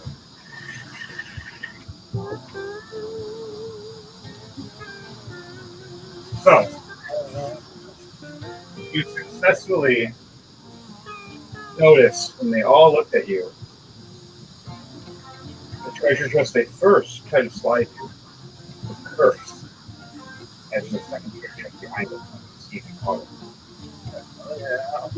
They want to see if you want to call them out. Or I mean, I still got the detect magic though, so you can see them both glow. 30 minutes. They look at you. Do you want to say anything? You know this one's cursed? You grab the one behind it. It's actually the witch one. Yeah. You look at it, you look at them, and they smirk at you, and you call their bullshit, and you step over a little bit to one of the other. Give them a little nod when I walk by. And they all look at you, and they just start all slowly walking. You step up on one of the chairs, and you stand to their level, look at all of them. You see the other treasure chest. You grab it, you stick it. You look back, you spin it around, click it. It opens up. You want to open it for me? Yeah. You kick it open right in front of them. They go like this at first. And then it opens up. And you see this magical 6-point glowing star, 6 spinning around with eyes and smiling face. And it winks at you. And it looks at you and it turns into a little glowing girl genie. Big old titties and big booty. And he goes, "Hi. You get one wish, sweet cheeks, and you might hang out with you after. And then I might be your friend. Then you might get one more wish." When do I gotta make this wish? Whenever you want. You want to choose? I can wait. Just have me hang around. Hanging on your shoulder for once you have something smaller than you. And I'll be big when I need to be. I wish to be able to use the spell Power Word Kill at will twice per long rest. My little rolling die. Damn. And a nat 20 for your wish for succession. You look taking the smiles twice. One long rest. All right. But the fools, all of those fools, very fast. Do it. Yep. And remember, never try to use it on death. It's going to come right back at you. And he smirked. One warning. And that's the only warning you get about death. Just don't ever do it to death. You failed to kill me before, so. She's like, her jaw drops. What? Wait. The stories are true. He's a tournament champion. You defeated death. And she shrinks and sits on your shoulder. Say about the size of a little miniature. Or about this big. Sexy little animal girl. Sitting on your shoulder about maybe 3 inches high. 3 inches. And then she can transform to your height whenever. And then she looks at you and whispers in your ear, "I also do secret boom boom thing. Yeah. And you don't need a wish for that." She likes halflings and she likes short people. You guys like short people in this one. Man, we need a midget guy or girl. They're all cool. But back on that one, you get your wish. Everybody else sees it. All they see is blinding light. Devontae, your character is blinded by the light. Like, blinded by the... Oh, my God. Jordan, you feel like you're having a hangover from death because at first, your sensors go crazy. Yeah. And you see not the little teeny, the true power of the wish genie. As you look up miles and miles and miles high, giant, glowing, buff, huge-titted woman, glowing, and like super powered and omnipotent. And then you see it shrink all the way down in this teeny little thing and sit on James's shoulder, and then disappear on you. You just. Oh, my head. Now, Jordan, Oh. I'm going to ask Devontae something in a minute. I want you to roll. Give me 1 second on that. Flying this roll. This too. Oh, yeah, there are. What number is it? I always say that all the time. Number 1. Jordan, Yes. for the next turn, you were going to be doing your come down trip for a second. Like, so I want you to Alright. roll 1 Constitution save. You're so lucky. I was hoping it would have been like a 4 or 5 Constitution save, but I rolled a 1 and asked James what it was. Roll that for me, and Devontae, what are you doing at this? Because they're going to ask you what you want in this process. The only thing you can't ask for is a wish, because they already used all the powers to do 1 wish. Now, 25 for Abner. ability in for yourself? All right. Damn. Also, I have ability to die at least once a week. My nose says can die once a week. Okay. Technically, you and Crom have been secretly immortal for years. No one I knows. can write down what happens if I die where I respawn at, but We'll get there when you actually die. Now, Jordan, what was your roll? I rolled a 25, 15 plus 10. All right, you did real good on that. You start coming down slowly and good for a minute. The stone dragon starts snuggling up to you. Hey, good evening. You start realizing the deep voice is just deep to this big and scruffy as a stone dragon, but you look down and see giant tits. Female stone dragon. Oh, She whispers in your ear, "Death by Snoo." Dead by Snoop, my head hurt.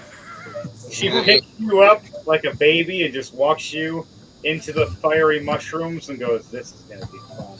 Oh my god.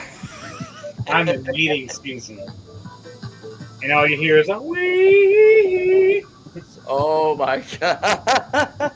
Abner's getting it on in the fire.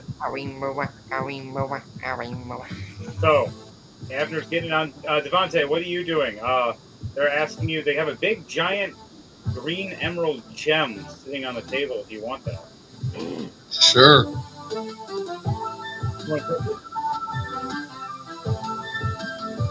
Yeah, it said I'd go. I'll go with that one. Roll Constitution save for me to see if what happens. Roll with advantage, please. It's a good thing I got that belt of Storm Giant Strength. Nat 20. Nice. You touch the gem and it glows. You see in your eyes that glows a dragon of blue and green slime slamming and crushing. As you see it bow to you in a spiritual aspect, as your mind is inside the gem for a minute, you see.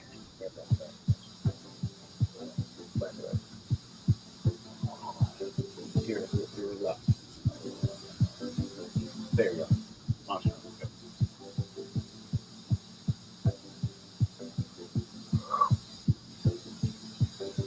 This is now something you summon when you grab the gem. You can only do it once a day for an hour, and then it goes back to the gem. Okay. What would that be called? Damn. Oh, in actual terms, that's called the Brachydos from Monster Hunter. But Okay. we'll call it the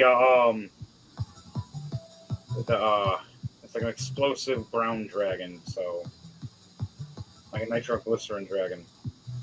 We'll call it the Nitro Dragon. There we go. Nitro Dragon Brack.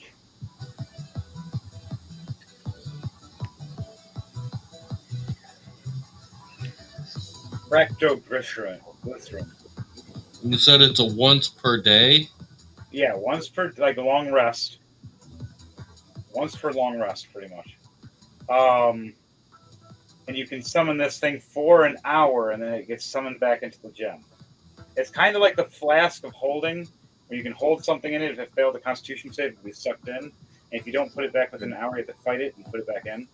So you have to put it back in before the hour, or you have to fight it. Okay. So now you have this like OP Hey, dragon what and is the name? blast things. But it does go rampant. I do have to roll Constitution saves for itself and not go nuts. What's the name of it again? I'll put the cat there. That's great. All right. And on that Name? note, guys, shit, I just said it.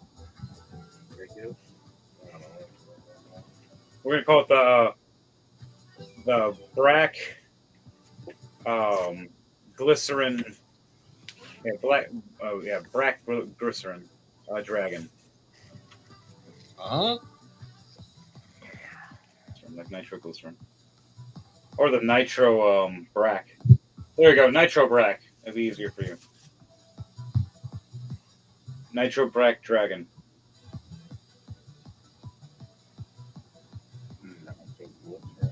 Right. And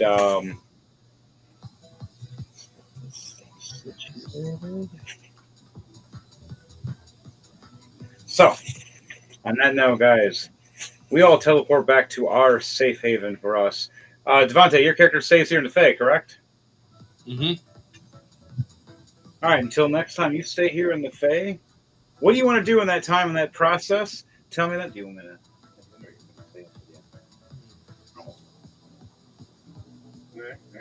All right. So, tell me what you're going to do. What is your character going to do in this Fae world for the remainder as we get teleported back? Basically, he just kind of goes back to his guard duties. All right, you go back to your guard duties as you notice that the Fae dragon hangs out next to you and sits on your shoulder one day and looks at you and goes, "Thank you," and nods to you. Your weapon, as its tail touches your weapon, starts glowing. As your bow and arrows start glowing with a fairy fire. Ooh. Hell yeah. So now every time you fire with these bow and arrow, you now do fairy fire every time, which does advantage every time someone is on fire from fairy fire, and it also damage from fairy fire. Okay. They have to roll cons to see if they're on it or not, though, if it catches on fire or not. All right, you get respected by the queens and occasionally take shifts with different ones to protect them when they travel through and pass through. You're like the passing travel guardian. All the queens thank you as they go back to their respective realms, back to their kings that are taking care of the kingdom while they're taking care of the magic side. The rest of the Fae world runs about his business doing crazy things, except when you occasionally let out your dragon and you just let it run rampant, smashing and blowing things up for fun. You occasionally collect the slime and learn to put it in little vials to make explosives, and you put it in a special case that doesn't shake. You learned it from the first experience after the first one blew up. But the second one you trained and practiced and made sure that the second one was sold properly because you got the right merchant. Because Pink Panther didn't sell you the right one. But the Resident Evil merchant, he sold you everything you needed. He always has the right thing when you need it. And, Jordan, on that note, you come out after everybody actually left. They all teleported away. And you look around all confused. Uh-oh. And you see the queens chuckling as you look down at your feet and you start seeing the sigils glowing. And you're like, hey, that's not fair. You teleport as the one stone dragon girl walks up going, good snoo. When I find him again, I let him know who that is.